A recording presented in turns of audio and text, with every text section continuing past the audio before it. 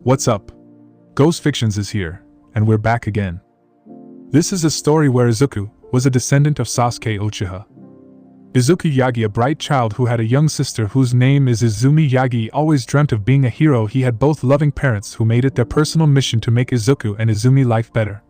He was well aware that his father Toshinori Yagi was not his biological father, but he was happy that he had a father figure, although he wanted to meet his biological father, which became impossible since his father was dead. Accepted it. At the day of the quirk test, he was revealed to be quirkless. That action devastated him greatly, but he still held hope that one day he will be able to become the hero he dreamt to be. But life wasn't nice enough, and his life turned upside down with his parents slowly leaving him and neglecting him. What Izuku doesn't know is that he was possibly that last of his clan, and has a powerful eye that many people thought after will he persevere or give up. But before we start, please consider subscribe to the channel and give this video a like. Don't forget to check the description for more informations, and support the amazing author Armorlord 1115 for writing this story. Now, let's get into the story. Izuku Yagi, a child who had everything he ever wanted, which was a loving father who, despite not being his biological father, was always there for him when his father died from a heart disease. He had his mother, who he was extremely happy for her since he knew the impact of losing her husband, which was shown when she gained weight but lost it once she met Toshinori Yagi, who managed to capture her heart. He had a loving young sister who he enjoyed playing games and watching movies and videos, all hero-related.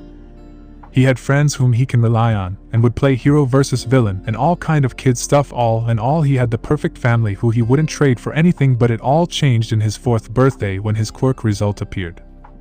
Doctor office. We could see the doctor sitting on his chair with both his hands intertwined. He is seen wearing his reading glasses and staring at the kid, extremely bored with no emotion at all. He said, "You should probably give it up, you will never get a quirk." Izuku, hearing this, could only drop the All Might figurine and edge shot to the ground. Inko could only look at Izuku with sadness. She would then ask the doctor, "Are you sure about this, doctor? It could have been an error or something. Both me and my dead ex-husband had a quirk." The doctor could only ask, "What quirk does your dead ex-husband have, Ms. Yagi?" Inko could only respond with, "He can breathe fire."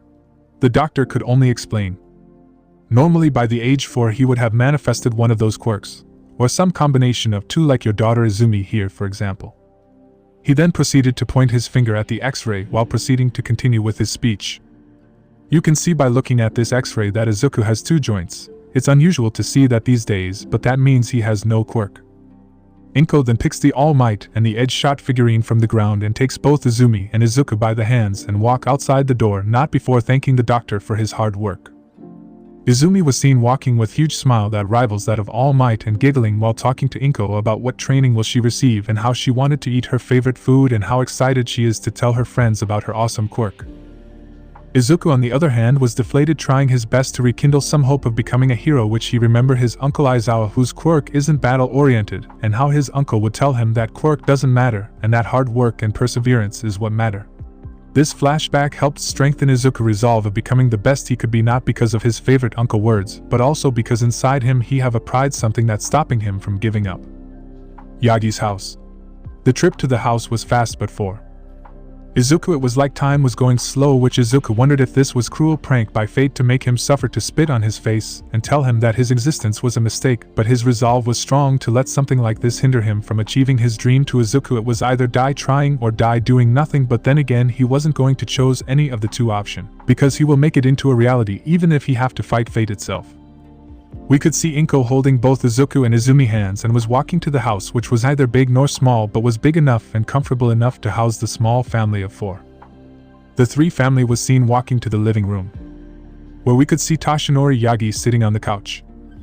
Watching the news, he then looked at the 3 and jumped from the couch, asking question about the quirk results, which Inko answered truthfully. This led to Toshinori to be disappointed at Izuku but also pity him since he was also quirkless at some point, but that is something that they shouldn't know yet except his wife. As for his daughter, he was extremely proud of her, which was shown through him lifting his 4-year-old daughter and spinning her around until they fell to the ground, which they ended up laughing from joy. Izuku, seeing this, could only tear up and run to his room, slamming it in the process. He then jumped into his bed, putting his pillow in his face while crying his hearts out. Toshinori and Izumi weren't bothered the slightest at Izuku's action, mainly because Izumi thought that her brother would come around later, but today was her day, while Toshinori didn't feel anything towards Izuku because he wasn't his biological son and because today is his daughter day. The only one who was worried was Inko. She knew that Izuku wanted to be a hero more than anything, but it was taken from him. She then decided to make a visit to her son to check on him, leaving both daughter and father to celebrate. At Izuku's room, Izuku was seen watching a video where both All Might and Psychic were saving people, with Psychic using her quirk telekinesis to make the civilians float and hand them towards All Might, who proceeded to get them out. She was also lifting a portion of the building, allowing All Might to save the victims more efficiently. That was also the day where both All Might and Psychic fell in love and announced their relationship to the world in 2 weeks. Most hero couples envy them because of how well both their quirk worked together. Same could be said for Endeavor and Ice Queen, who fire and ice quirk went well, especially how both their quirk counter the effect of the other partner, like for example how Ice Queen counter Endeavor temperature so it doesn't go higher and burn his skin. Same could be said for Endeavor, who regulate Ice Queen body temperature so it doesn't decrease more than it should be. It is also worth mentioning that Endeavor and Ice Queen are ranked top 1 in the hero couples chart, while All Might and Psychic were ranked top 2 in the hero couples chart, mainly because Endeavor and Ice Queen could keep producing fire and ice without a stop, while Psychic had limit for her quirk, which result in extreme headaches. Inko then proceeded to knock on the door, and after a few seconds the door was slowly opened by Inko, who peeked her head out, observing the room, which was dark, with only the light of the computer open, which revealed the scene where All Might and Psychic saved the victims inside a large building. This led to having Inko to reminiscing about the past, but it was cut short by the small whimper that was heard from the chair where Izuku was sitting on. Feeling bad for her son, she went to the chair where Izuku turned his head towards her with stream of tears pouring from his face and asked the question which broke Inko's heart even more. He asks while pointing to the laptop, "Can I be a hero like All Might and Psychic, a hero who can save everybody with a smile?" Inko could only cry while hugging Izuku and apologizing to him. This led to Izuku's heart to crack even more. Not only did he get denied of having a quirk, but his stepfather is disappointed in him. His sister doesn't care, and his mother, while she cared, didn't believe in his dreams. Inko later left the room wanting to give her son some space. Izuku then left to his bed hoping that his friends would support his dreams. His eyes start to feel heavy from the constant tears he produced throughout the days and fell into a deep slumber. The next morning. The next day was a little normal, with his mother only acknowledging him by making him katsudon along with his favorite fruit tomato, which was cut into his bowl. On the other hand, Izumi and Toshinori were discussing about the future and her training schedule, which was put by her father. Toshinori last night she was told that she would be cleaning Dagoba Beach when she reached a certain required age, but not before receiving at least a proper training. Izuku wasn't hurt as before, since although his mother didn't acknowledge his dreams, she still loved him. Izuku and Izumi later packed their bags and got in the car where Inko drove them to their elementary school and dropped them off, not before wishing them luck in their day. Izuku walked inside, choosing to sit in the back corner, isolating himself from the other, which was odd for some people knowing that he is always cheerful. Izumi POV. I was looking at my brother in pity. I felt sympathy towards him since I knew how much being a hero meant for him, but I am worried about him since being a hero is a difficult job even for people who had quirks, so for someone who doesn't possess a quirk it would become even more difficult. I know that Uncle Shota, Eraserhead, doesn't have a battle-oriented quirk, but he did still have a quirk which was impressive on its own, being able to erase quirk, or Uncle Mirai, Night Eye, whose quirk allow him to see the future, but it is still powerful.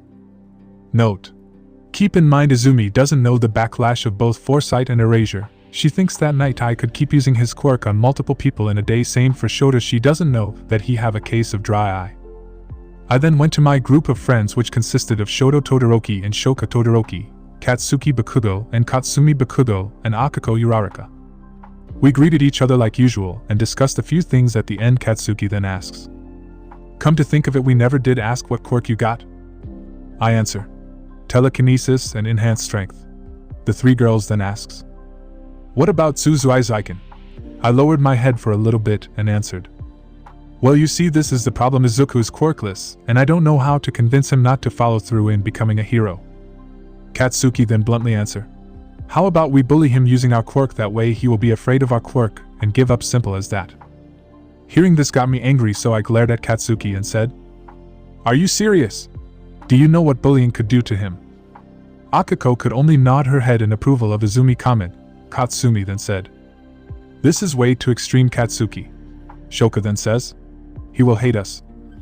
Before Katsuki could answer, Shoto interfered and said, "I will have to agree with Katsuki here.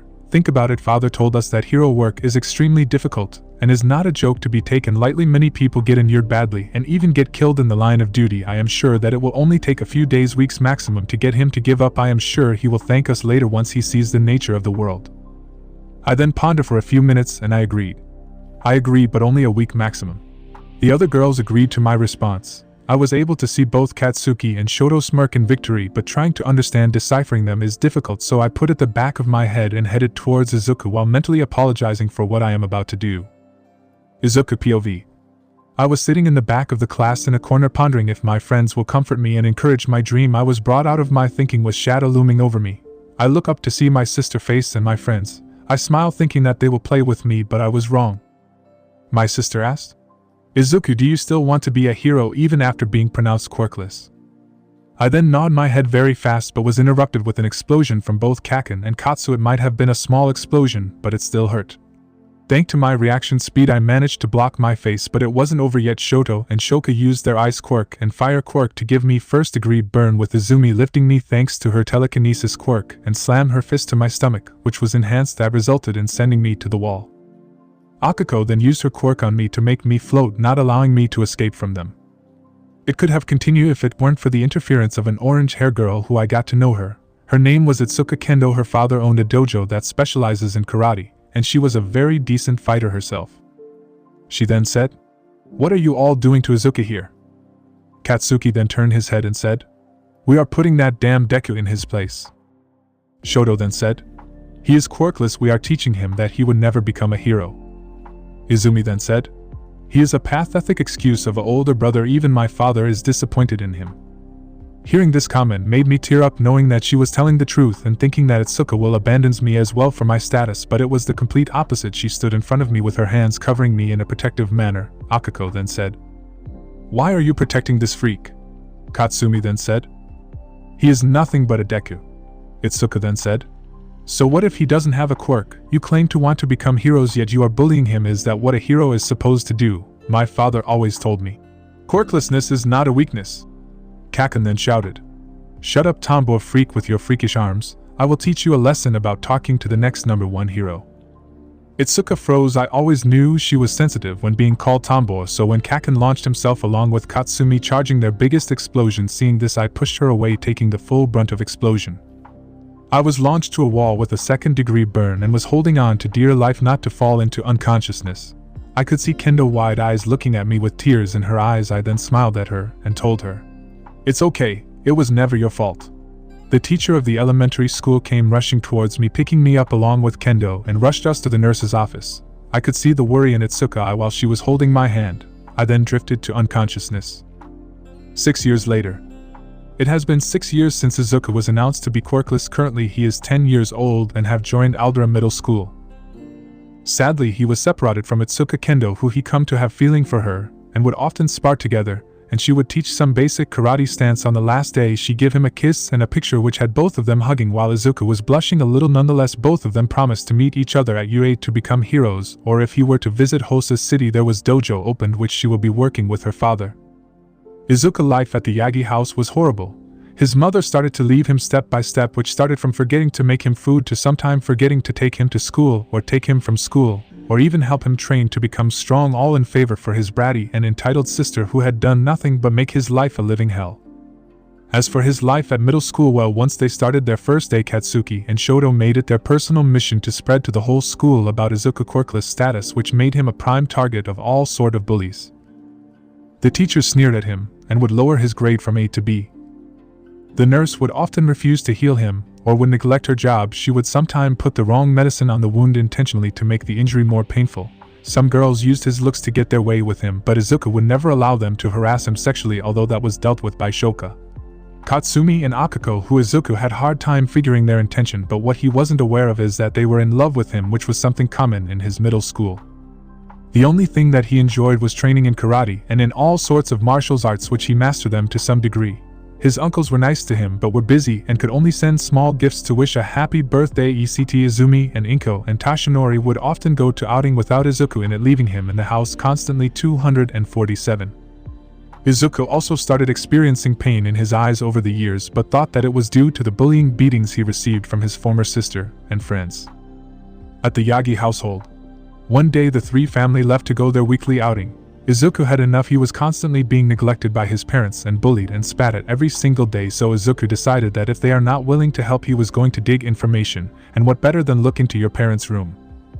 I then left to my parents' room, opening it slowly while observing the dark room which was lit by the window. Once I have secured the room, I proceeded to open the light of the room, which blinded me for a couple of seconds, and then went towards each drawer, which didn't have much except for a lot of medicines which my stepfather regularly take due to his injury, which isn't that much of a secret to me and my sister. I came to a dressing area and kept searching through the clothes, but there were nothing there. I started to get desperate, but noticed a small drawer barely visible to the eye which was hiding between the boxes. I forcibly opened it, not caring anymore, only to notice some weird scrolls which surprisingly all had my name on it. I brought all the scrolls, which was a lot to be honest, and looked through each one of it. What surprised me the most was that it had my father's name on it, Sasuke Uchiha. That action angered me, that my own mother hid something like that from me, and hoped that she had a better explanation. I then took them to my room and closed my door shut, even locking it in case my parents were to suddenly come to my room, which never happened since the age of 4, but I couldn't take the risk. I then tried to open the scrolls, to not avail, which I got frustrated. I kept pressing everything until I hurt my finger, which bled and fell to the scroll. Ignoring the injury, I proceeded to look at the scroll, only to see it open, which I came to the conclusion that it reacted to my blood. I looked at the scroll, which was fully open, to see a letter from my biological father. It said the following: "Hello Izuku Uchiha. My name is Sasuke Uchiha, your biological father. I know this may sound shocking if Inko decided to keep me a secret for a little longer, but if Inko told you already about me, then I will get to the main topic. I would like to first apologize to you for not being here to raise and support you in whatever dream you decided to follow, but I would like to clarify that I always loved you, and sadly I have an incurable disease, so I will be dying in a month or two. I told Inko to give you this scrolls whether if you have a quirk or not, which is high unlikely because of our clan. First, I will have to explain a little about the Uchiha clan. Our clan had a special Kekkei Genkai called the Sharingan, which many people wanted to have but were unable to control it like we Uchiha can control it. The Sharingan is awakened when facing a traumatic scene, fear, determination, or anger. If you are wondering if you have one or not, when awakening a Sharingan you experience pain in your eyes. That means that your Sharingan is awakened, so you need to first awaken your chakra, which I will give the instruction of how to do it, which is simple and would only take a week or even a few days, and if you are a prodigy you could do it in a day. First, to awaken your chakra, sit in a lotus pose and concentrate deep down and focus on pulling an energy which is situated in your stomach. Once you found that energy, pull it slowly, not quickly, to not damage your chakra pathway. Patience is the key, and keep your mind blank from any distraction and your body relaxed. Once you are done, you will be knocked out for an hour or two, so your body get used to having chakra in its system. If you want to activate your Sharingan, bring some chakra into your eyes. After you are done in the other scrolls, you will find my clothes, which should fit you by now, and my weapons, and some fire release jutsu, and some basic jutsu, and my house and money belongs to you. Good luck in your journey, son. Make the Uchiha proud. Just know I am already proud of you. P.S. When you are activating your Sharingan, don't put much chakra into your eyes, since your chakra reserve are still small, and if you empty all of your chakra reserve, well, you are going to die or go in a coma for a week or two, so be careful. Your loving father, Sasuke Uchiha. I was silently crying that my own biological father believed in me and my dreams and never put me down, but encouraged me to follow whatever path I want. Having my resolve strengthened, I sat in a lotus position and started concentrating on finding that source of energy. It has been 2 hours to no avail. I grew a little frustrated, but realized that getting frustrated won't solve the issue, so I relaxed myself and kept my mind blank. 20 minutes later I could find a big source of energy, and proceeded to pull it slowly, which took another 10 minutes of slowly pulling the chakra into my system, which once I was fully done pulling it I fell unconscious. In my mindscape, I found myself walking into a grassy area with a small pond and a small Japanese house with a fan symbol engraved on the walls. I was met with 5 red eyes. I then freaked out a little and asked, "Who are you and where am I?" The 2 older people looked at me and smiled, with the older male saying, "Hello child, my name is Fugaku Uchiha and I am one of your ancestor." The older woman who hugged me then responded with, "My name is Mikoto Uchiha and I am also one of your ancestor, but aren't you the cutest? You remind me so much of Sasuke-chan when he was an adorable child." The named Sasuke could only blush in embarrassment, with him saying, "Mom, please don't embarrass me in front of my descendant." Mikoto then said, "Oh come on, you have to admit it, he is cute, and he is the spitting image of you when you were a kid." A tall man then arrived and said, "Mother, enough teasing little brother here. Hello little Uchiha, my name is Itachi Uchiha." The last male then arrived, who doesn't seem to be older than 17, then said, Yo, my name is Shisui Uchiha and I am one of your ancestor, but you could call me Big Brother Shisui. We will be having fun together and pull pranks. I then, while bowing in sign of respect, say, Oh. Hello everyone, my name is Izuku Uchiha, it's nice to meet you all. They all smile with Mikoto, then saying, No need for formality my child, we are after all family, so you could call mom. Fugaku then says, You can also call me father. Itachi and Sasuke said, You could also call us big brother. I then say, Thank you big brother, mother and father for this opportunity to have a family.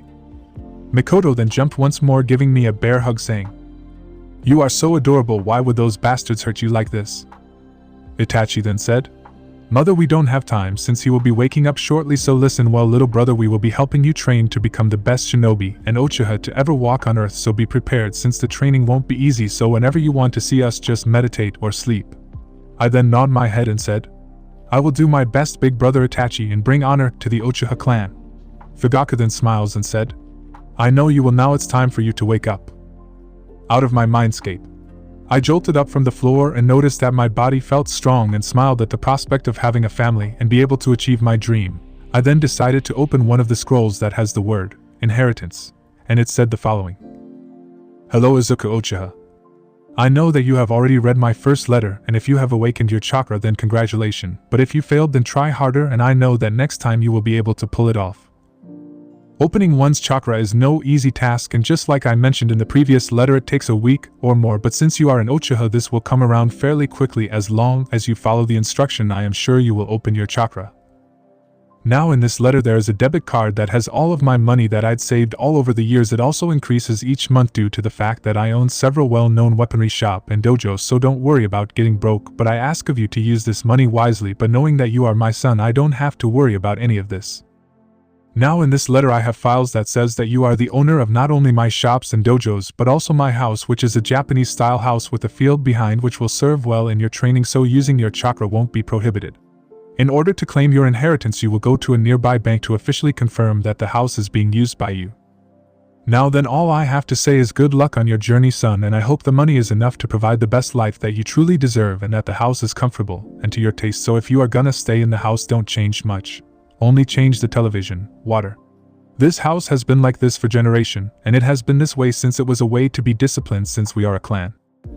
Your loving father, Hayashi Uchiha.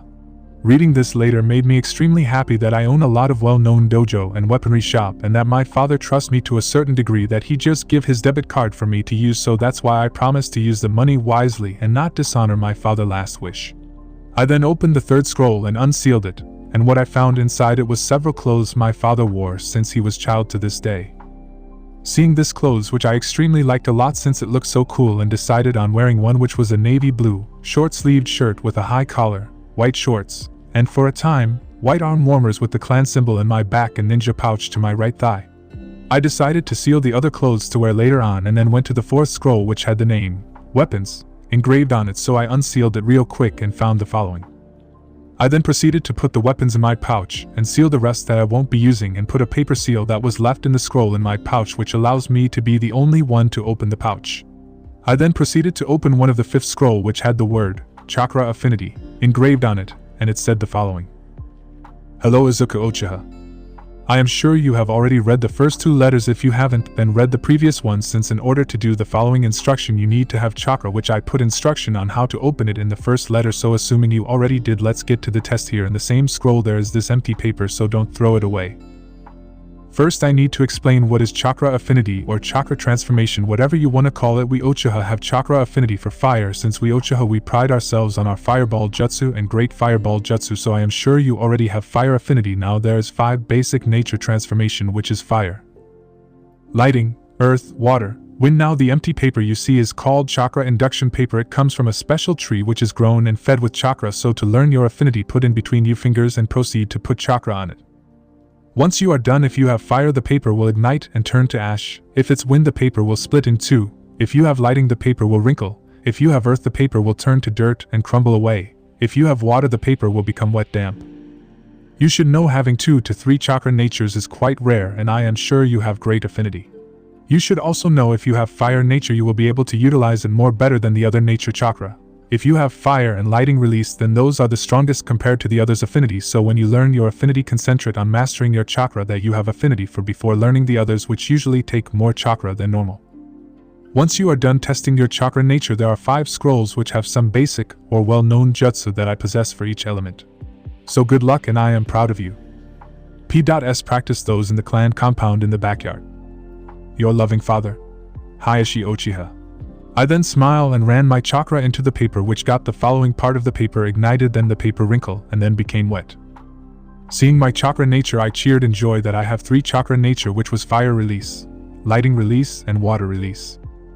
I then looked at the rest of scrolls, which was 5 each with different color, which I assume represent the chakra nature, which was the fire had a scroll which was red, the earth was brown, the water was sky blue, lighting was blue, wind was white.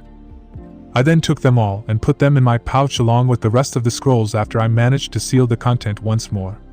I wanted to leave right now with everything but decided to be patient, so I decided to leave the next day, knowing that tomorrow is the last day before summer start. I decided to skip school since it will only be the same treatment from the teacher, students, girls, etc. I then headed to sleep, not before writing a small letter to my so-called parents to let them know that I won't be taking shit from them anymore. My letter had the following content. Dear Mr. Yagi and Mrs. Yagi, today is 206-2456 is the day I had enough of being neglected in this damn family. Ever since I was diagnosed quirkless, I received nothing from any of you. The only time anyone tried to comfort me was Mrs. Izuku Yagi when I was diagnosed quirkless, but even she started getting away as the time passes, all in favor for my bratty entitled sister who had done nothing but torment, bully me ever since the age of 4, along with the Todoroki's twin, the Bakugo's twin, and the Uraraka. Mr. Yagi, I thought you were a good father and I welcomed you in the family since I knew how my father's death had an effect on Mrs. Izuku Yagi mental health, but you only cared about quirk and not who I really am. You removed me from any family activity and would go out in your weekly family outing without me, thinking that my existence is not needed. So if that's so, I am gonna leave this family on my own volition. As for you, Mrs. Izuku Yagi, how dare you hide those letters that my biological father left for me? I was frustrated that none of you wanted to help me, that I searched your room in order to find something to help me in achieving my dream of becoming a hero, only to find scrolls that are left to me from my own biological father. Yet you thought that you can just hide this from me forever, that I don't deserve to know what my father left for me. You all neglected me for far too long. Whenever I get beaten, bullied in school by your so-called angel of a daughter and her angel friends, you wouldn't bat me an eye, thinking that I am just playing rough. Does a second-degree burn and bruises and frostbite considered to be children playing rough to you?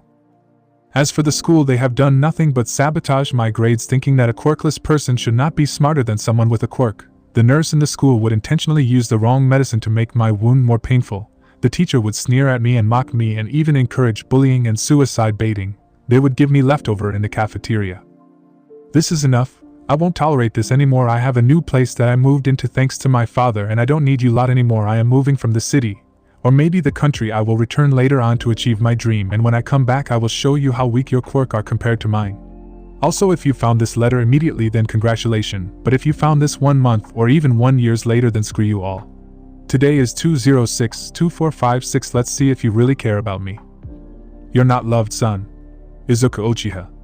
I then reread the letter once more, checking if there is anything to add or remove since I don't want to give too much information, and then headed to sleep, planning for tomorrow to wake early and take my leave from this hellhole. Izuku POV. I had woken up very early in the morning. My so-called parents were pretty much wasted out because they spend the night celebrating, although that was illogical from them given that today is the final day in school before our summer break, but knowing them, they will let Izumi take the day off from school, or maybe not, that if Izumi really want to leave for school, which is probably to torment me behind their backs, although even if they find out about the bullying, she will only receive a slap on the wrist and leave. After all, she was the favorite child in the house. My room, although was big and comfortable, had the smell of blood because of me bandaging myself every day for the past 6 years, because if there is one important lesson I learned, and that is to not always rely on others to give you a helping hand. I then opened my drawer, looking at my clothes that I will take with me, but comparing to the clothes left to me by my father, it was all poorly designed, maybe even torn in some places, so taking anything was pretty much out of the window. I then took the scroll and shoved it in my ninja pouch and left through the window, not before placing the letter in the table for everyone to see, that is if someone bothered coming to my room. Bang! After 20 minutes of idly walking on the street in hopes of finding an open bank, I finally found it, although it wasn't the biggest bank I've ever entered since my parents are businessmen. I then opened the door to find the secretary. She then looked towards me and asked, "Hello sir, how could I help you?" I then say, "Hello, my name is Izuku Uchiha and my father Hiashi Uchiha has left me in his will his house and everything he owned." The secretary then asks, "Okay, then could you please hand me the will which states that you are the owner?" I then hand her the will which she read and then made some typing on her laptop and then took the phone and made a call to whatever is on the line. Once she was done with her call, she looked towards me and said, "Sir, please sit on the chair here. We sadly don't have the key to the house left to you by your father, so another company will be arriving here shortly with the keys and other stuff your father left you." I then nodded my head and said, "Thank you." At HOSU City train station. For the next 20 minutes I sat on my chair until a car walked through the driveway and came a man with a business suit and headed towards the secretary and handed her a box. She then gestured for me to come towards her, which I complied. She then said, "Here you go, sir. Anything else?" I then thanked the secretary for her help and paid her for the service.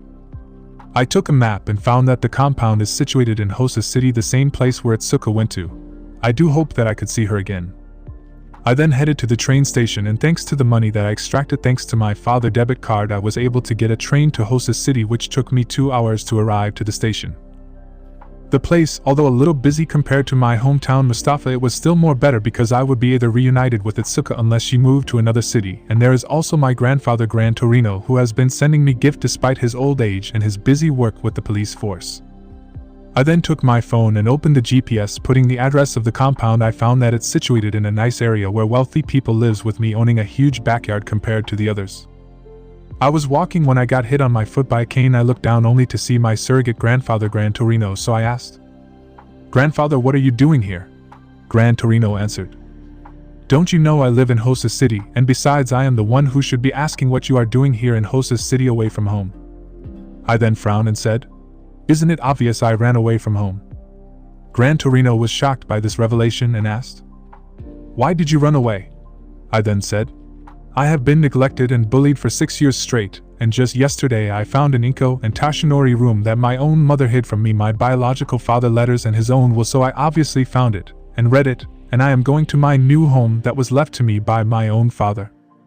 Gran Torino was extremely angry at the revelation, but contained himself, not wanting to get the attention of everyone on himself, and said, "I was planning to visit you all there, so come with me, I need to have a serious talk with them." I then said, "Sorry, but I am not coming with you, Grandpa. I need to see the new house left for me and cleaned, since it probably caught dust because it wasn't used for years, and besides I don't want to see them anymore. I suffered more than enough." Gran Torino sighs and said, "Fine. But at least send me your location so I know that you are safe. Those idiots always told me that they are treating you right." I then said, "Thanks for understanding, grandfather, and one more thing, in my old room I left a note with details about what I went through over the years under them and in school that will give you idea at what I went through. After all, what I just said was sugar-coated of the real thing." Gran Torino, hearing this, was horrified and said, "Okay, but I am returning today at night to see you and maybe have a talk with you." I then said, "I don't mind, and also I have proposition." Gran Torino asked, "What proposition?" I then suggested, "How about you leave them to figure out if I am still there or not, like ask them unintentionally at where I am, that way they will be humiliated in front of their guests, call it payback." Gran Torino smirked and said, "I like your way of thinking, brat. I will see you soon." I then said, "See you soon, Grandpa, and good luck." After my eventful meeting with my surrogate grandfather, I then headed towards the location where the compound is left. I had to grab a taxi to make the trip much more faster, since I definitely don't know much about Hosa City aside from the hero killer being here. After 20 minutes we stopped near a gate, so the driver then said, "I apologize, sir, but I can't go any further since this is a private property that only select few could enter, and those who live there due to some influential people living here." I then nodded my head in understanding and said, "No need for apology. Thank you for the ride and showing me around Hosa City, at a very beautiful city despite being quite a busy place." The driver then said, "I am glad you liked the tour, sir. That will be 200 yen, sir." I then paid the driver 200 yen and gave him a tip around 50 yen extra for his nice gesture, which he hesitated at first before accepting it, and thanked me for the tip. After leaving the taxi, which it drove off before it disappeared from my line of sight, I decided to go through the entrance, which was guarded by professional security with a suit. I was then stopped by one of them, who asked, "Kid, this is a private property. Unless you have a pass, I can't let you in." I then said, "Hello, sir. My father Hiashi Uchiha has left me his compound and have already filled the necessary paper to have ownership." The security was surprised before he asked, "Could you please give me a paper that implies that you are the owner of the compound?" I then said, "Sure thing." I then handed him the paper from the bank which implied that I am the owner, and gave him my ID to confirm. He then said, "I apologize, sir, for keeping you outside for so long. We haven't been notified about such things, so we had to take certain measures." I then say, "It's quite alright, it was all on short notice since I filled all the paper today before I came here. I hope we could meet again in a better circumstances." The security then said, "Likewise, sir, and thank you for understanding." I then nod my head before leaving to the compound. I was walking in the road, which was extremely long, with both sides covered in long fences that extended to the size of my old small mansion, but it very nice since most of the area is covered in trees, which is something I like because I always like nature, so seeing people appreciate nature quite pleases me.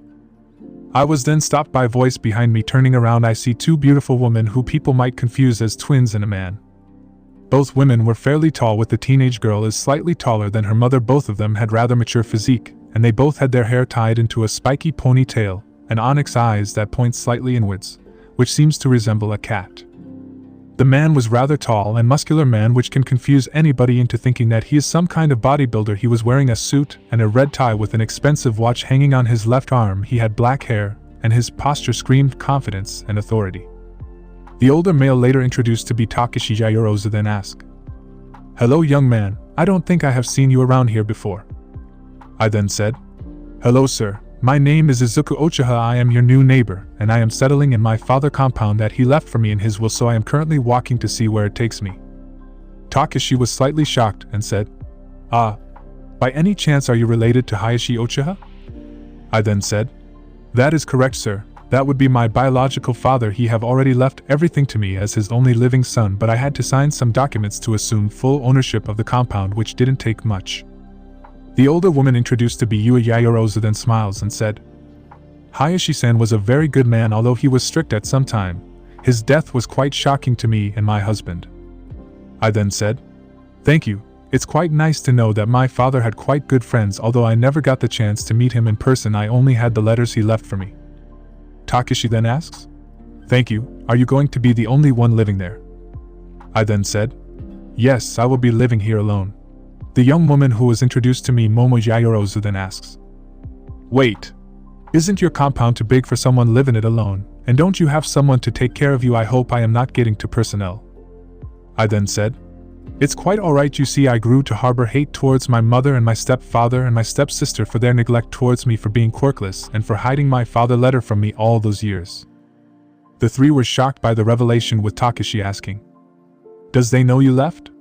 I then said, "No, I doubt they will ever figure that I am actually gone. The only one who know was my surrogate grandfather, Gran Torino, who I ran into when I exited the station, and he decided to keep me company tonight once he returned from beating my former family." Yua then says, "If you need anything, you should come ask us. That is horrible of them to do such a thing." I then said, "Thank you. I already discovered that I had a quirk yesterday due to certain event. Apparently it required extreme emotions to awaken it, which I released after I kept bottling it for years." Takeshi then said, "I am quite happy for you. I hope you and my daughter could get along well in the future." I then said, "Likewise, sir. I hope we meet each other soon in a better circumstances than this." They nod their head, and I continue walking to the compound direction. I walked for the next 10 minutes in peace, still admiring my surrounding, the chirping of the birds, until I finally arrived to the compound, which was extremely big. I am surprised that I will be able to live inside there, but I guess peace and quiet aren't going to be bad. Inside the Uchiha compound, I entered the compound thanks to the key, and the inside was what you expect from a Japanese house, but had few things that belongs to that era, like advanced study room and computer, bed, toilet. I then went to my room, which was extremely nice. I then opened my drawer and unsealed one of the scrolls and started placing my new clothes in it, including the weapons and the letters. I then sat on my bed and decided to take a small nap, since the whole day was extremely long and tiring, so the first thing I did was send my location to Gran Torino and notified the guard about letting him in by giving him a description of him, which he agreed. I then put an alarm to wake up after 2 hours, which the alarm was kind of old school, but anything was better. I wonder how Gran Torino will react once he see the house I am living in. At the Yagi household, we could see Toshinori and Inko and Izumi preparing the tables and chairs, including a big cake which was separated into 2 categories, half chocolate and half vanilla, with a strawberry on top, and there was word written on it that said, "Congratulations on turning 15. The reason is that today is none other than Izumi's birthday, which was also the day where they were given a small holiday of 2 weeks before they returned to their school life, and they were inviting their friends and family members like Underground Hero, Eraserhead, Recovery Girl, Principal Nizo, Gran Torino, Endeavor, Ice Queen, Rei Todoroki, the Bakugos, the Urarakas. Izumi was feeling odd today. She didn't see Izuku today at all. Although she did hurt him, it was all for his sake, thinking that being a hero is a very hard job that is dangerous for quirkless people to meddle in, but she put that thought away, thinking that he overslept or was preparing a gift for her birthday party. The sound of the door being knocked resonated in the house, which Inko went after, drying her hand with a towel, and opened the door. The guests that arrived were everyone except Gran Torino, who is probably either coming or forgot or has boarded the train late. Each of the guests sat down in a chair and were welcomed by Toshinori, who seemed very pleased to see everyone, and he took Endeavor, Masaru, Akiko father to have a dad talk and share some wine until they wait for the last guest. Rei, Mitsuki and Akiko mother and Recovery Girl went to talk with each other, while Principal Nizo and Eraserhead sat far away, with Nizo sipping on his tea while Eraserhead was in his sleeping bag and asked to be woken up when everyone is there. He was already displeased for being dragged here and wanted to sleep because his students were rather troublesome, but he complied since he wanted to check on Izuku and Izumi, mainly Izuku, since he knew that he was quirkless, and already felt bad for not being able to come see him as often as he wanted to. It has been an hour and finally Gran Torino has arrived, but he was not in a good mood, which scared All Might a little, but just thought that it has to do something with being late, so he ignored it and guided him to the dining table. The only people who picked on Gran Torino's real behavior was Principal Nizo, Aizawa and Recovery Girl. Endeavor, who have noticed, but he never knew Gran Torino well, and he was already drinking wine, so he never bothered to look much into it. Gran Torino walked towards the principal and Aizawa and sat next to them, glaring daggers at All Might and Inko back. This didn't go unnoticed by the two he sat next to. Principal Nizo calmly asked, "My old friend, it seemed Toshinori has done something that we are not aware of, so could you enlighten us on your problem so we could help?" Gran Torino didn't give much answer, but, "You will know when we are talking on the dining table." Principal Nizo seemed to nod at that. As for Aizawa, he then scanned the room and noticed the absence of Izuku. This worried him, but he hoped the worst doesn't happen to his nephew or he will never forgive himself. After 10 minutes, everyone sat down on the dining table. Everyone was smiling while Gran Torino held the same glare, which seemed to make All Might shrink in fear but never showed it. As for Aizawa, the more he sat down, he still noticed that Izuku wasn't there still, so he asked, "Inko, where is my nephew?" Inko then answered, "Oh, Izuku, he is probably in his room." Aizawa then seemed to emphasis on the word "probably." "It seemed you are unsure about what your own son doing." Inko then said, "I am sorry, brother, I will have Izumi call him from his room." Gran Torino glared intensifies and said, "You better." Now everyone's interest were piqued, especially both Principal Nizo and Endeavor, who caught on the hostility that Gran Torino is giving to both All Might and Psychic. They also caught on the hidden message behind Aizawa and Inko words, which made them worried for their nephew's safety and hoped that nothing happened to him. Izumi then left hurriedly to Izuku's room, unaware of the tension that emitted in the dining hall between her uncle Aizawa and grandfather towards All Might and Psychic. She then starts by knocking on the door while saying, "Izuku, Grandpa and Uncle Aizawa are looking for you." There were no answers. She then knocked much louder this time, hoping to wake him up, but to no avail. She then tried to open the door, which already opened in the first place, and entered the room. It was still clean, but the scent of blood was still traveling the whole room. She also noticed the envelope on the table, which had the name of her parents. She then took the envelope downstairs and said, "Mom, Dad, Izuku is not in his room. I tried looking for him, but I didn't find, but I found this envelope on his desk and it was directed to you both." Inko then said, "Okay, dear, hand over the letter." All Might then says, "Yes, dear, we will read it later once we finish celebrating your birthday." This statement causes 5 people to explode in anger, and that was Aizawa, Gran Torino, Recovery Girl, Nizo and Endeavor. Gran Torino then snatched the letter from her hand and read it. He was worried since when he met Izuku in the train station at Hosa's City and learned that the letter contained every detail about his abuse, he wanted to see it more than before. He then read the letter loudly for everyone to hear in the room. By the end of the letter he was already fuming in anger. His face was red. The same could be said for Aizawa, who activated his quirk with his hair floating upward wildly in anger. Principal Nizo was showing his teeth while gritting, trying to control his anger. As for Recovery Girl, her face, which shows grandmotherly love, was replaced with a scowl and glare while holding her cane as a mean to bash their head to oblivion. Endeavor accidentally activated his quirk in anger and burned his chair in the process, and was giving a glare towards All Might and Psychic and his children. Same could be said for Rei, but most her glares were directed to Inko, since just a moment ago she was talking about how sweet her daughter and son is. Mitsuki wasn't faring any better. She was already seething in anger, and was glaring daggers at both Katsuki and Katsumi, who seemed to shrink in their seat knowing that their mother aren't to be messed with right now. As for Masaru, the kind father of both Katsuki and Katsumi, was looking horrified in disgust and disappointment towards his own children for committing such a villainous act towards a sweet child. As for both Akako parents, they were looking in disappointment and sadness towards their daughter. They never saw her as the type of person that harms someone. She always bubbly and energetic and nice towards everyone. It's like a blow to the chest now that they think about it. They never knew much about Akako's school life, they just trusted her. Recovery Girl was extremely worried and said, "I am going to his room to check if there is any sign of self-harm. If what the content is saying is true, then he probably have suicide thoughts." Gran Torino face contorted into fear and ran along with Recovery Girl towards Izuku room, which was followed by Eraserhead and Endeavor. They then entered the room and they were hit in the face by the strong scent of blood that immediately sent them in a panic state, and searched at every inch on the room until they went into the bathroom, which they feared the most. Entering it, they saw the garbage can filled with a lot of bandages, with the sink filled with medical equipment such as bandages, alcohol, and other medical stuff. Recovery Girl then checked on the bandages and said, "My God, those bloods seem to be just recent, like it has been there for a day or a day and a half." Gran Torino was gripping his cane, almost breaking it with the pressure. Endeavor slammed his hand on a wall, making a dent on the wall. As for Aizawa, he was gripping his hand that blood trickled from his hands. Recovery Girl then looked everywhere for any sign of knife, razor, or any self-harm object, which she didn't find any. She sighed in relief, but was still worried that he might have done it somewhere other than house.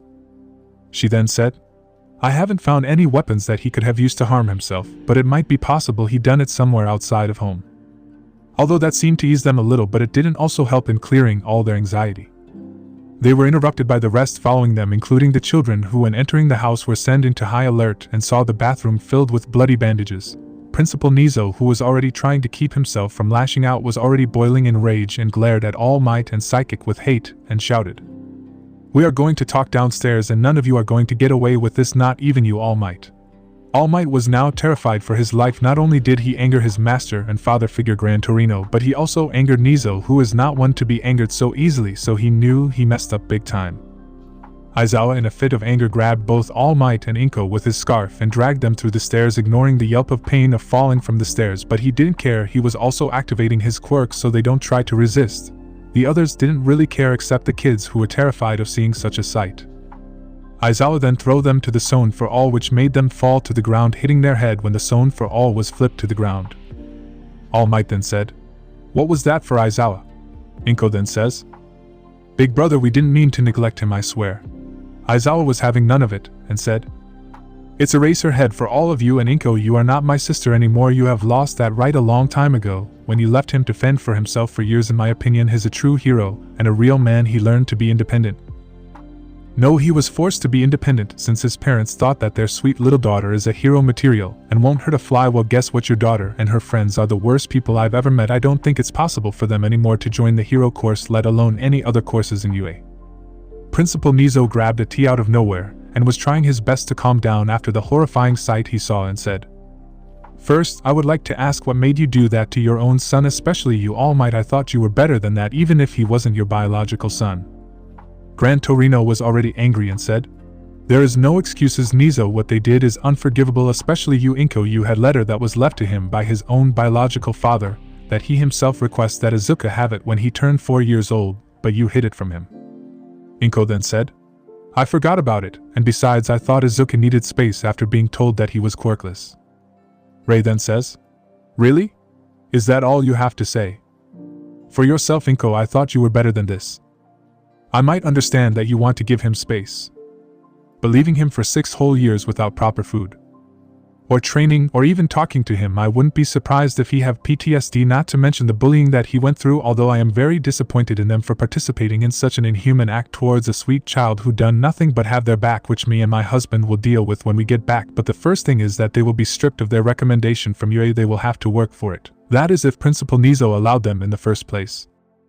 Endeavor agreed to his wife and added, I am also having them do chores in house, and they will also be doing their own food when we are tired. If Izuku was able to pull it off, then they should also do the same. That will also teach them how hard Izuku life is compared to them. They will also have their hangout be lessened to 1 day or 2 in a week, and will dedicate the rest of their 5 years into studying and do whatever else punishments they will receive from Nizo.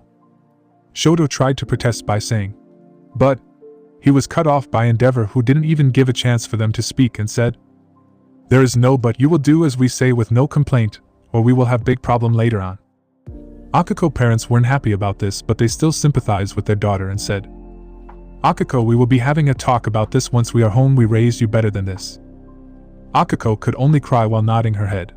Mitsuki Bakugo was also enraged and said, "You brats will have a long talk once we reach our house. Both of you are banned from going to those stupid arcade, and from now on you will buy whatever you want with the allowance me and your father are giving to you, and if I say come downstairs, then you will do so without complaint. If I tell you to do chores or help me cook, you will complain. Failing to do any of this will result in much bigger problem that none of you brats are ready to face."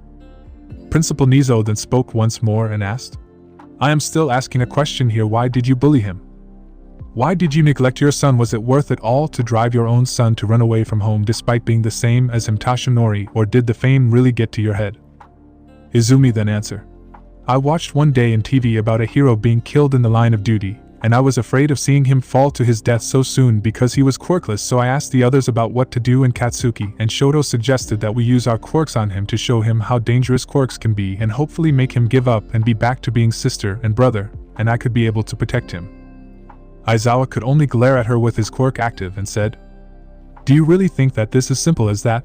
This is not some type of movie, this is real-world Yagi, and you think that he will just ignore all the bullying you put him through and act like nothing ever happened? You might have resulted into him having a quirk phobia which will lead him to death, since you are not always going to be with him." 247, and do you actually think he will love you back? He will only be afraid of you.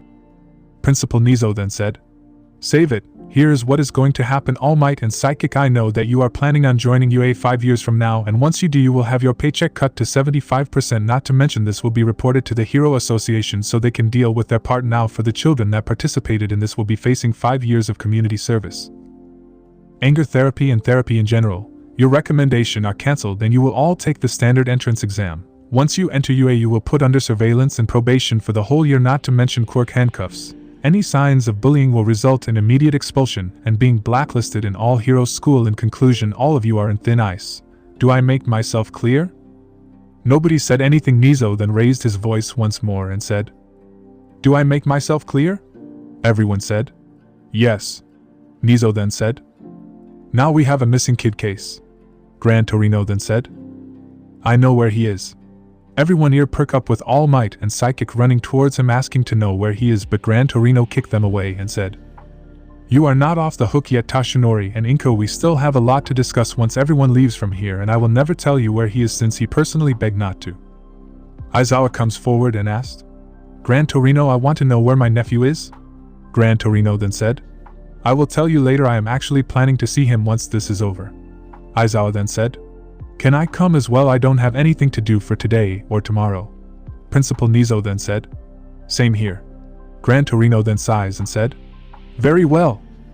The night has passed and Izumi's birthday was ruined. They ate the cake and made some small talk, leaving the Yagi out of the group, not wanting to bother with their shit. Everyone then left to their house, and Grand Torino lectured both All Might and Psychic by bashing their head with his cane. Once they left, Grand Torino sent Izuku location to Principal Nizo and Eraserhead, which shocked them both since the area where Izuku lives is for rich people like the Yaoyorozu family, Kendo family, Lida family. They then left to a private car and arrived safely. After 2 long hours they walked to the location to find the guard standing there. He then stopped them and said, "What business does Heroes have here?" Grand Torino was the first to speak and said, "My name is Sorahiko, better known as Grand Torino, and I am looking for my grandson Izuku Uchiha." The guard proceeded to bring out a paper with the description and said, "Ah, I see. Apologies for having you wait outside. Uchiha has informed me about your visit. You can go inside down the road." Grand Torino nods and thanks the guard, with Principal Nizo extremely surprised that the guard never budged even when faced against the principal of UA and 2 heroes. They then walked for several minutes until they arrived at the Uchiha compound, and both Aizawa and Grand Torino were stunned and Nizo was amused. Aizawa then shouts, "What the hell? How can one person live here?" Principal Nizo then rang the bell, which was answered by Izuku, who said, Come inside, you three, just push the door slightly. They did and entered as they see the large terrain, and was met by the door, so before they could knock it was opened by Izuku, who then said, "Welcome to the Uchiha compound, now come inside, I am sure some of you have some questions." The three heroes entered the house and were surprised at the interior. They knew that Japanese-style houses are extremely rare nowadays, and only Endeavor had such a house, but it wasn't at the same level as that of Izuku. Izuku took them to the living room where they got seated. Izuku brought the coffee machine and made 4 coffee for the guests. Aizawa started drinking and his eye opened widely and said, "Holy shit! This is the best coffee I've ever had."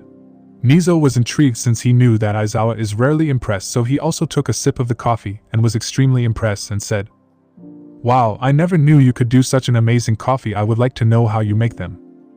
Izuku then smiled and said, "I am glad you like it, I will be giving you the recipe."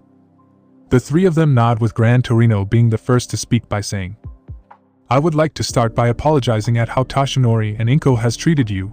You never deserved this kind of treatment, although it was also my fault for not making visits."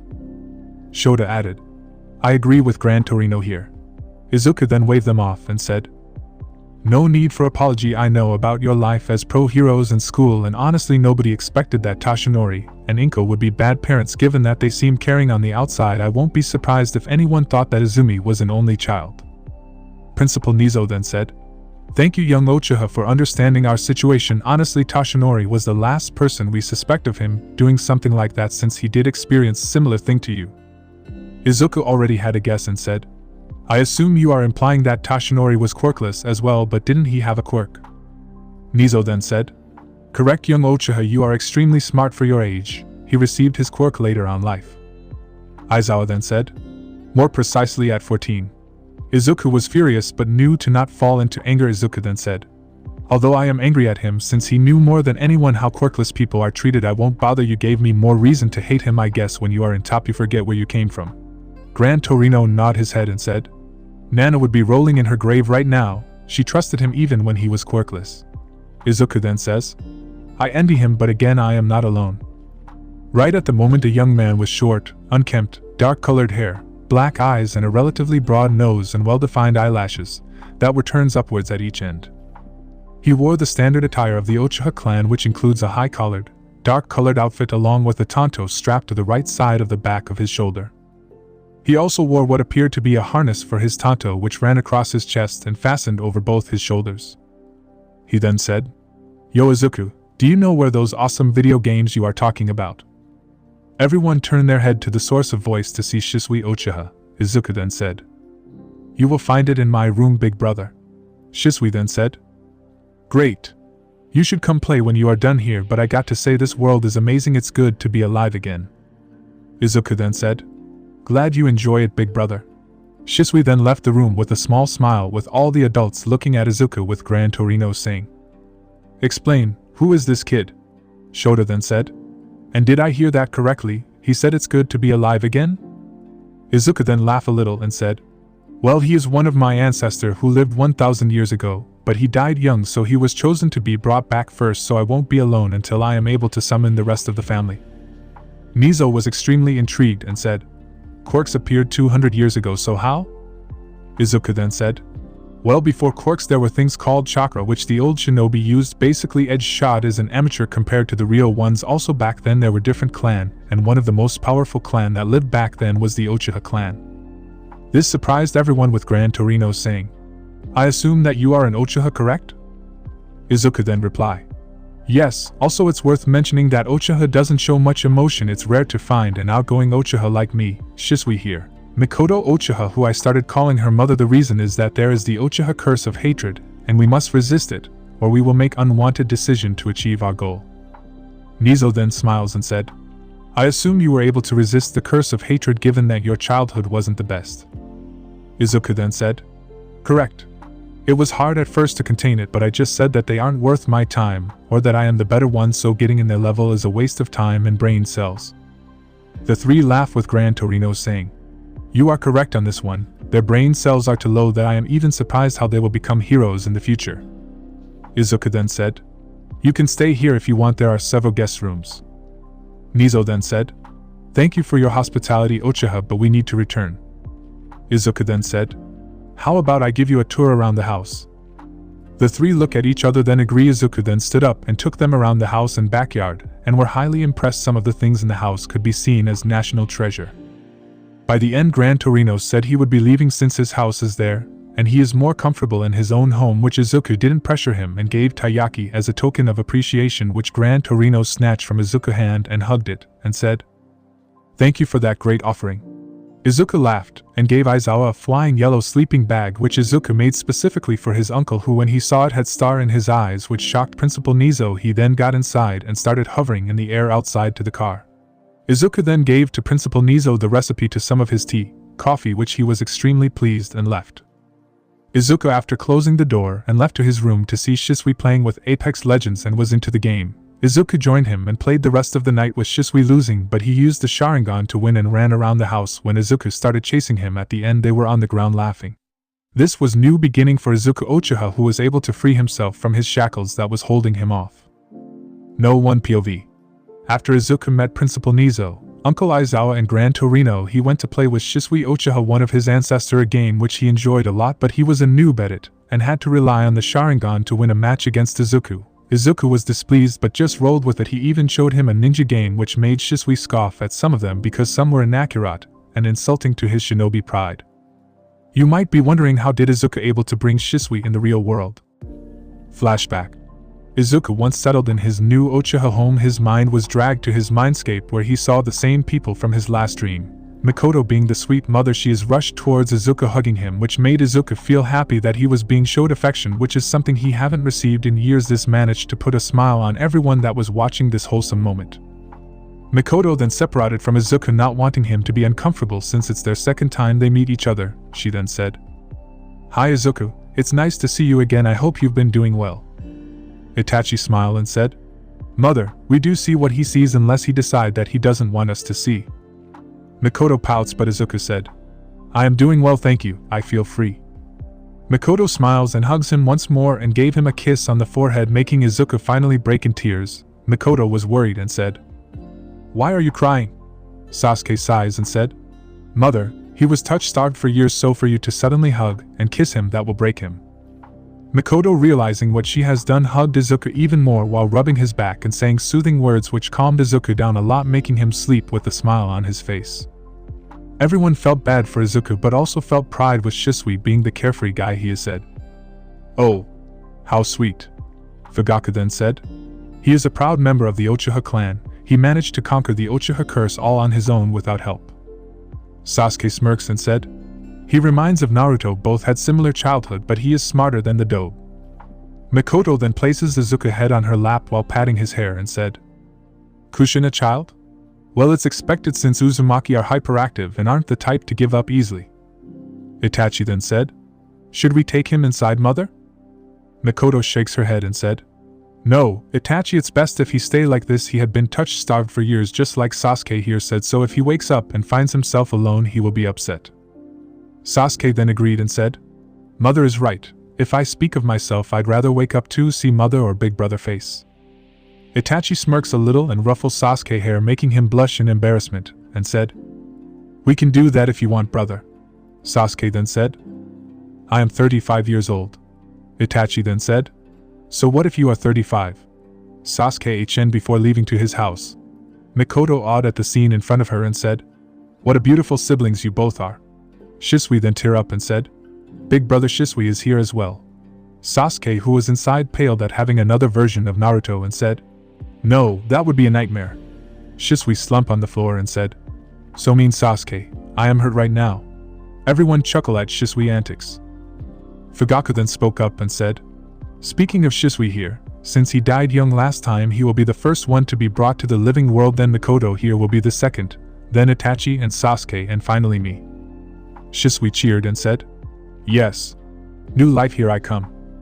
Mikoto was also excited to be more around Izuku. The other then went inside, leaving Mikoto with a sleeping Izuku. She then looked towards Izuku and said, "I will make sure that you'd receive the love you deserve." She then planted a kiss on his forehead and stayed like that for an hour before Izuku started stirring from his sleep, before finally opening his eyes to be met with Mikoto's eyes. Izuku smiled and unintentionally said, "Good morning, mother." Once he finally registered what he said, he blushes in embarrassment, while Mikoto was beaming with happiness, and stuffed his face in between her breasts, almost suffocating him before kissing him all over the face. Izuku, although embarrassed, felt extremely happy with him murmuring, but it was heard by Mikoto. "Is this how a hug feels?" "It feels nice." Mikoto wanted to murder Inko and Toshinori when she heard what he said and hugged him even more and said, "Izuku, from now on I am your mother, anything you want don't hesitate to ask." Izuku blushed before nodding and buried his face in Mikoto's breast, which she ruffled his hair slowly. After that he was taken to the dining room where he was explained how he is gonna summon Shisui, and everything he needs to know in this matter, which made him happy that he won't live alone. He was then hugged by everyone, and woke up in his room with tears in his eyes and a smile on his face. He then performed the hand seals and managed to summon Shisui, who was jumping in joy, and Izuku dragged through a tour around the house before introducing the games which Shisui got addicted to. No one POV. It was the next day and Izuku woke up preparing the food for both him and Shisui, which was some pancakes. He then knocked on Shisui's room before opening it to see Shisui made a mess out of the room in a day, which Izuku sighs in disbelief before he woke up Shisui. Shisui looked like he didn't sleep the whole night, so Izuku said, "Seriously? You've been playing Apex for a whole day."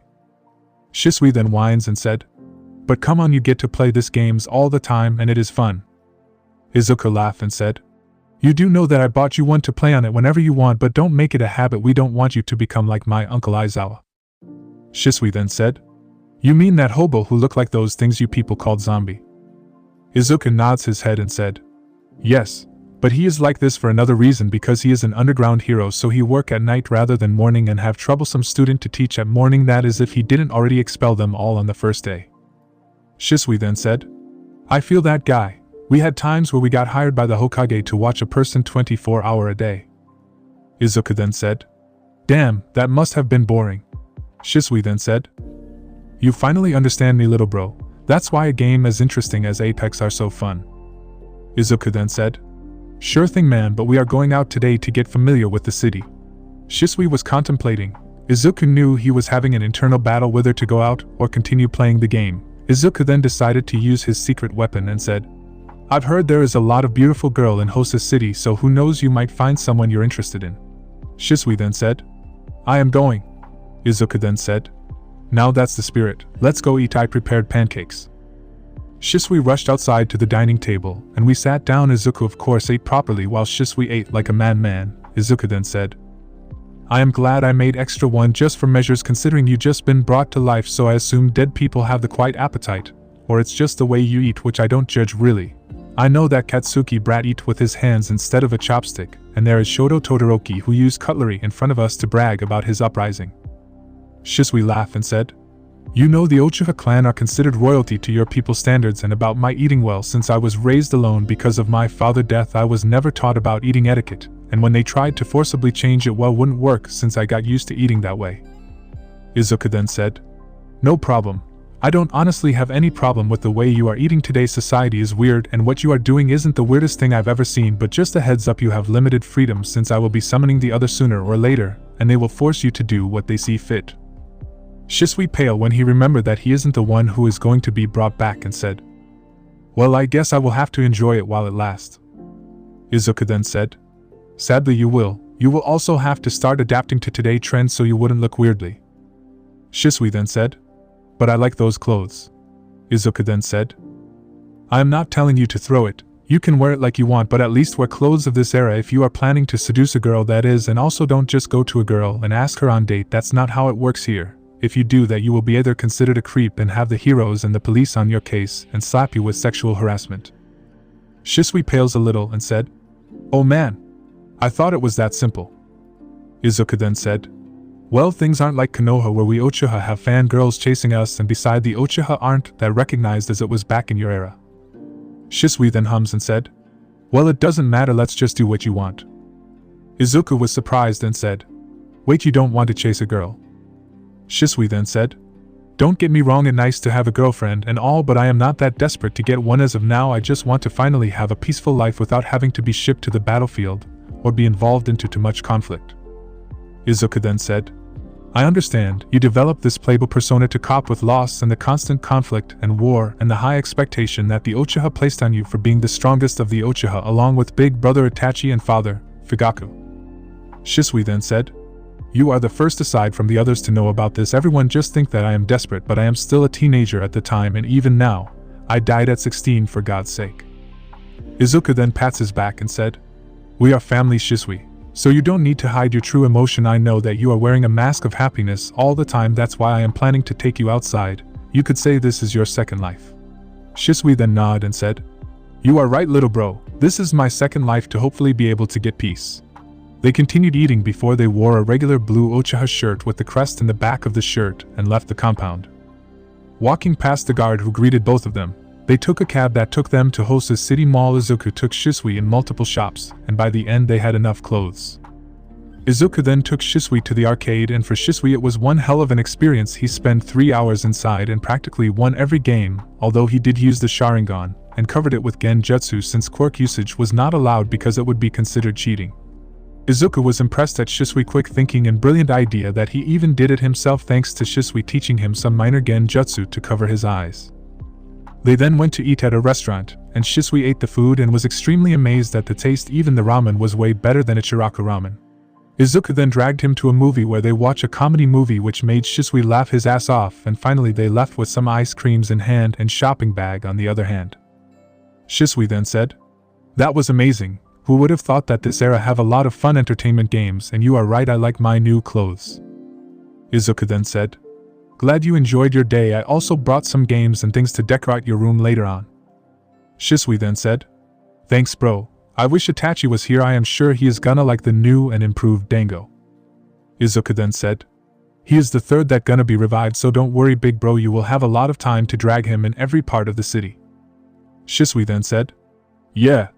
Izuku then said, "But I also feel bad for both Sasuke and Itachi since they will have one hell of a fangirl base when they return." Shisui laughed and said, "This is gonna be a nightmare for both of them, especially for Sasuke, since I remember a pink-hair girl who once stalked him to his house and stole some of his clothes. God knows what she did with them, but surprisingly she ended up marrying Sasuke." Izuku was wide-eyed but ended up laughing and said, "Wow, if things were that easy then anyone could have done it by now. That explains why you actually thought chasing a girl will be easy." Shisui then said, "Yeah, I remember Jiraiya of the legendary Sannin was always peeking on the women hot spring to write his smut book." Izuku then said, "Wow, just like that," and he walked away.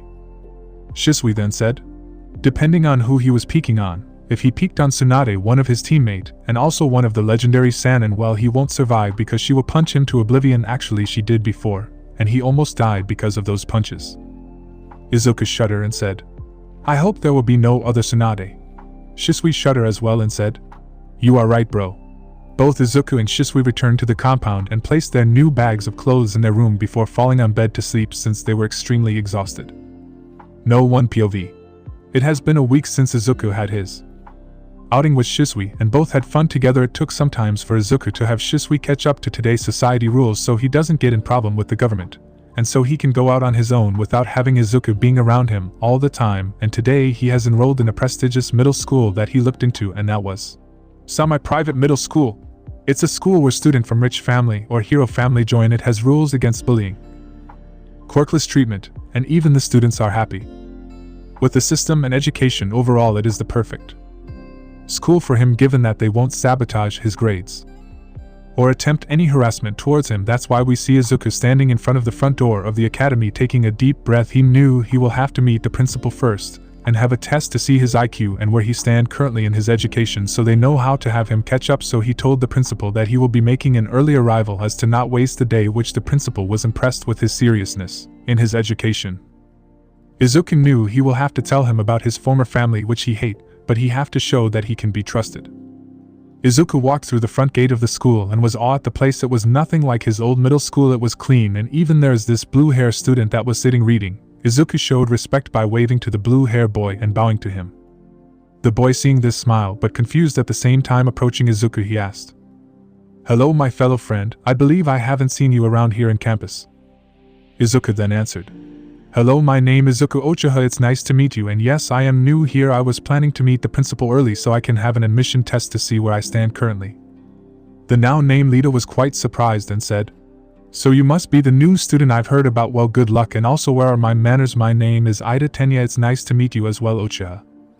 Izuku was shocked and said, Okay, Lita, but I think we are close. Then you think I live near you in my father compound. Lita was shocked and said, So you are the new neighbor that just relocated here. Well, I hope we get to see each other quite a lot, Uchiha. Izuku nodded and said, Can you please inform where I could find the principal? Lita then said, Oh, you should continue to the end of the hallway. You will find a big door where you will find the secretary. Izuku then bowed once more and said, Thank you for your time, Lita. Lita then says, No problem. Izuku was walking down the hallway and was met with a beautiful middle-aged woman with blue hair. She had a reading glasses and wore a secretary clothes which reveals her well-endowed chest and has her ID placed to her left breast. She had golden earrings and golden pendant. She then said, Hello, my name Akemi Kaki. I assume you must be Izuku Uchiha. Izuku then said, Yes, Kaki-sensei. Akemi said, No need for the sensei part 1. I'm the principal's secretary, so call me by my name. Izuku then said, If that is what you wish, Kaki-san. Akemi smiled and said, Good. I must say I am quite impressed that you'd be able to join in the middle of the school year. Usually the principal doesn't agree to this. Izuku then sighs and said, My old middle school compromised my education for being quirkless. They sabotaged my grades, so it was hard for me. Akemi was shocked and said, Why haven't you reported them? Quirkless shouldn't be a reason for them to compromise your education. Izuku then said, Back then I was threatened with defamation, and I was too kind back then to even ruin someone's life even if they hurt me. That was also one of the main reasons why I asked for a private meeting with the principal, so I can inform him with the necessary information to be quite ready, or take any precaution if anything were to happen. Akemi then smiled and said, I understand. She then knocks on the door of the principal, which we heard a, Come in. She then opened the door, and I walked behind her. She then said with a bow, Principal, I brought the new transfer student Izuku Uchiha. The principal then smiled and said, Thank you for escorting our new student, Mrs. Kaki. You can take a break for the next 2 hours before school starts. She then said, Thank you, Principal. I will leave both of you to talk privately. She then left through the door and closed it behind her. We see the principal. He looked to be around his 40 to 50. He had brown hair which was combed well to the right. His face had some wrinkles on it, but still has his kind smile, and wore a fancy suit which I don't doubt it cost a lot. The principal introduced himself. Hello, Uchiha. My name is Inkai Kato, and I am the principal of this middle school. Come have a seat. Izuku then said, Thank you, Principal. Izuku sat down with the principal, bringing out 2 cups and pouring tea, and said, Please have a tea. That will take some time, and I am sure that you are quite tired from waking up this early. Izuku then said, Thank you for the kind gesture. Principal then said, I know that you wanted to have a private talk with me, but first I need to tell you something regarding your old middle school. Izuku stiffened up but relaxed and said, Well, I expect no less from such a prestigious school to have a background check on new transfer student, which I really don't mind. It was also one of the reasons I asked for this private meeting. The principal smiled and said, Thank you for the compliment, Uchiha. I must say what they did to you was quite horrible from them. I did manage to retrieve some of your exams and homework, which took some effort, but we managed to do so, and you should have received 100% on each exams and homework, but they have been lowered to less than 50%, and some give you F-. We also managed to learn about your quirkless status, and I could only assume that your old middle school didn't take it quite nicely about your status, which shouldn't be reason to harm your education. Izuku then said, I understand, Principal. The reason for this was because our school doesn't have top-tier quirk except for my ex-sister and ex-friends who have S-rank quirk and are related to heroes, so for a quirkless like me to do better than them was an insult to their egos. So as to not upset them, they lowered my grade and raised theirs to make them feel better about themselves, and mainly because they hated me for correcting the teacher when they explained something that was out of the topic of the class. The principal then smiles and said, Well, I could see that from your admission test and IQ test that you have quite the intellect, so it's no surprise to me that you were correcting the teacher mistake, but I assure you that here in our school social status doesn't matter that much, and we do have some quirkless student, and they are better treated here, although I do admit there are flaws then and there, but they are dealt with the staff. Izuku then said, I did my own research before joining, but I also would like to inform you that I have awakened a quirk in a week or 2. The principal smiled and said, Well, it's good for you. Can you please inform me about its capability? Izuku goes to explain the Sharingan, and the principal was impressed and said, That is an impressive quirk, young man. Izuku then said, Thank you, sir. As for the reason I am here was that I have run away from my former family because of their neglect towards me, but I managed to have my biological father property since it was his will that was left to me. My parents are quite known and might try to cause problem if they find out about me being here, but I already informed Principal Nizo, who is friends with my stepfather, and he is planning to help me and Sumai in case they decided to make a scene here. I am informing you about this to be prepared in case they found my location." The principal then smiled and said, "Thank you for telling us this piece of information, and I look forward to meeting the principal of UA once more. You can head to your classes here. This your new schedule. You should ask Mrs. Kaki to show you around." Izuku then stood up and bowed before saying, "Thank you, principal, for your time." The principal waved his hand and said, "No problem, young man. I hope the next 5 years will be much better than your previous ones." Izuku, after leaving the principal office, he was quite relieved that the principal took everything well and never judged him like the others. He felt that he could trust both the principal and the secretary. He then walks up to her and said, "Hello, Kaki-san." Akemi raised her head in acknowledgement before smiling and said, "Hello, Uchiha-san. I assume it went well with the principal." Izuku smiled and said, "Yes, it actually went well, Kaki-san. I am still new around here and I was given my new schedule and was told that you could escort me around." Akemi then took his school timetable and looked through it before saying, "Well, come with me. I will show you the class that you will be staying at." Izuku nodded his head, walking next to her. She then stopped to a class on the first floor and knocked on the door, which was opened by a blonde woman with reading glasses. She looked to be around her 30s. She then said, "Hello, Mrs. Kaki, what brings you here?" Akemi smiled and said, "Hello, Umi-san, this is the new transfer student that will be attending your classes from here on out." The teacher gave a stern look towards Izuku and said, "Hello, Uchiha, my name is Umi, but call me Umi-sensei. I hope you'd be up to the task and be able to recover on what you missed." Izuku then bowed his head and said, "I look forward to learn from you, Umi-sensei." Umi, her expression softened, and said, "It seems you are quite mannered. I've had a look at your files and previous exams, including your admission test and IQ test, and you are indeed talented. I hope you don't be embarrassed to ask question. I know about your previous middle school and I won't humiliate you or embarrass you. Here we learn so you can pursue any career you desire." Izuku then says, "Thank you, Umi-sensei, I will not disappoint you." She then smiled before saying, "I assume Kaki-san here is giving you a tour. Make sure you come back before classes start in 5 minutes so I can properly introduce you to your new classmate." Izuku nodded his head and said, "Will do, Umi-sensei." She then said, "Now run along." Izuku then started walking with Akemi around school. Akemi then said, "You are quite special, Uchiha-san." Izuku asked, "Why do you think that?"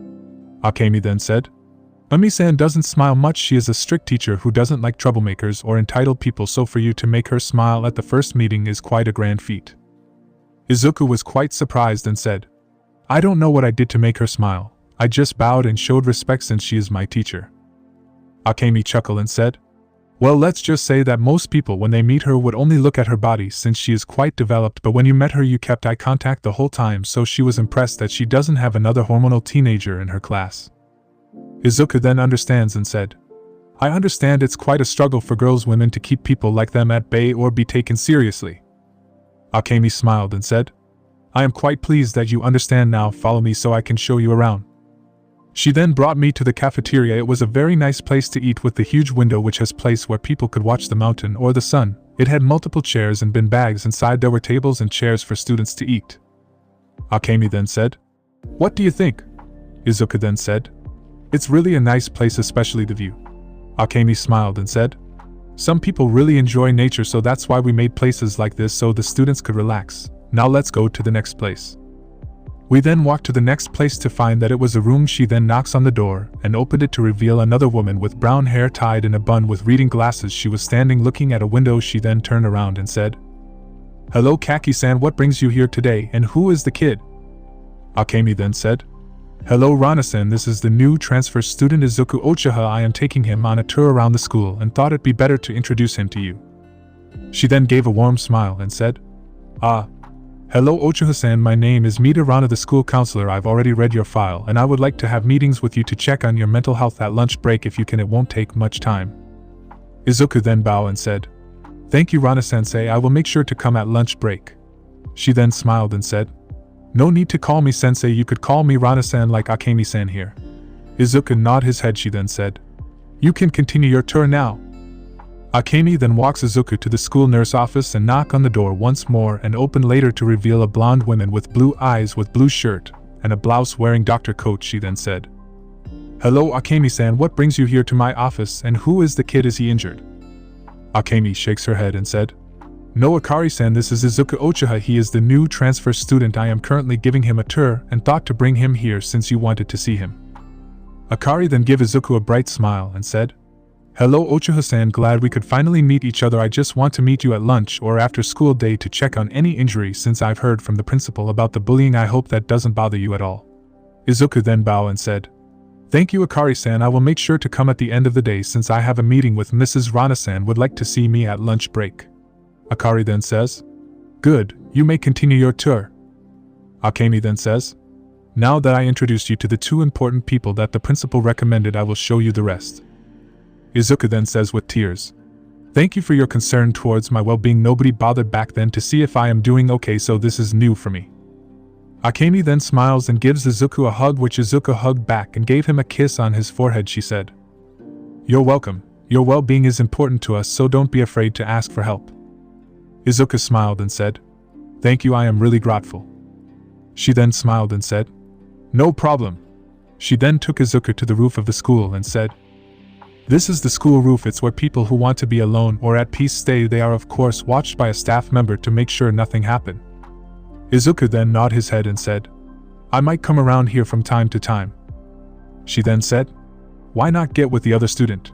Izuku then said, "I got confidence when I awakened my quirk, but there is still damage, and beside I was a social outcast for most of my life and my parents forgot about my existence, so it will take time before I finally become social."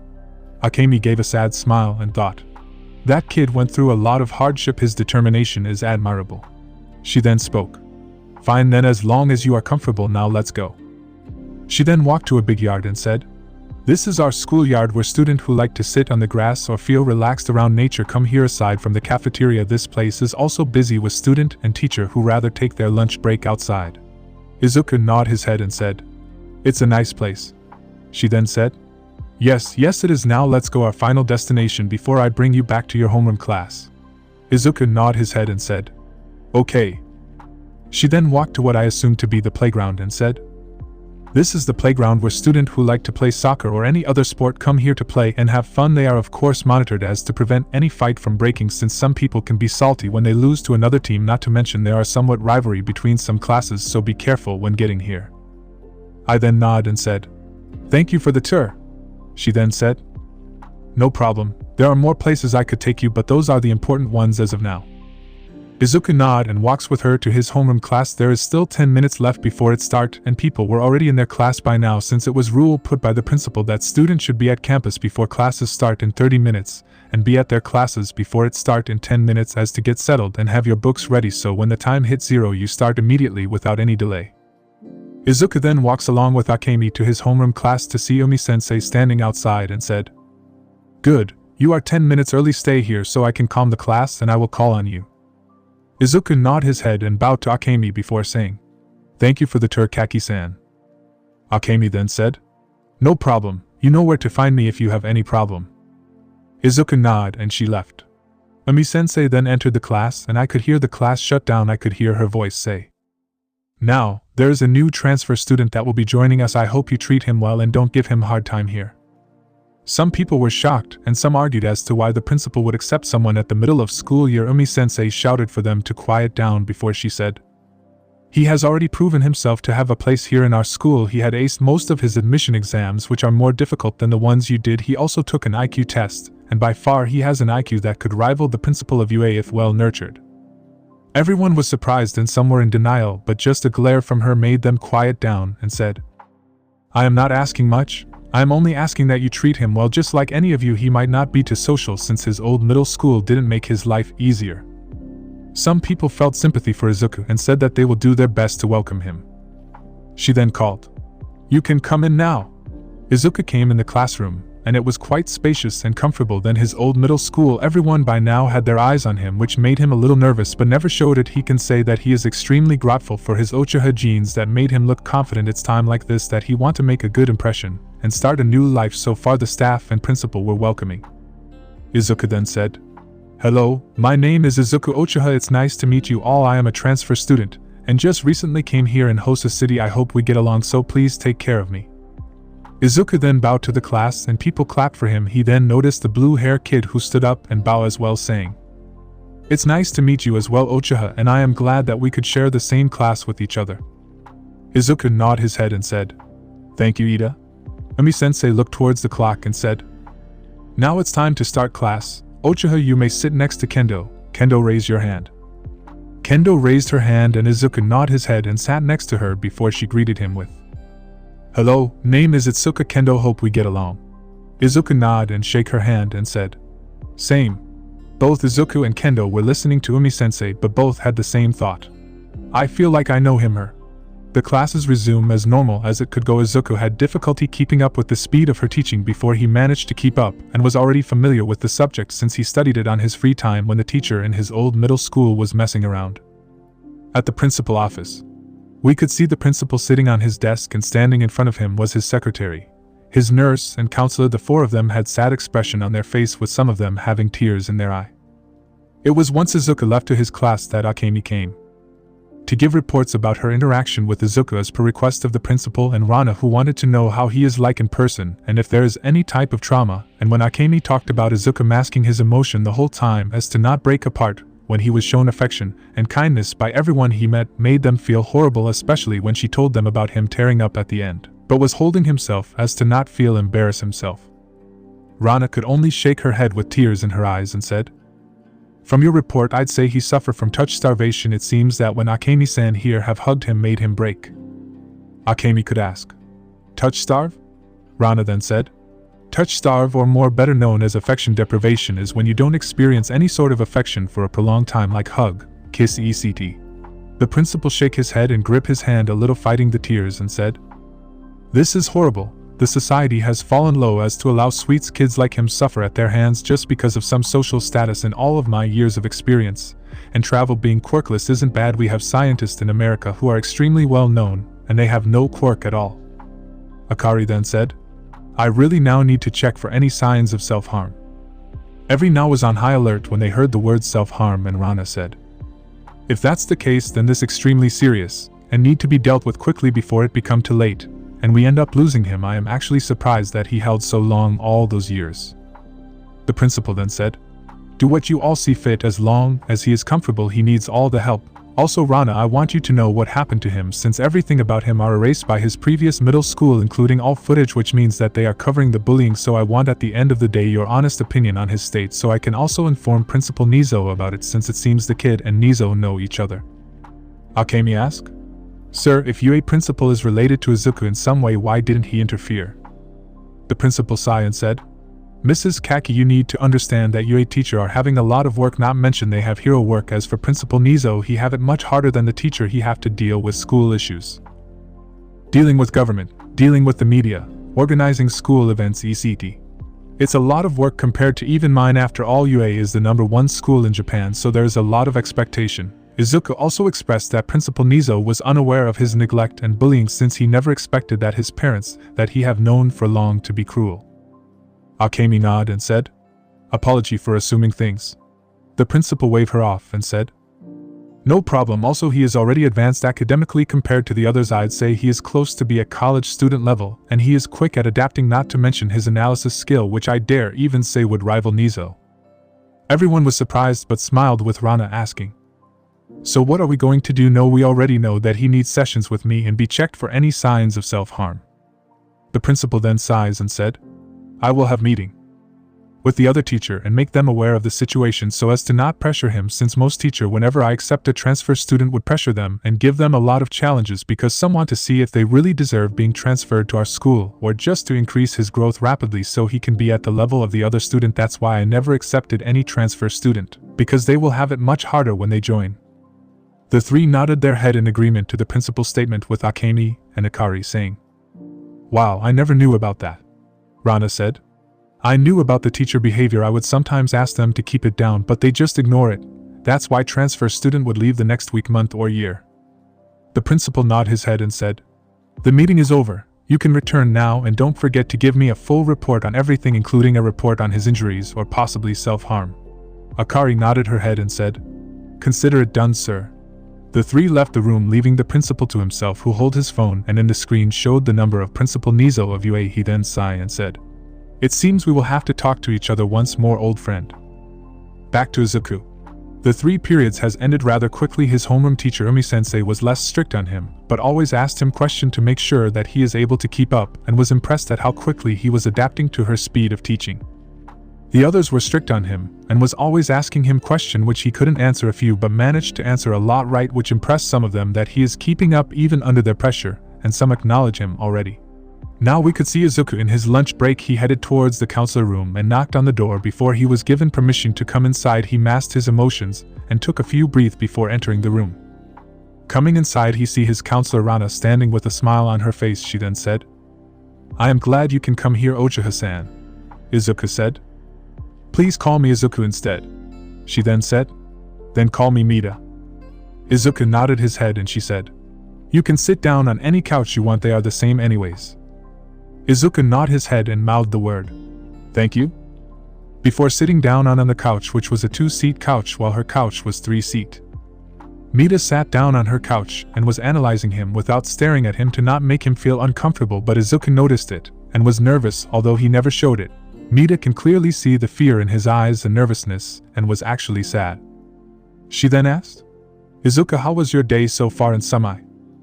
Izuku answered, "It went actually well."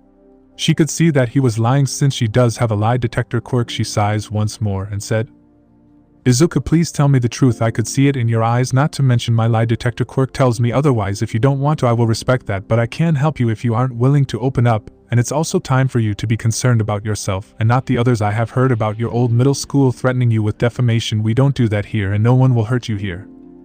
Izuku then took a deep breath, although he was a little shaken and was fidgeting with his finger, which she can clearly see, and it honestly broke her heart. Izuku then said, "It went better than back in my old school, although I felt pressure with the constant question from the teachers, although I do understand that they want me to catch up to the other student since I just barged in here in the middle of the school year, but Umi-sensei didn't pressure me as much as the others. She asked me question then and there to make sure I am following at her speed of teaching."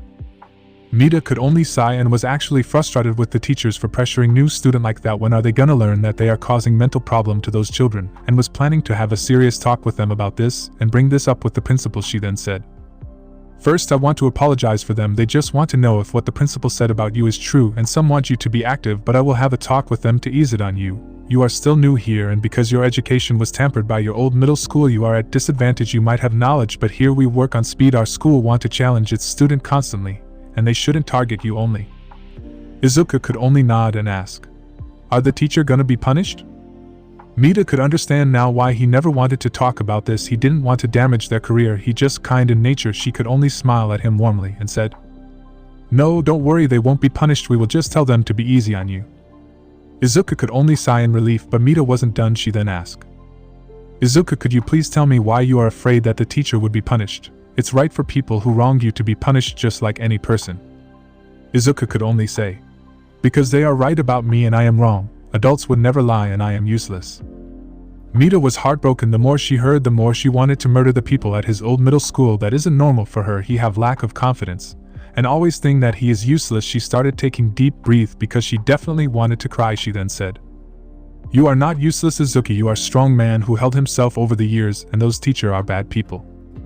Izuku then asked, "The teacher would never lie. I was never loved and nobody will even like me. They even made a nickname for me, Deku. It means useless. I was never called by my name once that I even started to forget my own identity." Mida, when she heard that, was angry at Aldera Jr. but calmed down, not wanting to make Izuku afraid. She stood up and sat next to Izuku. She tried to place her hand on his head, but he flinched. That made her worried. She now understand that any physical contact he received wasn't a nice one. She then brought her right hand slowly to the back of his head before bringing him to her breast. Izuku blushed a lot, which made her happy and blush as well. She then placed her left hand around his waist, bringing him closer for a hug, while her right hand was placed on the back of his head to caress his hair. Izuku was freaked out at first before she started caressing his hair slowly and felt relaxed, and at some point he wrapped his hand around her as well. She then said in a sweet voice, but she had tear in her eyes, and said, "Izuku, who said nobody loved you? I actually love you a lot. To me, you are a strong man who held himself for so long, and it's time for you to break that mask. Don't worry, the room is soundproof and no one could enter." Izuku, when he was first hugged, he felt happy and was tearing up, but when she said that he couldn't help the tears that start falling from both eyes, which turned to a full-blown crying, he felt his tough persona shatter as he cried on her chest, which was muffled by her breast. When Mita heard the anguish in his voice, she couldn't help it but hug him even more tighter, while Izuku did the same, not wanting to lose her. She then started placing a lot of kisses on his face. Izuku finally calmed down and was now sniffing. He removed his face from her chest and was wiping his tears and said, "Sorry." She knew he was holding back and knew that he was suffering from affection deprivation and wanted to be held even more, but was embarrassed to do so or asked her for another hug, which he really wanted, and to be honest, she really loved hugging Izuku to her chest. She then said, "No need to apologize, Izuku. I am the one who told you to let it out, and besides, I could see that you still want to hug me, and I am telling you, do whatever you want. If you want to hug me every day in lunch break, then I am here." Izuku was hesitant, and she could clearly see it on his eyes. She then brought his head once more to her chest and hugged him much tighter than before and was planting a kiss on his face. Izuku felt relaxed and the tension on his muscle eased down, which she noticed and made her happy that he is comfortable with her. Izuku breathing slowed down and was taking calm breathing and had his eyes closed, wanting for this moment to continue forever. He couldn't help but smile, which was noticed by Mita, who also smiled a lot at the progress, but sadly for him that moment ended when the bell rang. Izuku reluctantly separated from her grasp and was smiling a little. She then said, "I understand that this wasn't enough, but we could continue our talk tomorrow and also here." She then gave him a card which had a number and an address. Izuku asked, "What is this?" She then smiled and said, "This is my personal phone number and my home address. I live alone, and I heard that you also live alone, so if you want to come to my house to spend time with me or to talk in general, my doors are open." Izuku blushed a little and said, "Are you sure that I won't be bothering you at all?" She shakes her head and said, "Just like I said, I live alone, so you won't be bothering me in the slightest. You are only making me happy." Izuku nodded his head and was about to leave before she grabbed him once more, giving an affectionate hug and a kiss on his forehead and said, "Good luck in your day." Izuku smiled a lot and nodded his head before leaving the room. She then smiled and looked at her note before filling everything Izuku said in the meeting and had a scowl on her face and said, "Those damn Aldra, how dare they hurt this kid like this." She then left to the principal office to give her report about today's session, and she knew that everything he said was true 100%. End of day. It was now the end of his first day at Semi, and he was definitely happy. He was extremely upset that the day was over, but he had one thing to look forward every day, something he never felt when he was at Aldra Jr. His teacher went easier on him, which he assumed that the principal has already talked to them, and was happy no one got hurt at the end. The teacher apologized to him for pressuring him on his first day, which Izuku told them that he doesn't hold grudges, making him already liked by the teacher for his kind nature and for being responsible. Izuku was now heading to the last thing of his day, and that is to head to the nurse office. He then brought his sleeve up to reveal cuts before he sighed once more and brought it down. He knew that the reason why she asked him was to see if there is any sign of self-harm, which he did from time to time when his bullying went to extreme level. He arrived at the nurse's office and knocked on the door and opened it when he was given permission to enter. Akari, seeing Izuku, smiled a lot and said, "How was your first counseling session with Rana-san?" Izuku blushed a little and said, "It went well." She was happy to hear that and said, "Izuku, do you know why you are here?" Izuku had his head down and nodded. She then said, "Then you know what to do." Izuku nodded once more, but he was worried about they will think about him, but she managed to calm him down by hugging him and said, "Nobody will judge you, we just want to help, that's all."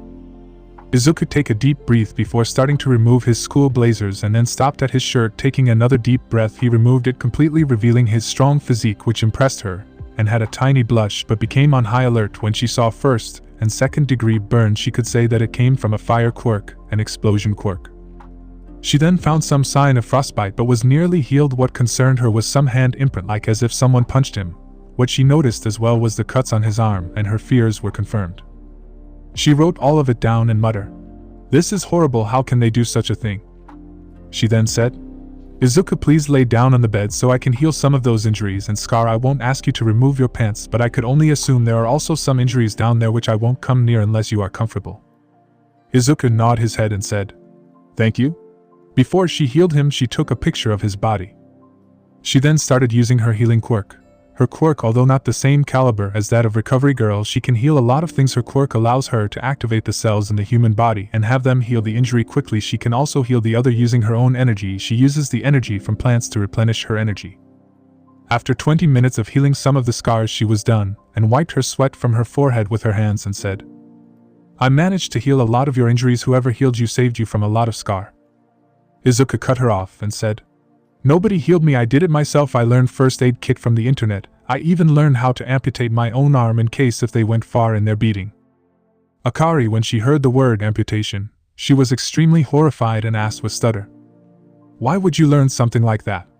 Izuku then said, "When you get beaten every day till you fall unconscious, then you have to always take safety precautions so you won't get disinfected and die from it. This how life works." Izuku then wore his shirt and put his blazers once more. She was horrified. She then grabbed him and brought him to her chest for a deep hug. She then said, "Don't ever think of doing something like that without consulting us first. We will make sure something like this doesn't happen." Izuku having his third hug the same day made him extremely happy and most of his negative emotion was gone. Izuku nodded his head and she then said, "I want you to come tomorrow as well to see if I can heal more." Izuku nodded and left. Before thanking her after he left, she wrote everything in a report before dashing herself to the principal office. Principal office. The principal was not having the best day so far. He learned that his new student is neglected and bullied before and was deprived from affection, but now this takes the cake. Mida reported about Izuku finally breaking his tough persona and almost cried to sleep just because he received the hug he always wanted, and now he learned that the teacher at his old middle school was engaging in the bullying and encouraged the student and even created a name for him, Deku. That name, he already hated it with everything he got. As far as he is concerned, Izuku is not useless at all. He is better than them in more ways than this. He was also concerned about his confidence issue and how he is so forgiving. There are things that could be forgiven and things that is overboard, and what they did at Aldera was way overboard. It was more like him going to jail every day only to get beaten by the warden, although prison are way more merciless than this. Now Akari came and gave her report. She was shaken and that also worried him. This was the part he dreaded the most. He read the report and saw the picture of Izuku's body before and after the healing. He was horrified, especially when he learned that he taught himself amputation in case they damaged his arm beyond repair. To him, children of his age shouldn't be browsing the internet for medical stuff. He should be having fun watching video games like his own son does, but not how to amputate his arm. This already sent him into spiral of anger and made plans to talk to Nizo. He was already holding back because he wanted to know the severity of the context and confirm that Izuku is fully telling the truth, and he was telling the truth. Once dismissed Akari from his office, he grabbed his phone and dialed Nizo's phone and called at UA principal office. Nizo was currently sitting with some of his trusted staff, including Aizawa. They were talking, but he found his phone ring, making everyone look at Nizo. He then looks at the caller ID and was shocked at who is calling him. This was new. He knows that he doesn't call unless something is urgent. He then informed his staff about the caller, and they all sat properly and quiet down. Principal Nizo answered and greeted the semi-principal with his usual catchphrase. "Am I a mouse? Dog? A bear? My real identity is the principal of UA." He laughed, and even that managed to lighten the principal of semi mood. They exchanged talk and even told Nizo that he have Izuku as a student, making Nizo sigh in relief, but the next part made him tense, and it said, "Nizo, this is seriously bad. What the hell did the kid go through?" Nizo was now calm and was gripping the coffee, which was noticed by the staff, including Aizawa, who was on full alert and was standing since he knew that involved Izuku. Nizo the asked, "What happened to Izuku? Is he okay? I swear if someone hurt him there will be hell to pay." The principal of Semi then said, "No, nobody hurt him, but I can't say that his mental state is the best. I sent something on fax. This is a report on Izuku's mental state that we received from my counselor. His body and everything." Nizo then took the paper from the fax when it arrived and read every paper, and every time he read he was getting angry and angrier, scaring everyone in the room. Aizawa was now extremely worried. The last straw was when Nizo saw the picture of Izuku's body and the cuts. This when he grabbed his mug and threw it at the wall, shattering it into pieces. The staff all jumped from their seats, and Nizo started shouting, "What the hell is this? That damn bastard, they took it so far." Everyone by now was scared shitless, even the principal of Semi. The staff was standing at a corner of the room. Aizawa then snatched the paper from Nizo's hands and read it as well, and the more he read the more his killer intent increased, and the staff was hugging each other for dear life as the two most scariest people in UA are pissed. Some staff were entering the room, and when they saw this they ran, including the big three, who were terrified. Aizawa then looked at the final paper, and seeing the picture well, he grabbed the chair and threw it at the window, shattering it. His quirk activated, and said, "I am going right now, and I am gonna enjoy dragging those bastards to their prison cell." Principal Nizo then said. Aizawa, wait. I am coming as well, and I am bringing Gran Torino as well. He is close here. I am sure he also would like to have revenge for his grandson. Aizawa then said. Make it quick. Nizo then returned to the call and said. Thank you for the kind information, dear friend, and thank you for taking care of my nephew. Now I am gonna hang up because I have some serious business right now, and I will be damned if I let them continue a single second. I will show them hell. Nizo then gave his signature hysterical laugh before ending the call, not giving chance for Principal of Sumai to say anything, who was afraid from the laugh and knew that Nizo is declaring war, and he might restart his project of world domination.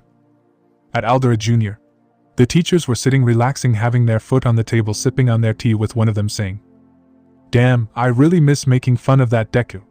Another teacher then said, Yeah, me too, buddy. I really missed when Katsuki and his own sister would put that loser in his place. His muttering was so annoying. Another teacher then said, Do you think he reported us?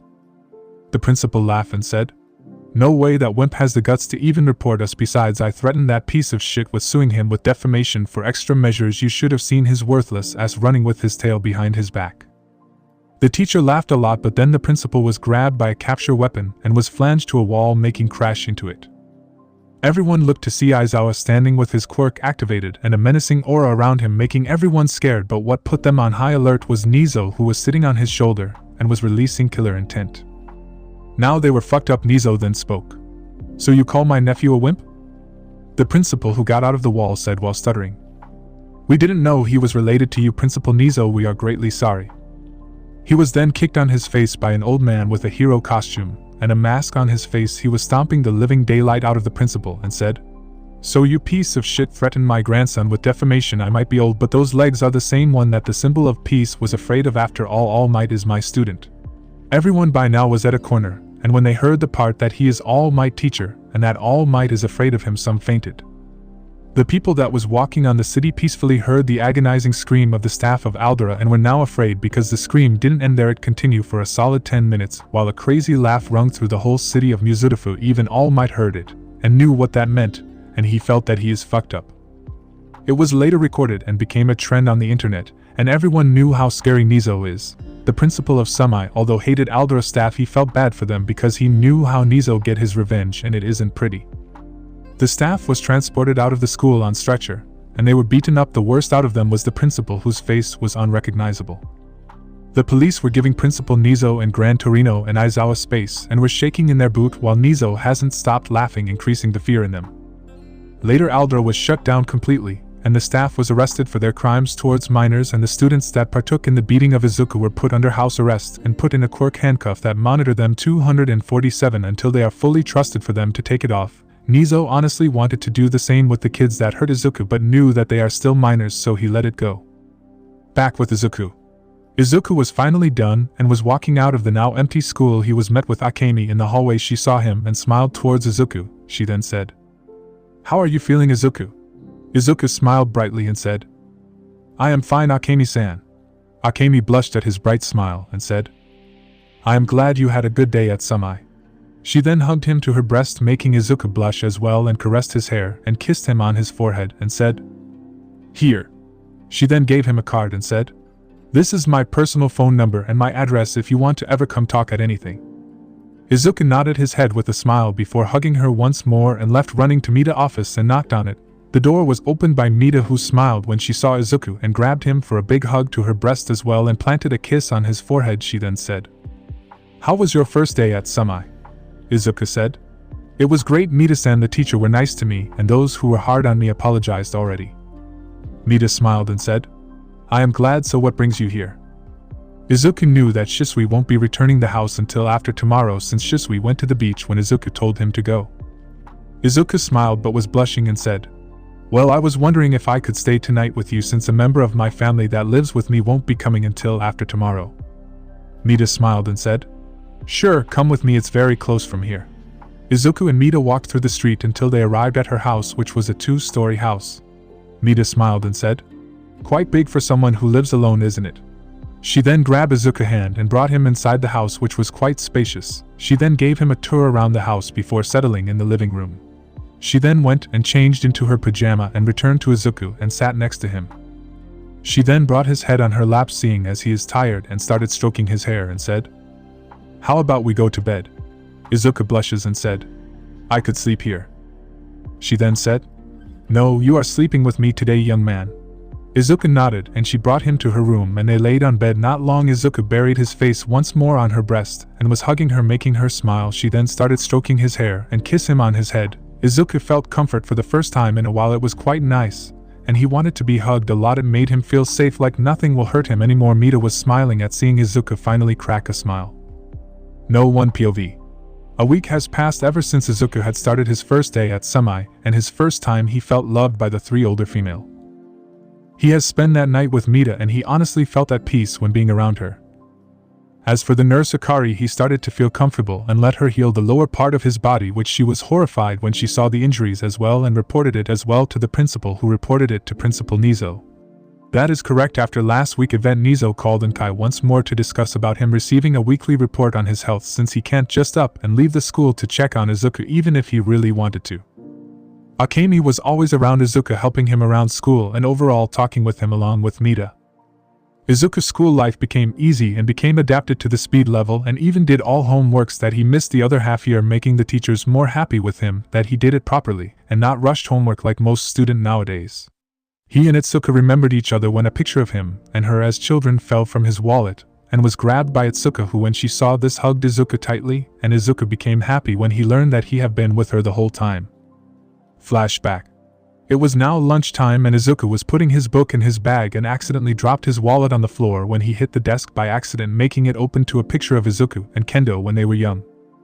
Kendo noticed the wallet and attempted to grab it, but her eyes fell on the picture, and it was then that she remembered everything she could only utter. Izuku, is that really you? Izuku, looking at the picture, he was surprised as well and said, Itsuka, it really is you? She then started tearing up before jumping on Izuku for bone-crushing hug. Izuku honestly felt that his losing air, but he didn't care. He always loved Itsuka ever since they were kids. He knew that she was in Hosu but never expected that she'd be with him in the same class, so he hugged back and both cried together. She then dragged him quickly to the roof where it's quiet and she started talking to him. Both have discussed about what happened in their life, and she was honestly furious with Izumi and the others including his parent, but she was happy to learn that he is the new neighbor living next door. She knew about the nurse, secretary, and counselor helping Izuku mentally since he never hid anything from her, and was happy for him. They both continued meeting each other for a few days before Izuku one day confessed his feelings to her and asked her for a date. He honestly was scared of rejection, but Itsuka kissed him on the lips that day and accepted, and also admitted that she had feelings for him as well. That was the happiest day of his life. And the flashback. Izuku is seen standing in front of her house. He already has met her father a long time ago, and he was extremely happy when he saw Izuku once more and gave his blessing to date his daughter, since he knew that Izuku will respect his daughter, and when he learned that he is the son of Hayashi, he knew that she is safe with Izuku. He was planning to take her on a regular date, not the fancy type, since she isn't that much for wearing fancy dresses and more for casual dress. Izuku was waiting for her until the door of her house was opened, and she said, Sorry to keep you waiting, Izuku. I hope I haven't made you wait that long. Izuku looked at her and blushed a lot before saying, No, it's okay, I don't mind waiting for you. Itsuka blushed as well when she sees Izuku, with Izuku being the one to compliment her, and said, You look beautiful, Itsa. Itsuka blushed and said, You also look handsome as well, Izu. Both blushed at the nickname before Izuku locked his arm with hers and took her out. Izuku and Kendo were walking hand to hand exploring Hosa City together, and were extremely comfortable with each other, although they were somewhat nervous when people complimented them on the street for looking like a cute couple. Izuku, thanks to his training from his big sister Mita, he managed to gain a lot of confidence, and he also informed her about his date, which she beamed in happiness, and gave him some tips and where to take his date as a part of her experience. Izuku then said, I have reserved a table for us at a nearby cafe. Kendo nodded and said, Thank you? Izuku said, Anything for you. That made her blush but got used to it. They now arrived at the cafe, which was grade deluxe. She was shocked. She knew that the cafe was extremely well known, and got inside with Izuku holding her hand for comfort. The first level was nothing surprising, just a regular cafe but much cleaner. She was planning on sitting on one of the empty table, but Izuku pulled her and said, No, this is not our table. Kendo then stood and followed him and found herself climbing the stair to the upper floor, which is where most hero and rich families stay. She was honestly shocked. It was currently empty with a few people there, and found herself being brought to a table near the window showing the full view of the city. Itsuka asked, Izuku, How did you get the money to buy something like this? You do know that I don't care much about fancy cafe and restaurant, don't you? Izuku nodded and said, I know, but we have just recently reunited and I want to at least make lots of happy memory with you. You don't know how much you meant to me back then. I even dreamed of this day to be able to hold your hand and spoil you, my princess. Itsuka, hearing the raw emotion in his voice, made her smile, but the most dominant emotion was love towards Izuku. Itsuka then kissed Izuku on the lips, which he reciprocated, and she said, Listen, I don't care much about fancy stuff, all I need is you right now, but thank you, I also want to make lots of memory with you. Izuku smiles and said, Sorry Itsu if I made you uncomfortable with all of this.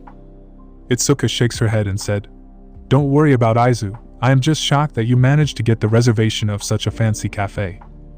Izuku then said, Well, I never told you about my biological dad, but he owned a lot of well-known shops which varies from dojo, weapon shop, cafe and restaurant shop, and it so happened that Grade Deluxe was a cafe that he invested in back then, and the owner was grateful for my father, so I was given a free reservation, although I did insist to pay money, but at the end I was given free reservation, so here we are. Itsuka was honestly shocked and said, Wow, that's a lot to take in.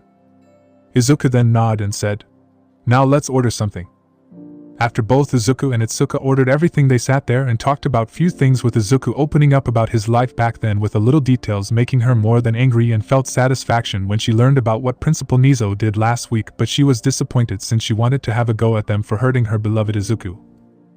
Izuku then told her about his supposed quirk, and she was surprised at the history behind his eyes, although Izuku never got into too much details and told her that he wanted to train her in chakra, which she was reluctant at first, and felt like she doesn't deserve to learn it, and thought it was dangerous for someone to learn besides Izuku, but he convinced her that there will be some people out there who can use it, and he should also do the same by teaching the people he care and trust the most.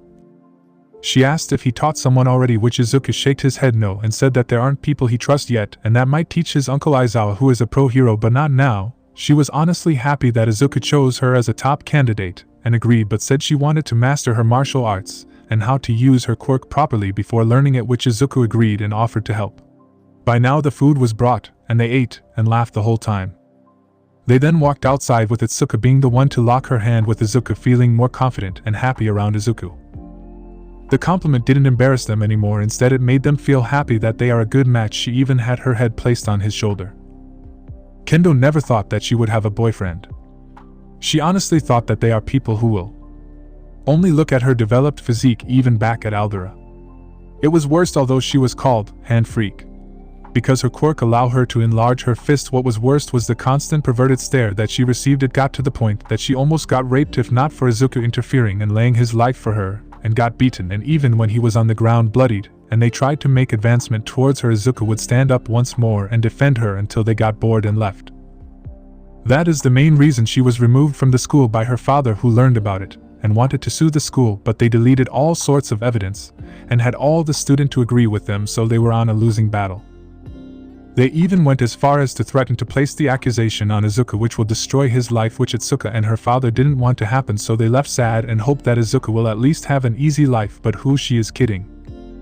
Her father didn't want to have her return to school and wanted to put her in online classes, but just a hit to the head from his wife, he decided to put his daughter in semi-private academy. She honestly was nervous when she first went there, but got over it when she met her new teacher and principal and classmate. Although most of them were perverts and entitled bastards, they were punished when they get too far and even expelled.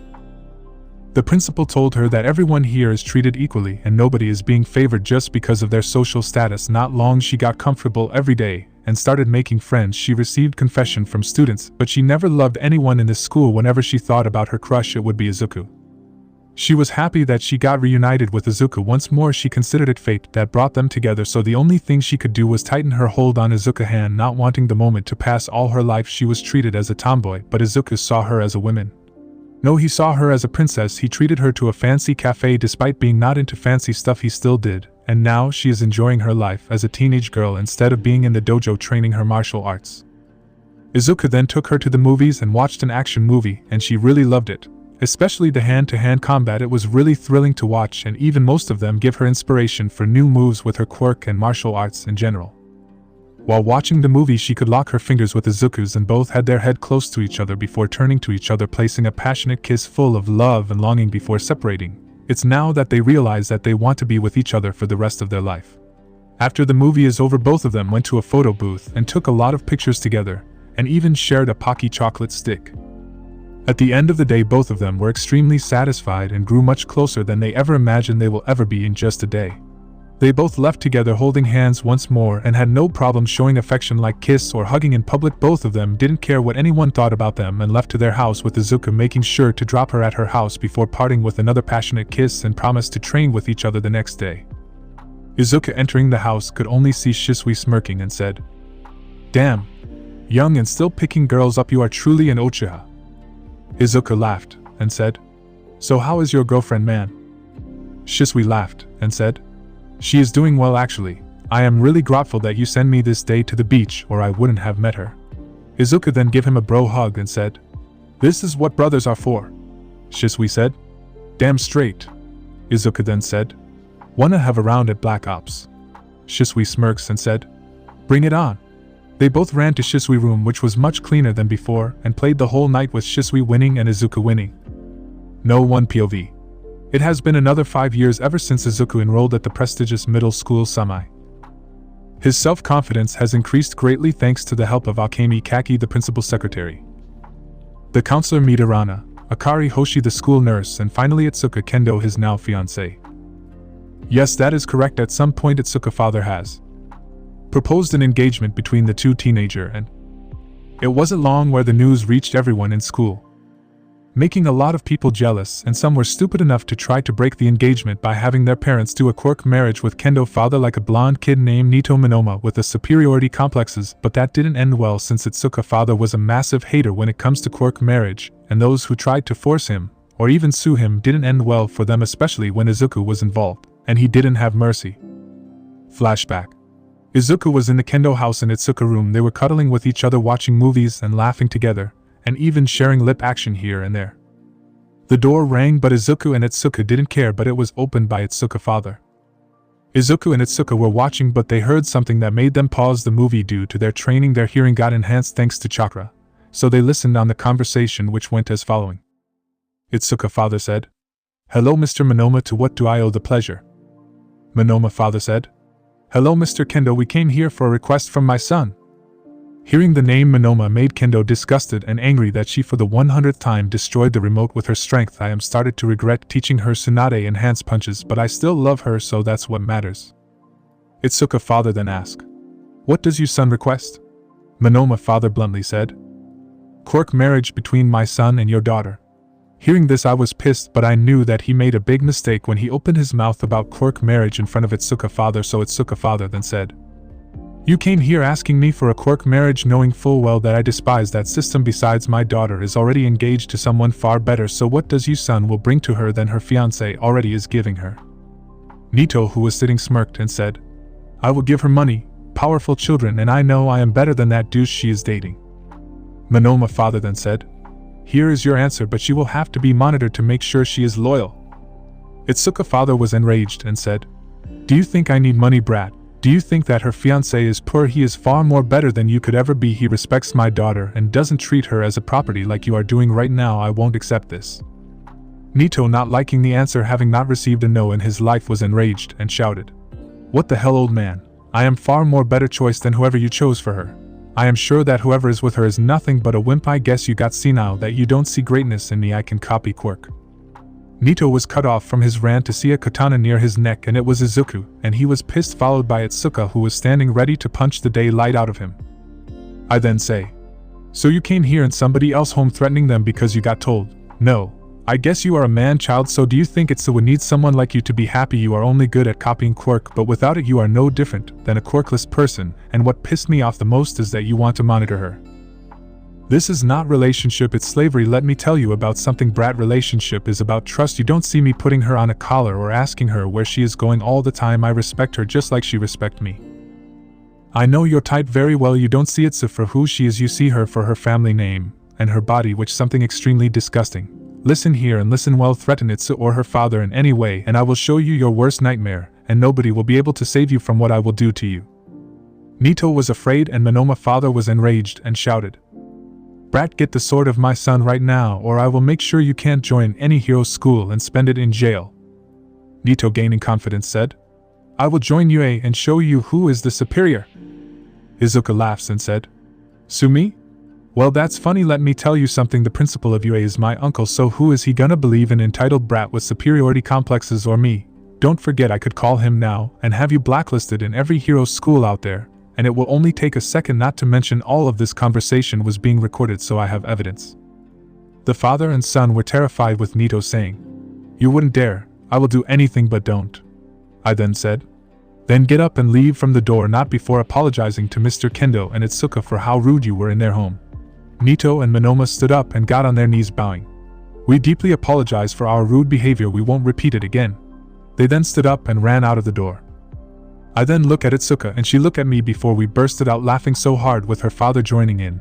Kendo father said, Damn, they ran with their tail behind their back. Nice one, kid. I then said, No problem, but isn't that the new kid at our school? Itsuka nodded and said, Yeah, he is. He have been bothering me a lot, but it only took a neck chop to knock him out. I then chuckled and said, Well, I hope he learned from this, but it was honestly stupid to threaten someone in their home. Itsuka then said, He was expelled in a few days after I reported him. I guess the school didn't like his attitude, but now we are continuing the movie.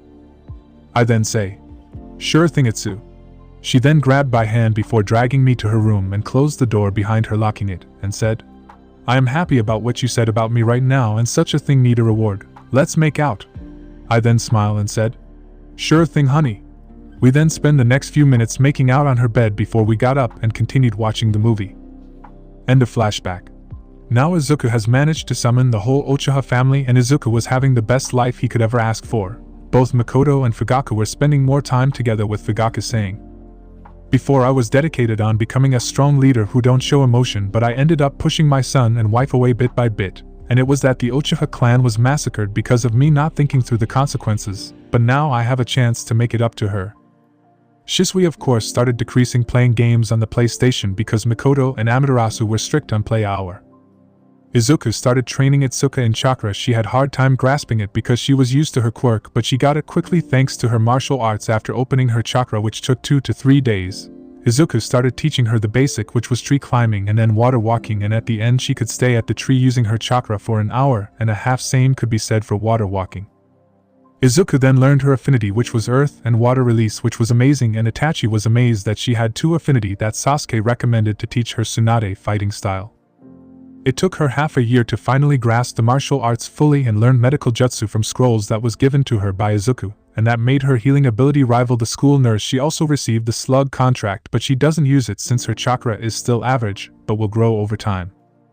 Izuku also started training with him, learning Kenjutsu, Fuinjutsu and Ninjutsu, Sharingan and Snake contract from Sasuke, Stealth and Ninjutsu and Sharingan and Crow contract from Itachi, and Shunshin and Investigation and Ninjutsu and Sharingan from Shisui, and Leadership from Fugaku. Izuku also made sure to spend a lot of time with Makoto, and Izuku was extremely happy when he was around her.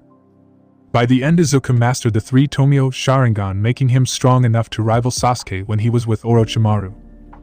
As for the Yagi, they continue their search for Izuku but came empty-handed. They never thought that he is capable of leaving the city, and other than that, Nizo has warned the chief of police and Hosu to keep Izuku whereabouts a secret, and explained the situation, which greatly displeased the chief of police of All Might Deed.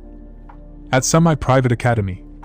Today is our final day before the 10-month training before UA, and everyone is bidding each other goodbye and celebrating. Even Ida, who is stiff, was more relaxed since he had his older brother Ingenium to keep him company and control him, since he doesn't want him to ruin other celebration for being stiff. Me and Itsuka went alone without our parents since they weren't into celebration and wanted us to enjoy without anything holding us back. We were all standing in the school gym where the principal of Semi walked to the stage, followed by each teacher who stood behind him in a horizontal line before holding the microphone, tapping it to check that the sound is working before speaking. Hello ladies and gentlemen, today we are taking a new step on our life, a new chapter. All of you here have fought over the years for this moment, and I want to express how extremely happy and proud I am to see you all move from 10 years old to 15 and 16 years old respectively. It's sad that we won't be seeing each other like we used to in the past, but I do know that we will soon cross paths. Whatever career you choose, make sure to be happy and cherish your future allies, but do know this: we are always open for help, and we will offer a helping hand even if you are no longer our students. But now I will leave the other teachers to say their last words. The student clapped the principal and came Umi-sensei, who gave a stern look, but it was softened quickly, shocking most student who didn't know her under that stern face. She then said, "Hello students.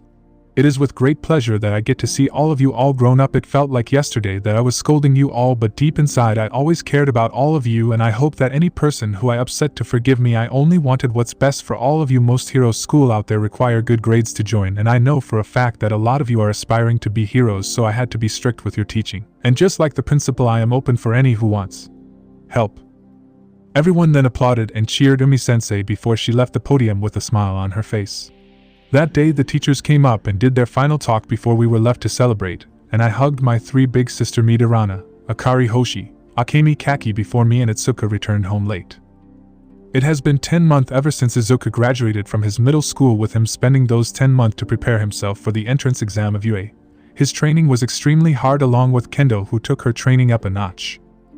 Izuku and Kendo of course kept contact with their old middle school semis, since the school helped them a lot, which the school appreciated a lot, that they haven't been forgotten by their student.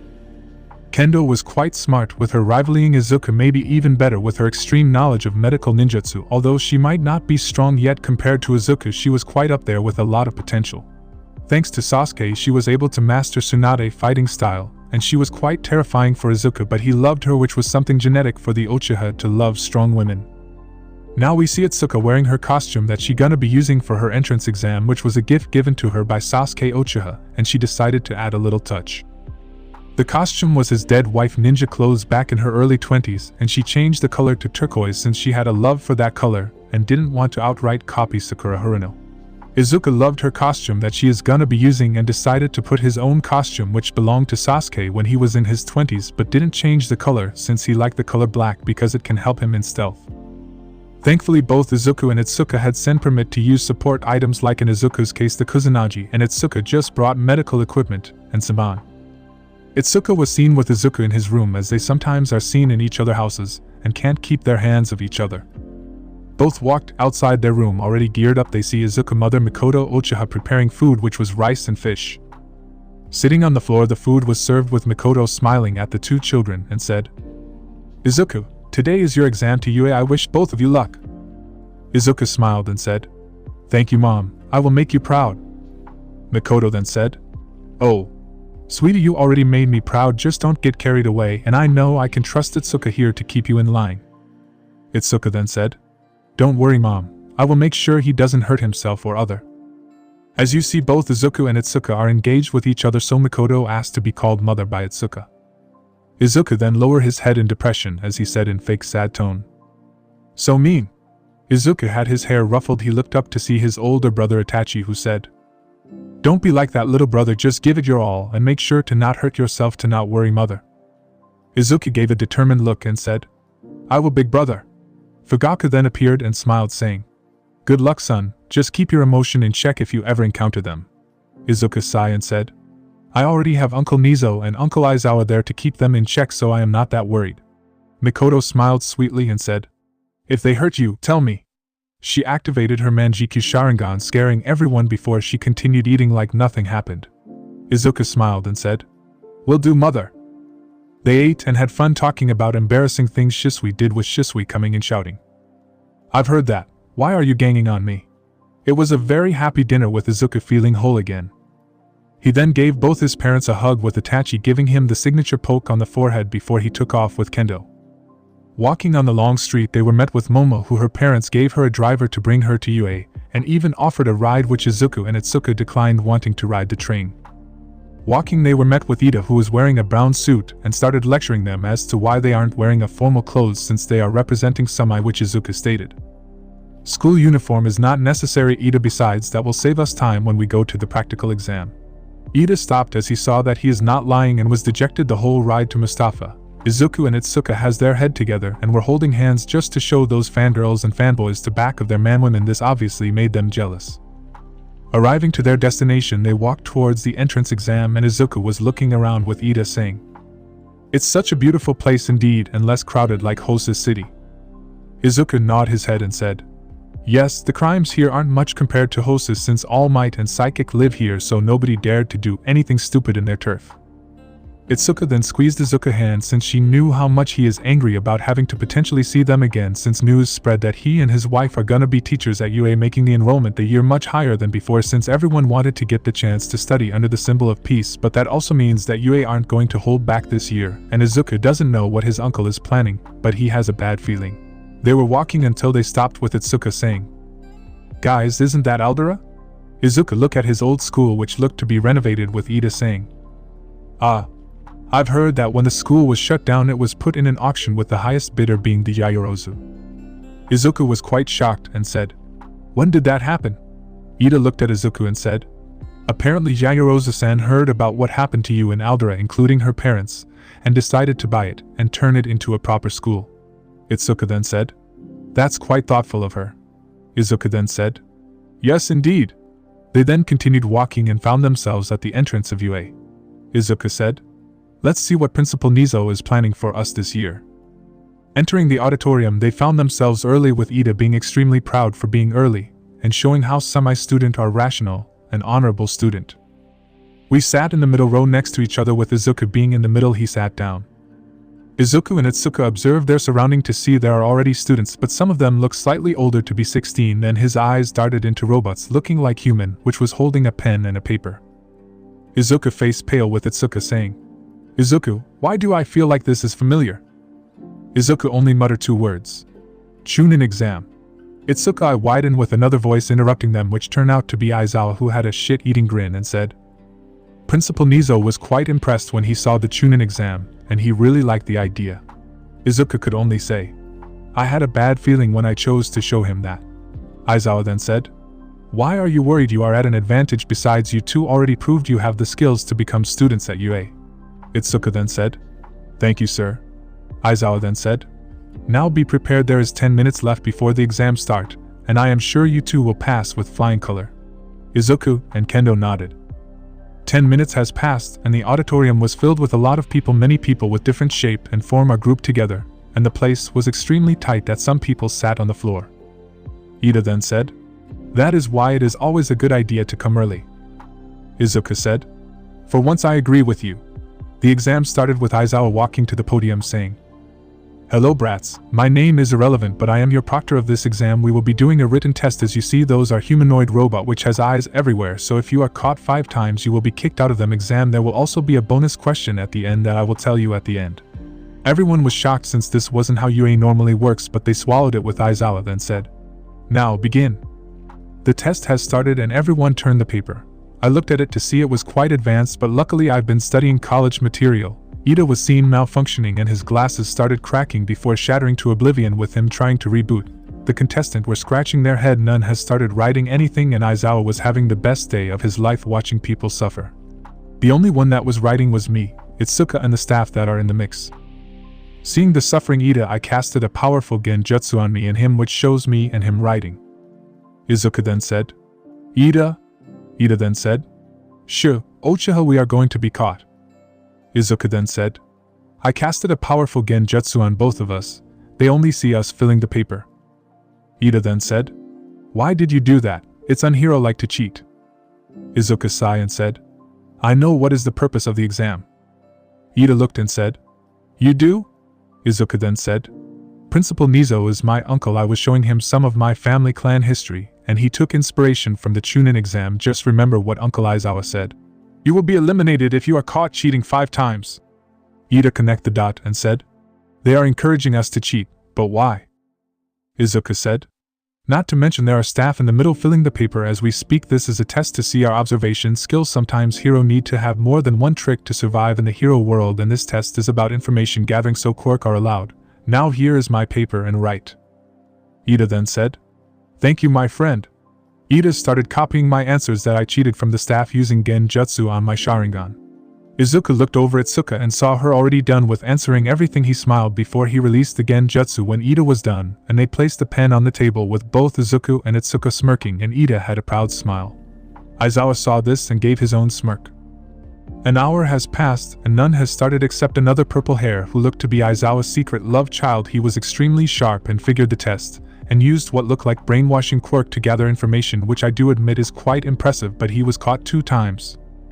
Some student failed because they tried to cheat openly in front of Uncle Aizawa and the robots, and were kicked out of the exams. Now the exam started with 2,000 people, but now it's reduced to 924 people, meaning more than 2,000 people have either gave up and packed their bags or they got caught cheating like a complete idiot. Aizawa then stood up and said, "Time's up." Everyone groaned and complained about how they couldn't fill the exam, with Aizawa shouting, "Shut up! Everyone quiet down," with Aizawa saying, "Now then, there is a final question and you have the right to choose whether you want to take it or not. If you refuse to take it, then you can leave and try next year, but if you decide to take it and answered it incorrectly, you will be banned from ever joining UA." Aizawa then gave a shit-eating grin as everyone face paled before chaos ensued, with Urahor speaking. "But sir, this isn't fair. None of us were able to even answer one question in this exam." Izuku was extremely pissed when he heard that, but Aizawa was a different case. He was angry and said, "Fair? Like you are one to talk about unfairness. Akako Uraraka, sit down or I will kick you out." Uraraka remembers Izuku and sat down with shame in her eyes, with Aizawa continuing. "Now listen, you maggots, this world isn't fair. Power-hungry villain, natural disaster. If you want to become a hero at UA, then you can't relax, and I know damn well that most of you are here to hang out with that buffoon All Might. Now then, this is your last warning. Take the final question and risk being banned from UA if you answer incorrectly, or you leave on your own accord and try next year. So what's your choice?" A lot of people were quite pressured, with some people standing up and leaving, including a short purple-haired kid who tried to grope a girl before leaving but was captured by one of the bots and kicked out of the school property. The number reduced from 924 people to 452 people after a few minutes. Aizawa asked again, "Anyone still want to leave? The door is open. You answer wrong means bye-bye UA forever." Some people left, reducing the number to 443 people.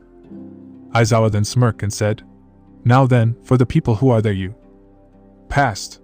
Everyone was surprised and relieved, with Aizawa asking, "Uchiha, tell me, what is the purpose of the exam?" Izuku stood up, shocking his past life, and said, "The test was something none of us can complete unless you are college-level student. The test was to see your observation skills and information gathering, as I noticed that there are UA staff in the midst of us filling the exam. I also noticed that our proctor intentionally give us hint that we will be kicked out if we are caught cheating for the fifth, which isn't logical. Now on to the final part of the exam. Our proctor used reverse psychology to test our guts, meaning take it that you are given a mission to raid a villain base who have a bomb that is going to explode and you don't know anything about them. Are you gonna risk it and complete the mission and have a chance to save everyone, or abort the mission and risk having the city turned to ash?" In conclusion, the final test was to weed those who are mentally weak and are easily pressured. Aizawa smirked and said, "Correct." Everyone was shocked, with one of them groaning and saying, "Damn it, it was plain obvious."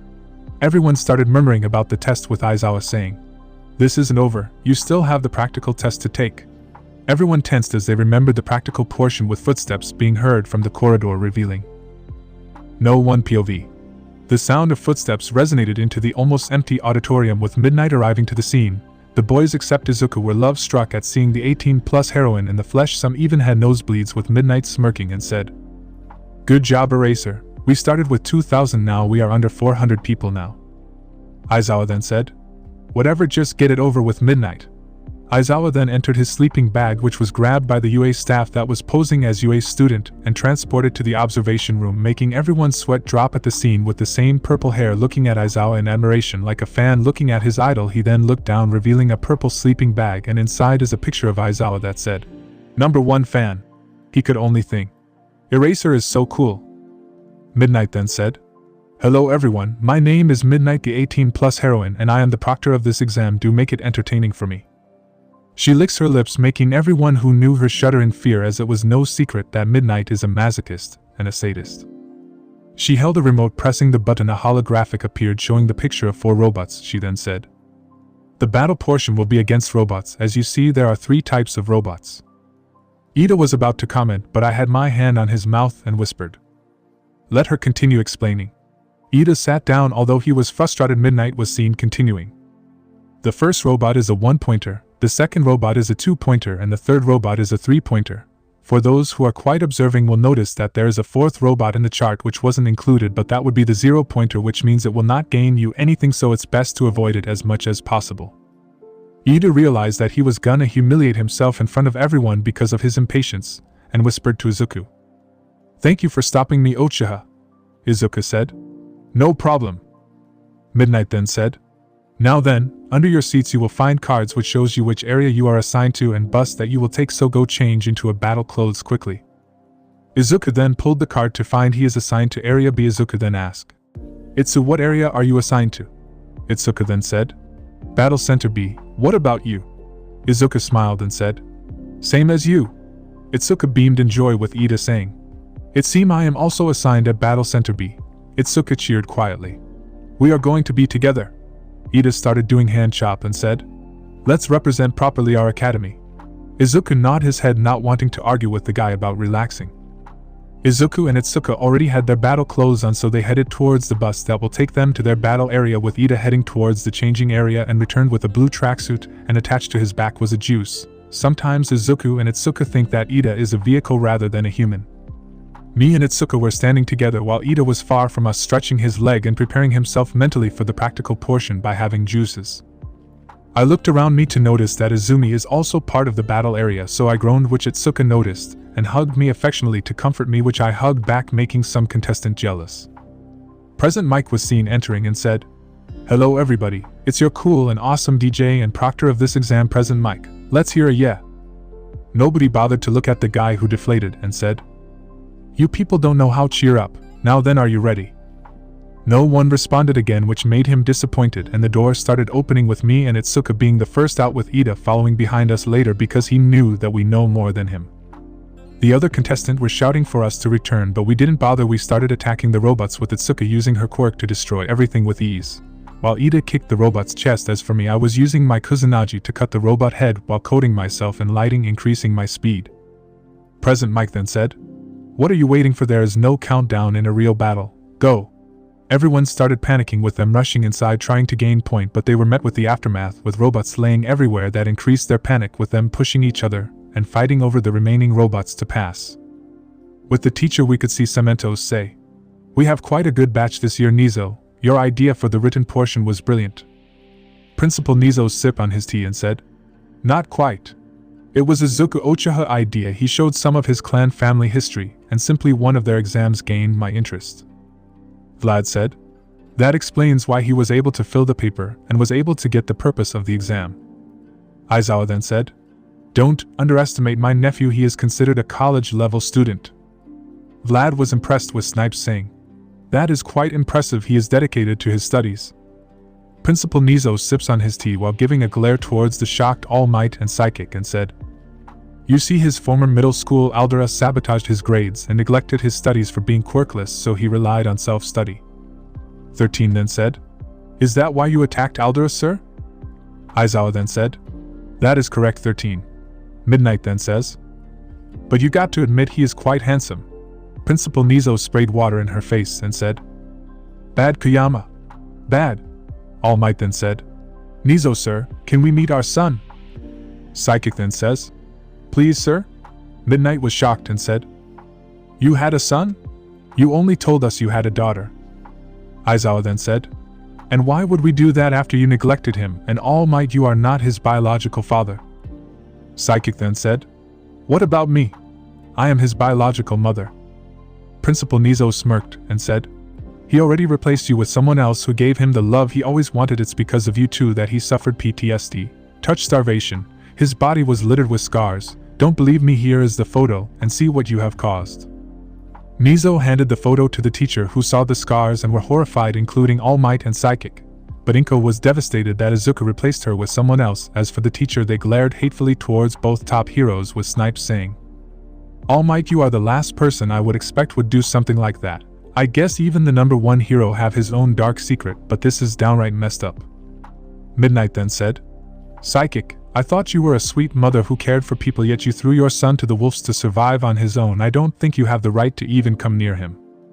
Aizawa then said, Are you happy now, Inko? It's because of your lack of love towards him that when he was simply given a hug by the staff in his new middle school, he cried to sleep.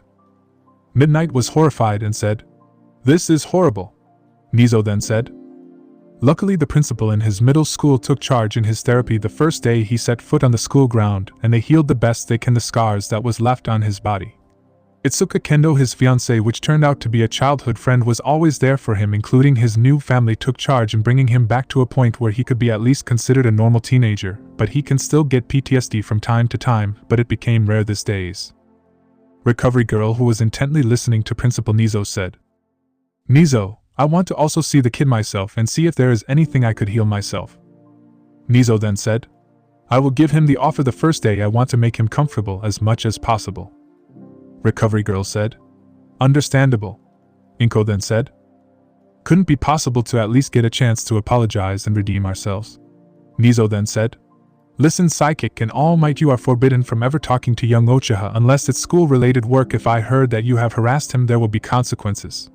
They tried to argue, but a glare from him and Aizawa made it clear that they are not to be opposed. Nizo then laughed and said, "Let's bring the 0-pointer." He then slammed his paw on the red button.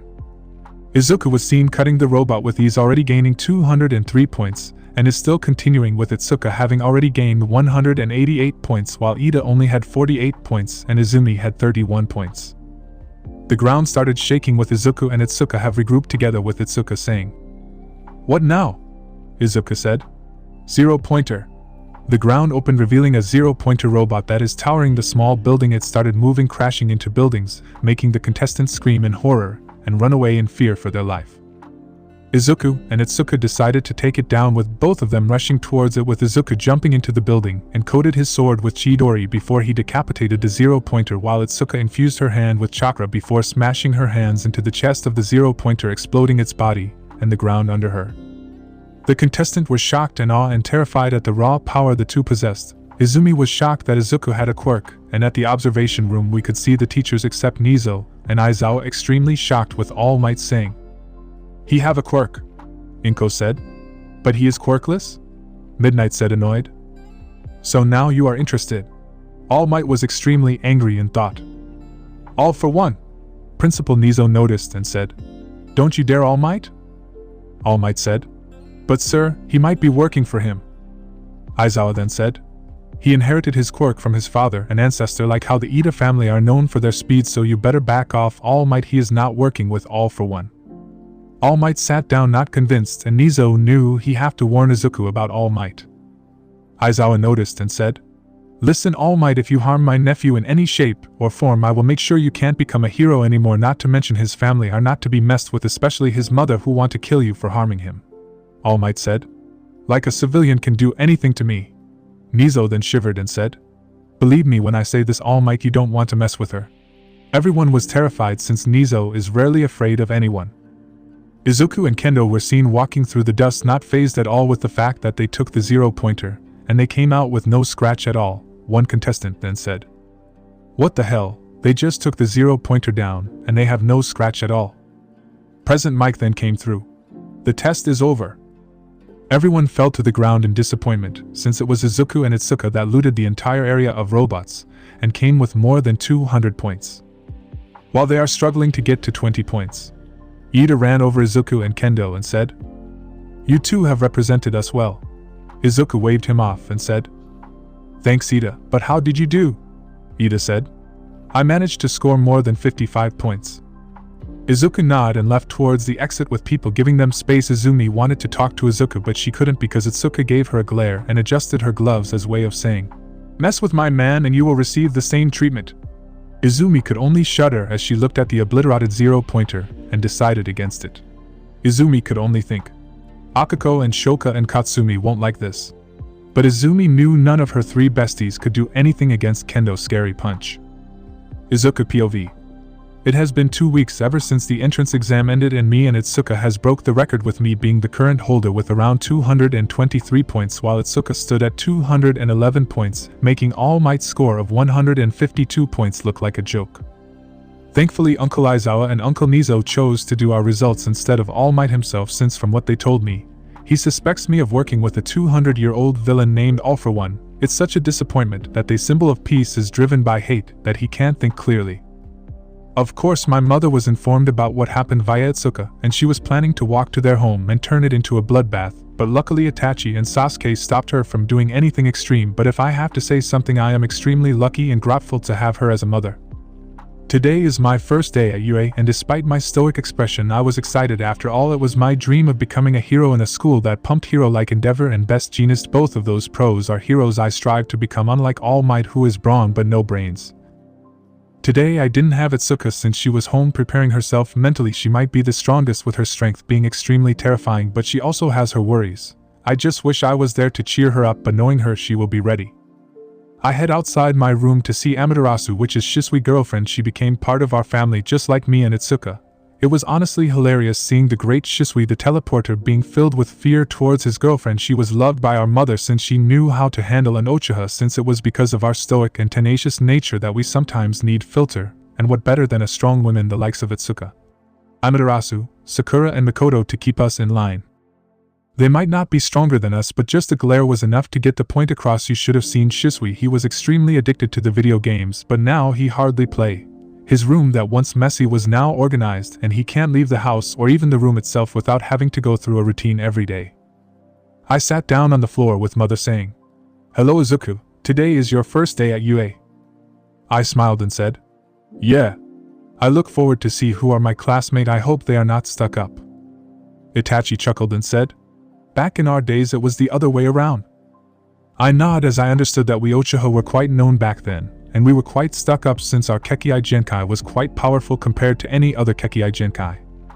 This comment made Sasuke chuckle as he said, "I remember being told that by Naruto." Mother then said, "That's why we are here, to keep you men in line." We shivered, but we smiled with Sasuke saying, "Thank you, mother." Mother then said, "No problem, my little baby." Sasuke blushed in embarrassment. No matter how many times he asked her to not call him baby, she doesn't budge. I then stood up. Not before washing my hands and teeth, I said, "Goodbye. I will be leaving to UA now." Mom nodded her head as she stood up to give me a hug and adjust my blazer and said, "You look like a handsome young man." I smiled and said, "Thanks, mother." I then walked out of the door and went towards Itsuka's house. Ringing the bell, I was met with Itsuka, who was fiddling with her clothes nervously, which I understood why. You don't get to go to the top hero school every day, so you are always concerned about your appearance. Izuku sighed as he brought the distressed Itsuka into a tight hug and said, "Why are you worried?" Itsuka said, "Aren't you nervous?" Izuku said, "A little, but I know we can do well. After all, we are top students with top score, no bragging." Itsuka calmed down and said, "I just don't know if I look good."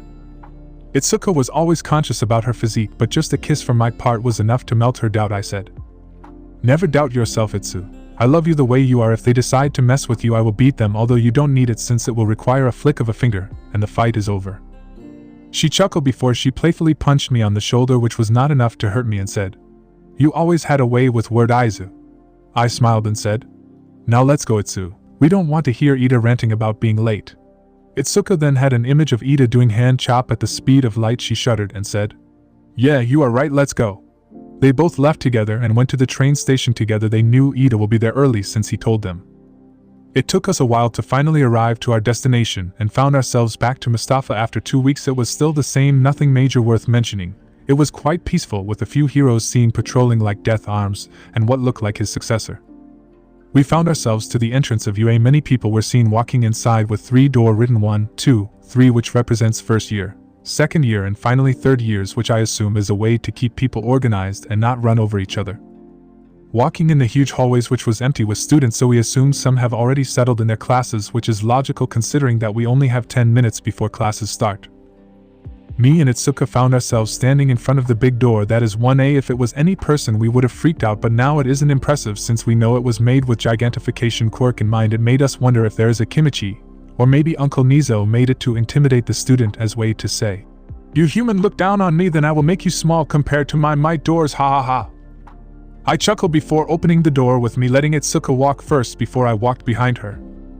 Of course, some people were already in class. I could already see Ida arguing with Katsuki about being rude because he had his legs on the desk before he saw us and started hand chopping about being late, which Itsuka said, "Chill, Ida, we are 10 minutes early." Me and Itsuka sat down since we sensed Uncle Aizawa outside the door, making Ida confused with Uncle making his appearance by crawling on the floor. He looked at us and said, "If you are here to make friends, then I suggest you leave." It took most of you 8 seconds to calm down. That won't do. A rational student should already know that time is important. Now take this and head outside. Me and Itsuka and a sleep-deprived purple-haired kid stood up quickly and left towards the changing room, making Uncle nod at us in approval before he looked at the slow and frozen class and said, "Move it!" They started to move towards the changing room. Nothing interesting happened in the changing room beside a redhead talking about manliness and asking me about the scars, making Katsuki and Shoto flinch as they knew it came from them, but I kept quiet about it and only said to start moving as to not be expelled, which made everyone panic and start wearing their gym uniform quickly. I walked outside along with Shinso. From what I learned, he was quite a good dude. I was met with Itsuka and walked together towards the field, being the first three out. Uncle Aizawa saw us and said, "Good. You three are a rational student." I then said, "Thank you, Aizawa-sensei." He nodded his head and said, "You can call me uncle when we are alone, Izuku." I nodded my head and said, "Just showing respect, after all you are my sensei here." Aizawa smirked and said, "That's what I'd like to hear." The rest of the class has finally arrived after 5 minutes, and Uncle Aizawa was quite displeased and said, "You people are late. Next time I will kick you out of my class." Everyone nodded their head, not wanting to anger him already. Aizawa then said, "Now we are going to be doing a quirk apprehension test." Everyone except Izuku and Itsuka and Shinso shouted, "Quirk assessment test?" Uraraka then said, "But orientation, we are gonna miss it." Aizawa then said, "If you really want to make the big leagues, you can't waste time on pointless ceremonies. Here at UA we are not tattered with traditions. That means I get to run my class as I see fit. You've been taking standard ICE tests most of your life, but you never got to use your quirk in physical exams before.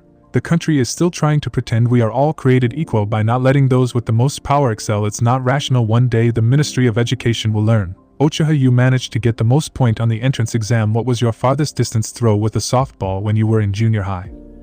I said, 72 meters. Aizawa then says, "Right, try doing it with your quirk. Anything goes, just stay in the circle."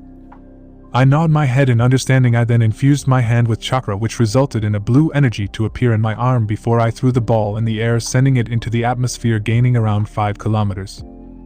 Aizawa then said, "All of you need to know your maximum capabilities. It's the most rational way of figuring out your potential as a pro hero." Everyone was shocked by the result, with Kaminari saying, "Whoa, 5 kilometers, are you kidding me?" Mina then said, "I want to go, that looks like fun." I then thought, "Now you angered him." Siro then says, "This is what I am talking about, using our quirks as much as we want." Aizawa hair covered his face and said, "So this looks fun, huh? You have 3 years here to become a hero. Do you think it will be games and playtime? Idiots, today you will compete in 8 physical tests to gauge your potential. Whoever comes in last has none and will be expelled immediately." Everyone was shocked except me and Itsuka and Shinso and Momo. Aizawa gave a shit-eating grin as he watched the despair in the eyes of everyone. Aizawa then continues, "Like I said, I get to decide how this class run. Understand? If that's a problem, you can head home right now." Me and Itsuka were excited and confident. Ito was adjusting his glasses. Izumi then said, "But uncle, you can't send one of us home. I mean, we just got here. Even if it wasn't the first day, that isn't fair." Aizawa then said, "First of Yagi, it's Aizawa-sensei. You don't see Uchiha calling me uncle. Second, like you and your group have any right to talk about what's fair after what you've done. If it weren't for your stupid father and your mother, I would have had you and your group expelled. And for those who didn't take the entrance exam, let me remind you, natural disaster aren't fair. A power-hungry villain, a catastrophic accident that wiped whole city. No. The world is full of unfairness. It's a hero's job to try to combat that unfairness. If you want to be a pro, you are gonna have to push yourself to the brink. For the next 3 years, UA will throw one terrible hardship after another at you, so go beyond. Plus ultra style, show me it's no mistake that you are here."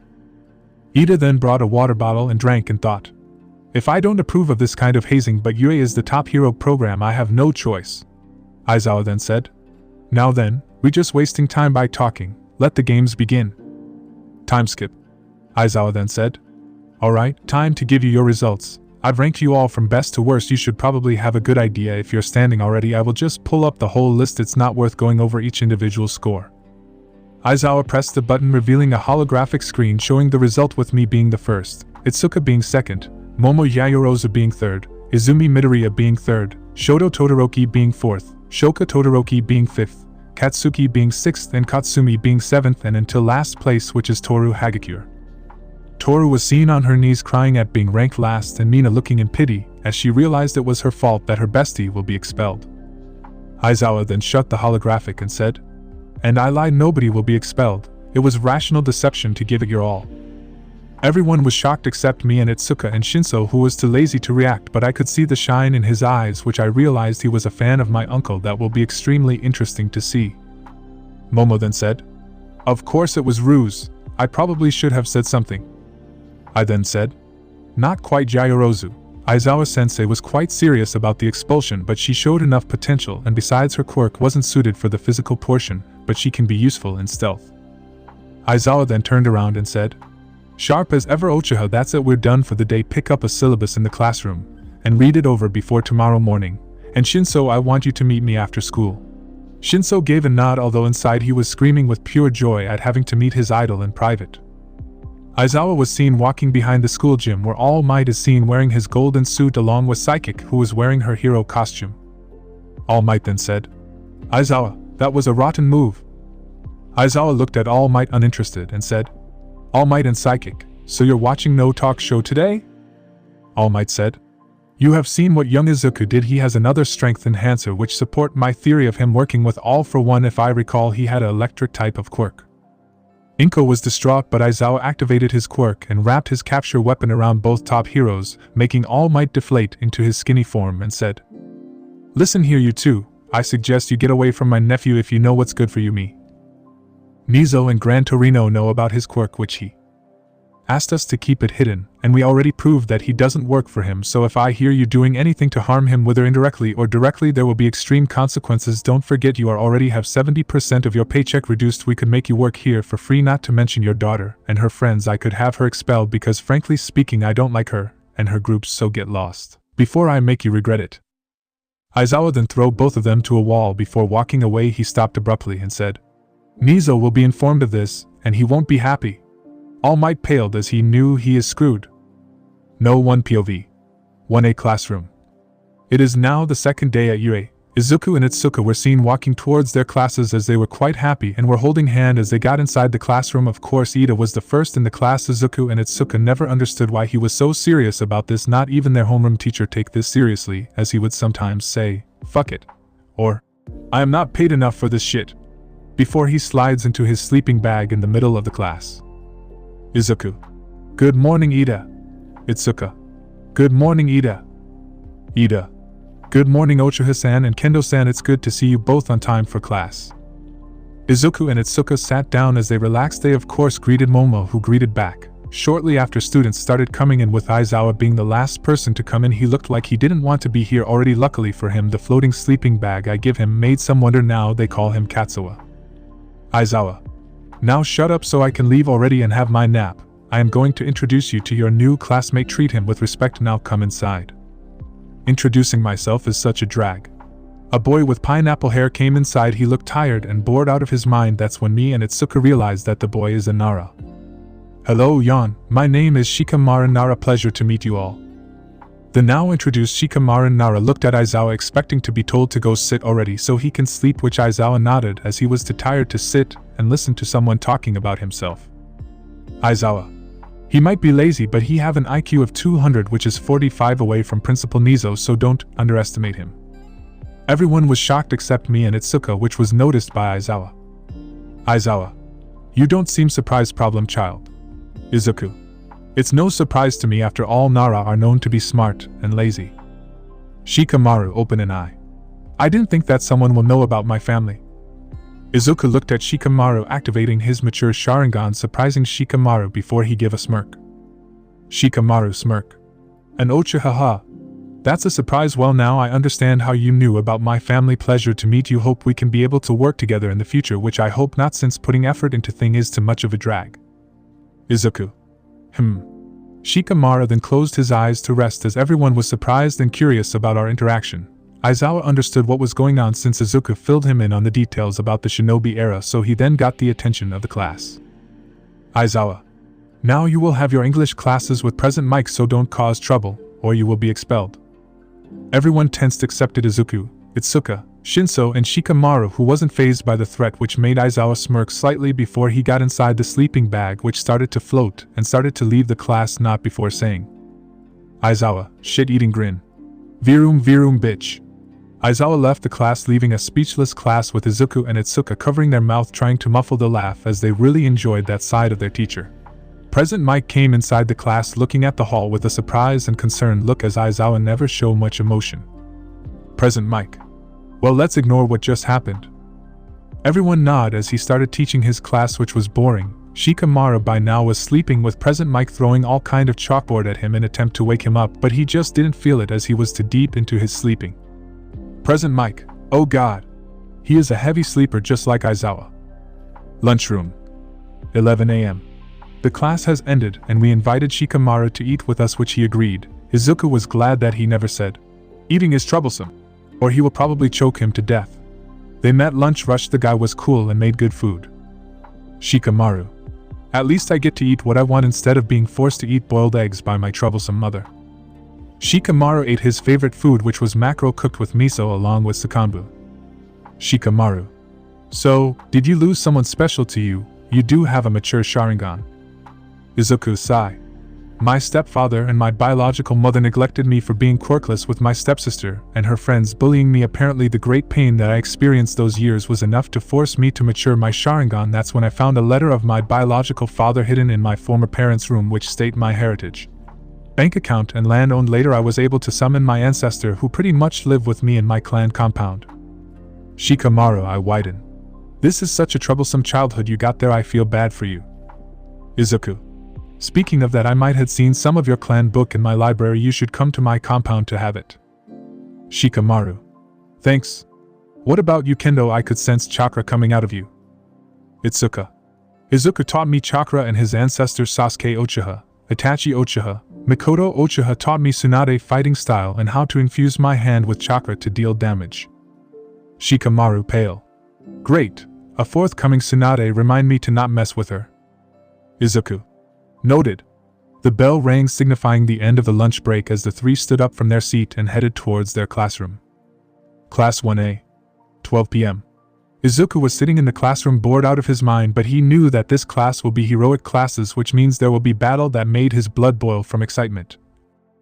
Shikamaru wasn't as keen as Izuku and Itsuka when it comes to battle, as he saw it as too much of a drag, as he will have to put a lot of effort into fighting, or he will have to deal with his troublesome mother, as Nizo knew to always call his mother if he slacked off so she can discipline him. Shikamaru unconsciously rubbed his cheek as he remembered one of his mother's famous slap, and then went to his back as he remembered the deadly technique of all mother, the flying sandals, and then his hand for the last time went to the back of his head as he remembered having a pen thrown at his head. Izuku smirk. Troublesome mother? Shikamaru didn't speak but just give a nod. By then the other students came inside as they all got seated. Izuku ignored Izumi's attempt to speak to him and started talking with Itsuka about techniques, fighting style, date etc. Their conversation was ended as a running footsteps was heard coming from the hallways before the door was opened, with both All Might and Psychic make a dramatic entrance while shouting All Might's signature phrase. All Might and Psychic. We are here, coming through the door like a hero. Izuku mutter. Idiot. Itsuka mutter. Moron. Shikamaru mutter. Troublesome heroes. But as for the class, they had different reaction than ours, as they were pretty much worshipping the two of them, which pissed Izuku. Kaminari. Oh whoa. I can't believe it's All Might and Psychic. Kirishima. Also he is a teacher. This year is going to be a totally awesome. Ajiri. Ah hey look, is he wearing Silver Age costume? Ojiro. Oh, I am getting goosebumps, it's so retro. Both All Might and Psychic were enjoying the praise that they started to make a dramatic walk towards the podium. All Might. Welcome to the most important class at UA High. Think of it as Heroic 101. Here you will learn the basics of being a pro and what it means to fight to the name of good. Let's get into IT. Today's lessons will pull no punches. All Might flexed not before both he and Psychic brought a card that has the word battle training. Psychic. But one of the keys of being a hero is looking good. This were designed for you based on your quirk registration forms and requests you send before school started. Everyone cheered loudly at the prospect of getting to wear their hero costume in action with.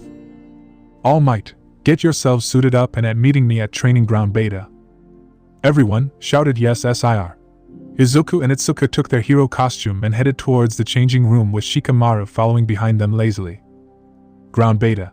Walking outside with Itsuka, I was wearing a dark-themed ninja clothes with a cloak that covered my body along with my hands. The reason is that I want to make myself unpredictable to the enemy, and hide my weapons like Kusanagi. Itsuka, on the other hand, wore a turquoise ninja clothes which used to belong to Sakura Haruno, and she grown to be comfortable in it, and allowed more muscle movement. Shikamaru, on the other hand, wore a Chunin clothes which instead of having the Uzumaki symbol on the back it had the Nara symbol. He was leaning on a wall next to the entrance of ground beta as he was lazily twirling a kunai on his fingers before he sighed and sat on the ground giving a calculative look towards everyone and their hero suit and managed to guess their quirks. All Might, this is getting me all ramped up. Shall we start, you bunch of newbies? Psychic, now that you're ready it's time for combat training. Ida, interrupt sir.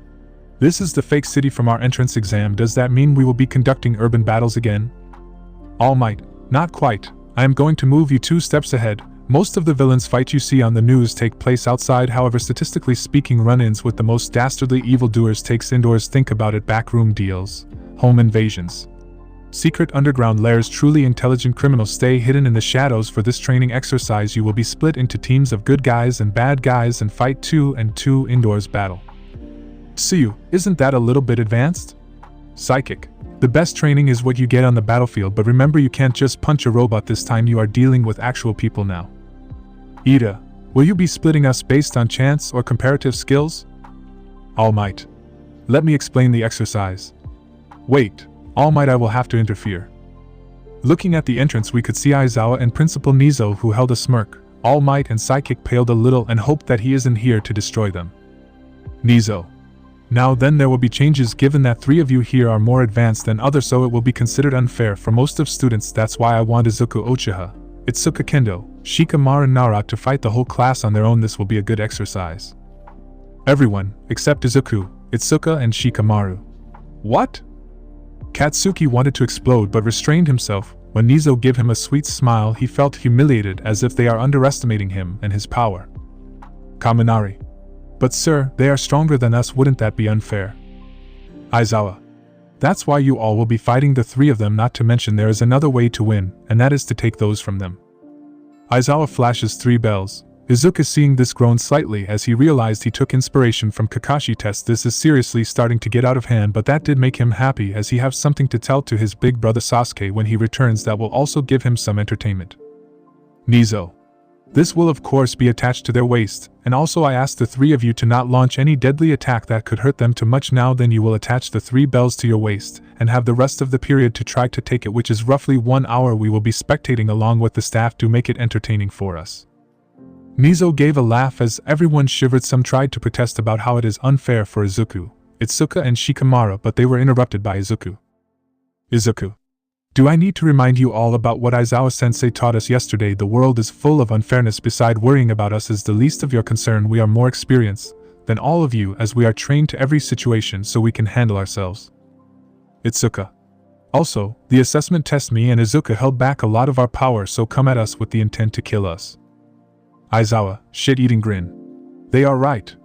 Also, those who don't manage to get a bell for themselves will have extra classes with me and maybe even expulsion. Everyone panicked Izuku, Itsuka and Shikamaru and took their post in the city, as each one of them can handle themselves and they knew they will panic and beat each other for the bells. With Izuku Uchiha. Market District. Izuku was standing in the market district of Beta City. The market was empty. As he wanted to make this much harder, it is always a rule that heroes should keep the damage to a minimum. If you can't do that, then you will never become a hot shot in the hero industry. He was walking in the shadow and apparently his target was Katsuki Bakugo, Katsumi Bakugo, Izumi Yagi, Shoto Todoroki, Shoka Todoroki, Akako Uraraka, Denki Kaminari and Ejiro Kirishima. Katsuki scream. I don't need your help, shitty hair. Kirishima. Come on Bakugo, don't be like that. Katsumi growl. What are you doing here, fucking Pikachu? Izumi. Come on guys, let's find Big Brother and take the bells. Shoto. I will take the bells.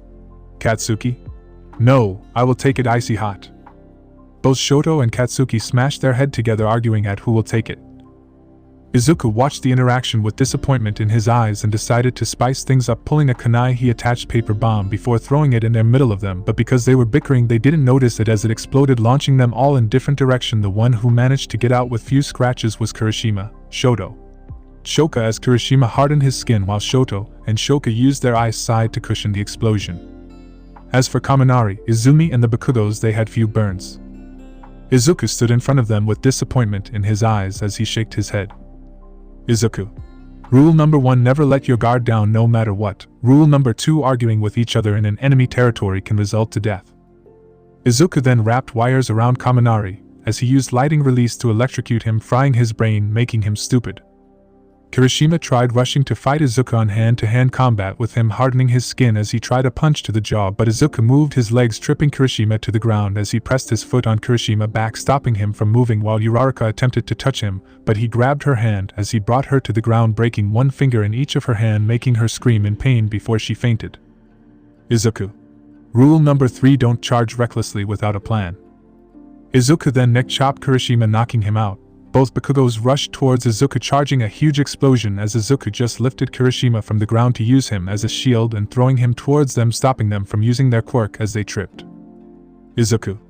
Rule number 4, take into consideration your ally's position, and rule number 5, never expect your enemy to play fair. Both Bakugos stood up, but Izuku just rushed towards Katsuki, grabbing him by his hand as he swung him in the air, resulting into Katsuki crashing into his sister, and went through a few stalls, which was enough to knock them out. Izuku looked towards the Todoroki before he grabbed a smoke bomb, launching it on the ground. When the smoke died down, Izuku was gone, making the Todorokis and Izumi agitated as they looked everywhere. Izuku's voice resonated everywhere. Izuku resonated everywhere. Rule number 6, always be wary of your surrounding. Izuku used Headhunter Jutsu as he grabbed Izumi by her leg from underneath the ground as he pulled her down with only her head being out. Izumi tried to get out, but it was no use as she was restrained. Todorokis used this opportunity, grabbing the bells as they cheered, but Izuku turned into a log, substitution jutsu, with the bells turning into leaf, making Shoto rage. Izuku then appeared once more, putting both of them under genjutsu, which made them scream before they fell unconscious, having defeated everyone. Izuku sighed in disappointment. Izuku. You disappointed me. You lack teamwork, that's why you never stood a chance. Path ethic, the one I acknowledge is Ejiro Kirishima, he have chance to become a good hero. With Itsuka Kendo. Club District. Itsuka was seen standing on the club district with all gym equipment scattered everywhere as she jumped to a roof to scout for the enemy, which she learned that it's Yuga Aoyama, Mina Ashido, Tenya Ida, Mashireo Ojiro, Rikido Sato, and Toshiro. Itsuka watched in interest as she seen Aoyama boasting about how sparkling he is while flaunting his cape. Mina was being energetic and jumping around. Shiro was talking with Sato, and Ida was trying to follow the rules by having them walk in fucking line, but what caught her attention is that Ojiro, despite being distracted, he was the one who is concentrating on his surrounding, which is a plus for him. She knew that he is martial artist, and it's drilled in their head to not let our guard down. Aoyama was having his back to her, allowing her to grab a saban from her pouch, and launched it at a certain part in his neck, making him fall unconscious as the group panicked when Aoyama fell as Mina began to tremble. Sadly for her, she was in the next hit list as Itsuka appeared in front of her, launching a punch to her stomach, which wasn't infused with chakra, making Mina fall on the floor and vomit her morning breakfast. Itsuka. Rule number 1, never let your guard down in an enemy territory. Itsuka then neck-chopped Mina, knocking her out as Ida tried rushing for a kick to her ribs, but Itsuka grabbed his leg as Sato ate sugar before rushing towards Itsuka to punch her, but she threw Ida towards Sato, knocking both of them out together. Toshiro used his tape, wrapping it around her arms, and started cheering, but she gave a smirk. Ojiro. Watch out.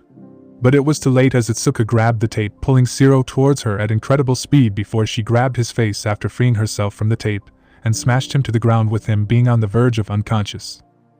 Itsuka. Rule number 2, never celebrate until you are sure that your enemy is out of commission. Shiro fell unconscious after that as Itsuka stood up from her place, look at Ojiro intimidating him, but he knew his martial arts pride won't allow him to run away as he charged towards Itsuka, using his tails to propel him towards her, as she blocked an attack from his tail. For anyone else, her arms would have been stinging in pain right now, but she was Itsuka Kendo, the third coming Tsunade Senju, so she grabbed his tails, swinging him left and right like a ragdoll before she slammed him to the ground. She then brought her fingers for a flick, infusing it with little chakra. Itsuka. Rule number 3, don't rely on your quirk all the time, it will be your downfall.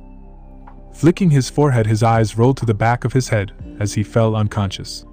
Itsuka wiped her forehead and smiled in satisfaction as she admired her handiwork. Removing the samban on Aoyama's neck gently, she cleaned it with a tissue before placing it on her ninja pouch. Itsuka. Well, that was something, but man, they are weak and inexperienced. Was Shikamaru Nara. Inside school. Shikamaru was lazily sleeping on a couch, and in front of him was a monitor room which shows every floor and the entrance of the building. He then yawned before looking at the watch. Shikamaru, lazily. 15 minutes left. Well, that's great. I hope no one come inside because I don't want to fight. It's too much of a drag. Sadly for him, not everything goes as planned, as he found Mizo Shoji, Kyoka Jiro, Momo Yayorozu, Fumikage Tokoemi, Tsuyu Ajui, Koji Koda and Toru Hagakure and Hitoshi Shinso. Shikamaru lazily opened his eyes, yawning once more. Shikamaru. I had to open my big mouth. Do I? This is such a drag.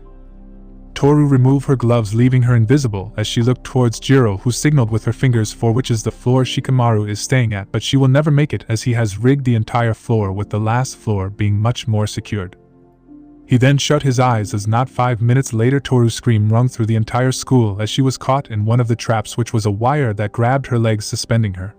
Shikamaru saw Tsuyu using the walls to try and rescue Toru, but he just smirked as he looked towards the command, giving it a kiss. Shikamaru. Command system rules. Pressing a button, the door in the school shut, essentially locking them, before he smirked devilishly as he pressed another button as the AC activated to 0 degree, causing Tsuyu to go into hypothermia. Momo, worried. He is locking us inside the school. He have control over the school system. This is bad. Shoji. I will try to locate him. Shikamaru, seeing this, just smirked as he pressed a button which shut the windows, not giving him any room of locating him, and to incapacitate Dark Shadow, as he came with a theory that Dark Shadow become uncontrollable at dark, so Tokoemi won't risk his comrades getting hurt. The group that continued walking as they could obviously see the floor, which was rigged with all types of traps. Momo. Jiro, I want you to launch a sound attack which will activate the traps, and I will create a shield to protect us. Jiro nodded as she put her earphone jack into her boot as she launched a heartbeat attack which activated the paper bombs and wires, as she sighed in relief as they marched towards the floor. Momo. Tokoemi, can you bring Dark Shadow out to scout? Tokoemi, worried. No, I can't. If I brought him out I will harm you all. Dark Shadow feeds on darkness. He calculated this from the beginning. He is good. Momo bit her lips as she realized that Shikamaru is extremely smart. Then he led on. Shikamaru got tired as he wanted the match to end, so he gave them a chance to give up. Pressing the mic button, he took the mic on the desk as he had his legs on the table, swinging his chair up and down. Shikamaru, through speaker. Listen up, you people, there is 5 minutes left for this damn test, so how about you give up? The whole school is rigged with traps, not to mention I have created countermeasures against your quirk. Let's not forget that I haven't shown my quirk so far, while you all are exhausted and have used your quirk over the limit, so you are at a disadvantage. Shoji. What do we do, Yayorozu? Tokoemi. There is no use, he have us cornered. I got to admit, despite being lazy, he is smart. Momo head fell to the ground as a few tears leaked out of her eyes as she was disappointed in herself that she couldn't lead her group to victory. Jiro patted her back before giving her a hug, telling her it's not her fault, and that it's simply they had lack of data on him, which calmed her down. Momo. We surrender. The buzzer rung through the whole ground beta as an excited Present Mike voice rung through the whole training ground. Present Mike scream. The fight is over. Now every student's head towards the monitor room to be evaluated. Shikamaru yawned. Great. I was getting tired of this. Shikamaru then restored the school system, allowing Momo and her group to leave with their head down in defeat. He then jumped from his leather chair and stood up before he removed the traps in the whole school as he lazily walked out of the school, covering his face as the light of the sun hit his face. Shikamaru, irritated. Troublesome son. Staff monitor room. The staff have watched the fight so far and they were impressed with Izuku's stealth, hand-to-hand combat, and proficient use in weapon. As for Itsuka, they were impressed with her stealth, hand-to-hand combat, and proficient use of Saban. Lastly, they were impressed with Shikamaru's tactics, although they will have to work on his lazy attitude, as Nizo smirked, wanting to take Shikamaru as a personal student, as having someone close to his IQ brought pleasure to him. The students returned to the monitor room with Izuku, Itsuka and Shikamaru being unscathed, while the students were all injured and had scratches everywhere. Aizawa glared at the downed students, making them shrink in fear. Aizawa. Most of you greatly disappointed in me, as most of you failed to find the goal of the test. Yayorozu, you seem to know the goal of the test, tell me what it is. Momo sadly. Teamwork, Aizawa-sensei. Aizawa. Teamwork, and what did you all do? You fought against each other over the bells, especially the Bakugos, Todorokis and Izumi. You were arrogant and confident that you underestimated Izuku, and resulting in your defeat you couldn't even scratch him once. As for you Ashido and Aoyama, both of you have failed this test horribly. You were taking this test as a stroll in the park. As for Sato and Sero, both of you were getting friendly towards each other on the battlefield. That won't do. The only group that I acknowledge is Yaoyoro's group. They have sticked with each other, never abandoning the other, and tried to fight, but they were overwhelmed by Shikamaru intellect. All Might. Now Aizawa, they are just on their second day and I think they did great. Izuku. Shut up All Might, you don't have a teaching license to tell Aizawa-sensei what to do. They failed horribly. They were all concerned on fighting me on 1v1 to prove that they are superior, that they got defeated. If it was a real battle they would have been long dead, so stop being soft on them. If they want to learn they will have to hear some harsh truth, or they will remain where they are, weak and pathetic, waiting for a pro to save them whenever they are stuck in a tight situation. All Might wanted to argue, but just a glare from both Aizawa and Nizo shut him up, as he knew not to anger both of them. Nizo. Izuku's right. Most of you have potential to do great, especially you Yaoyorozu, you just had lack of experience. Momo, a little happy. Thank you sir. Aizawa, shit-eating grin. That's why we will work you all to the bone till you fall to the ground panting for air. Nizo.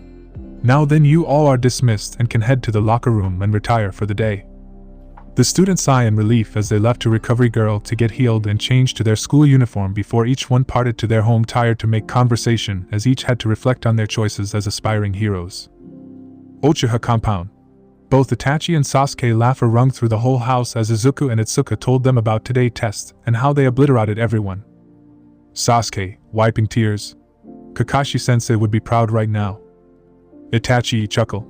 So they tried Yandane Bell test. Fugaku, smile proudly. That's my boy and undisputed when you made the Uchiha clan proud. Mikoto was hugging both Izuku and Itsuka as she was happy at how her son performed. Mikoto. I am so proud of you too. How about I make a feast today to celebrate your win? Izuku, I sparkle. Thanks mom.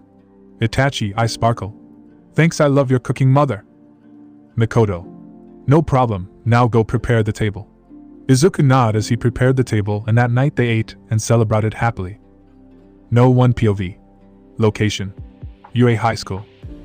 Yesterday, Izuku along with Itsuka and Shikamaru have managed to defeat the entire class and had demonstrated high-level skills that impressed the staff a lot. Some has recommended that they would take the hero license early as they are both advanced in terms of strength and smarts, and that leaving them in 1A would hinder their progress, which is why Nizo has called the commission and explained the situation. Obviously they weren't convinced, but when Nizo sent the tape of yesterday Hero 101 they were convinced and decided to test them with actual experienced pro heroes. Izuku could be seen walking towards the school holding Itsuka's hand. They were quite happy with how yesterday classes went despite them not even breaking a sweat, but when they walked towards the entrance they noticed the media standing in front of the entrance. Izuku sigh. Let me guess, they are here for All Might. Itsuka. This is seriously ridiculous. This is a school property, and they are clearly making the student uncomfortable. They watched as the female reporter would occasionally shove her mic in a student's face. They sigh as they walked as well, intending to pass through them, but luck was not on their side as the same female reporter shoved the mic in front of Izuku's face, but he could clearly see the heart-shaped eye and groaned slightly, while Itsuka was amused and slightly smug that she is dating him. Female reporter asked, "Hey you! Can you tell us what it's like to work so closely with All Might?" Izuku. All Might is unprofessional when it comes to teaching. He has no idea nor experience on how to teach a class. I sometimes wonder how he even managed to become a staff in UA without a teaching license. And also, if you kindly please stop shoving the mic in student faces since you are making some of them uncomfortable now. If you will excuse me, I have classes to attend.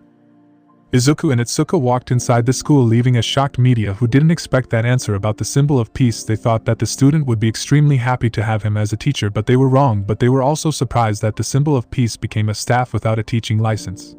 Izuku walked inside to be met with a smirking Aizawa. Aizawa. While I do enjoy you roasting All Might, please refrain from telling too much to the media. Izuku. I understand, but I honestly dislike All Might and Psychic being here, since some of the villains who have grudge against him will try to breach UA to get to him, which will put the students in danger. Aizawa. I have to agree, but our hands are tied for the moment, especially since he have that time limit. Aizawa then left to deal with the media who were still standing in front of the gate questioning other students. No one POV. Location. Class 1A. Izuku nodded as he walked inside as he and Itsuka stood in front of the Class 1A door and opened it, revealing some of the 1A students bandaged while Momo group were unharmed since Shikamaru was too lazy to engage into hand-to-hand combat and made them give up, Kirishima ran towards Izuku with a wide smile. Kirishima.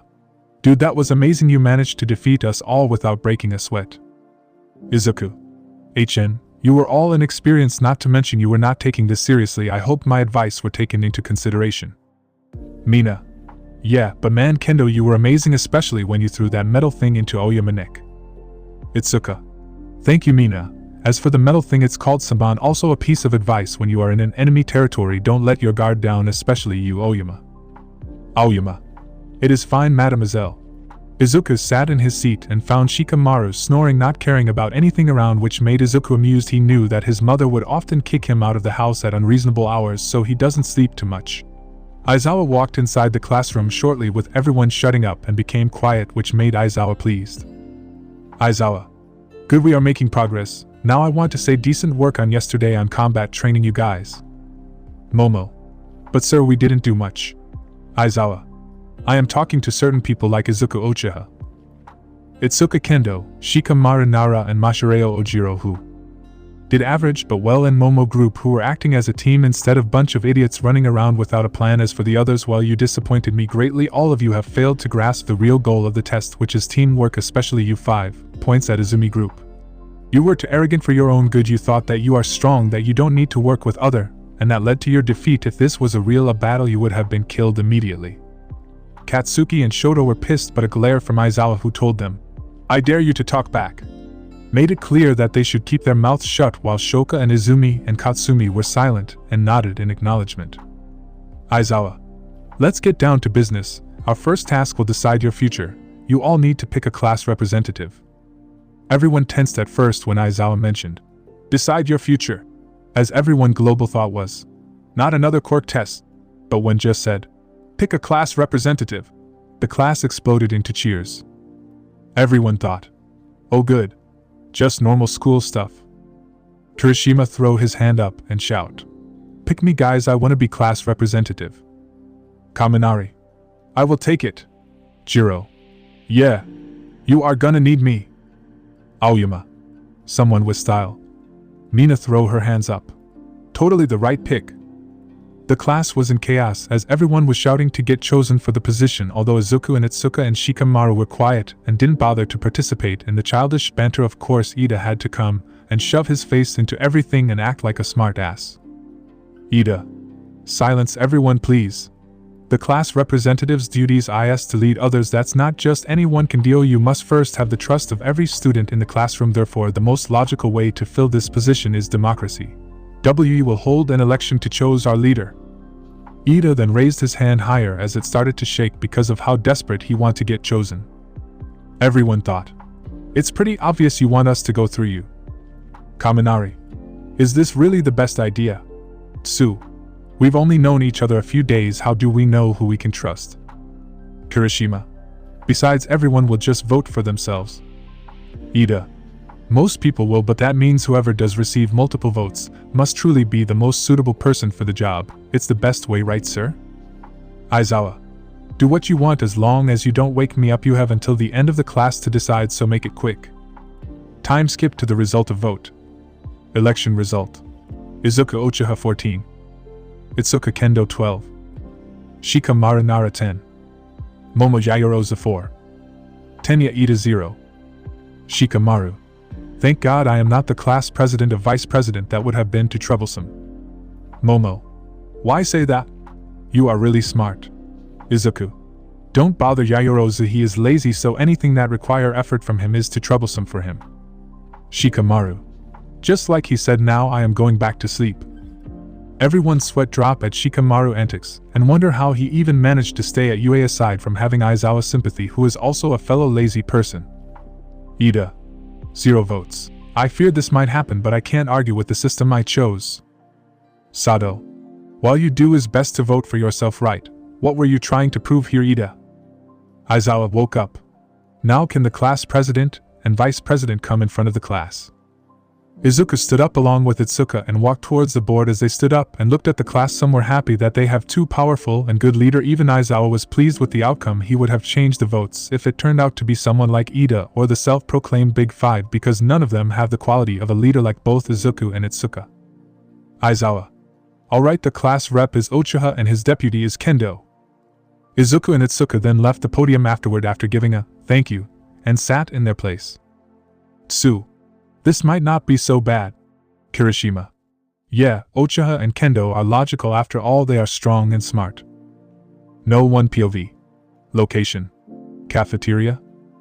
Izuku sat in the cafeteria with Itsuka being next to him. They chatted together with Shikamaru taking a whole bench to himself as he stared at the ceiling lazily. Shikamaru.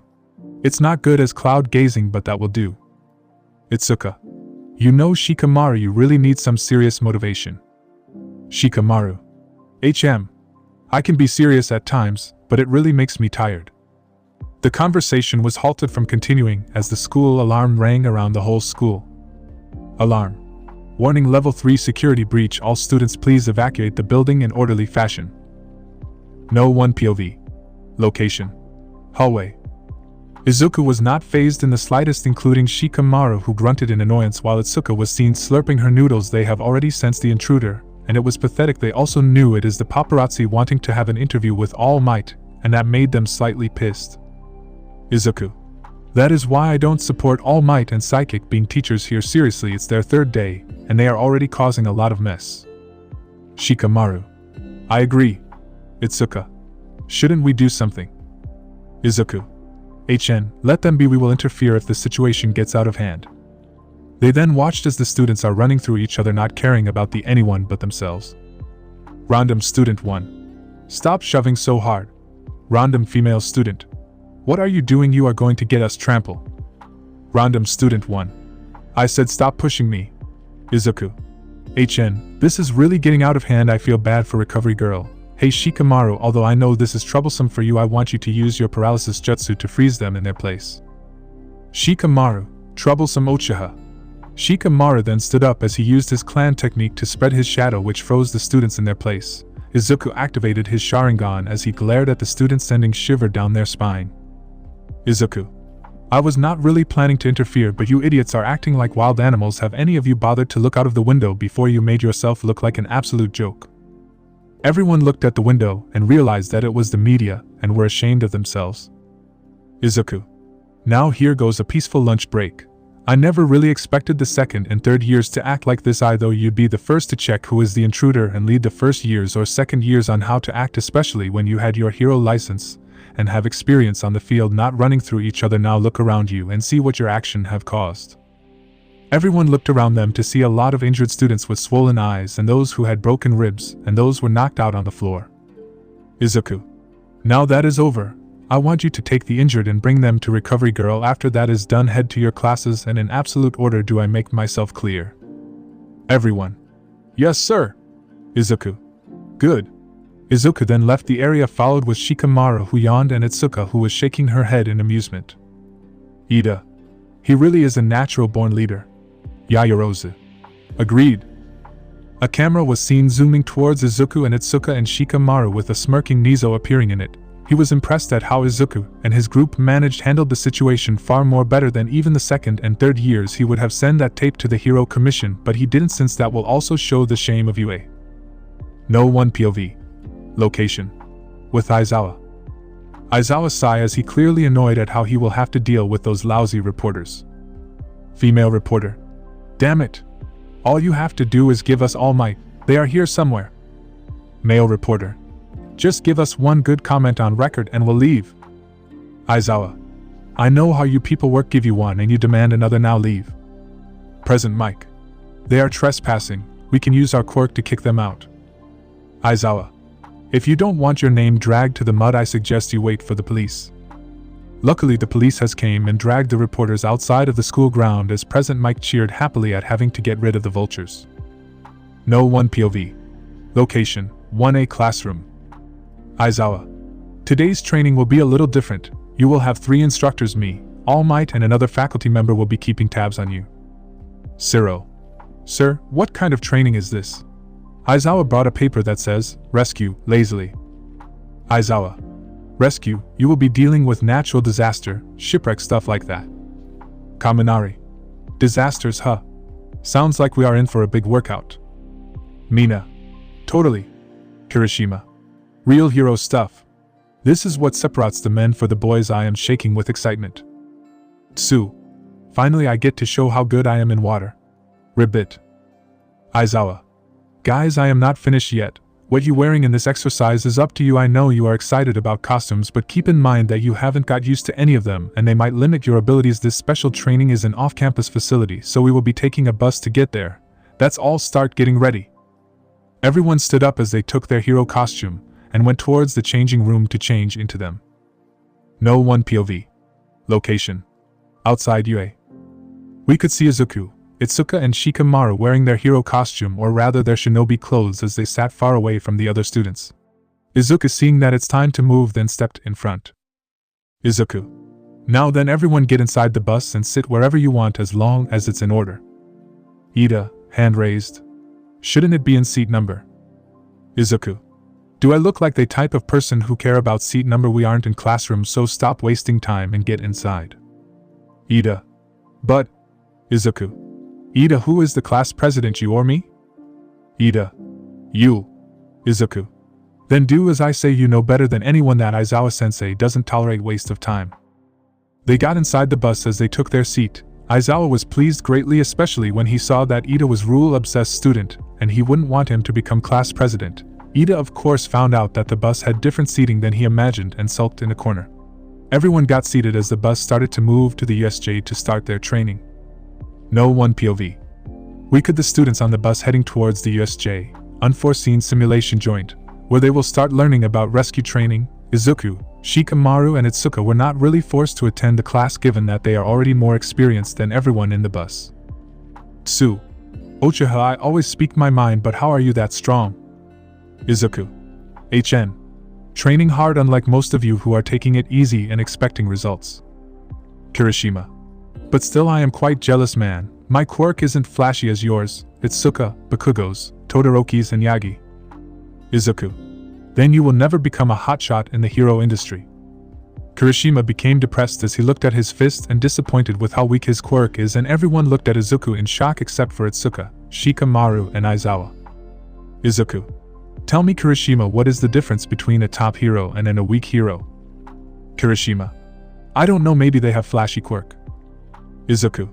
No, they aim for higher, they don't settle for anything less, and they train hard. Look at Kendo, her quirk is not really different from yours. She could only enlarge her fist. What's different from yours? The only difference is the mentality, and right now you are comparing yourself to me and those other idiots, but you are not us, you are yourself. It's a shame that you don't see the potential that your quirk have. You could be an unbreakable shield and a bulldozer with your quirk. You are a mix between offensive and defensive. If trained well, you could tank an explosion from the Bakugos, the one you are calling out. For having a flashy quirk, you could even survive falling from a building. Kirishima watched in shock as he realized the amount of potential that he have. He wondered why he was even complaining to begin with. He then gave a determined look. Kirishima. Thank you, Izubro. I will train hard and I will defeat you one day. Izuku smirk. I like your determination, but let's see if you can even surpass me. Aizawa smirked as he watched Izuku. He already liked Izuku and Kendo, and Shikamaru. They have been a massive positivity to the class. Well, it's more of Izuku and Kendo. Aizawa thought. He is blunt and don't have a problem to state the hard truth, which is a good trait, and knows how to motivate the students. Aizawa. Hey, we're here, stop messing around. Everyone. Yes, sir. Getting out of the bus, they were met with the pro hero 13, who had a smile and was waiting for us. 13. Hello everyone, I have been waiting for you. Everyone except Izuku and his group were in awe at the rescue hero who was known to save a lot of people around the world. 13. I can't wait to show you inside. Everyone, except Izuku and his group. This is going to be so awesome. Walking inside the USJ, everyone was in awe at all the disaster ground that was created to train them in every situation. Kirishima. Holy crap. It looks like some kind of amusement park. 13. A shipwreck, a landslide, a fire, a windstorm etc. I created this training facility to prepare you to deal with different types of disasters. I call it the unforeseen simulation joint, but you can call it USJ. Everyone thought. Just like Universal Studio Japan. Aizawa. Where is All Might? Did he book another interview? 13. Whisper. He ran through his 3 hours limit. 13 pulled 3 fingers indicating that All Might went through his limit. Aizawa grunted in frustration. Aizawa. That man is the epitome of irresponsibility. Well, no matter, let's go inside. 13. Excellent. Before we begin, let me just say one thing. Well, make it 2, think possibly 3, 4, 5. Everyone. We get it. 13.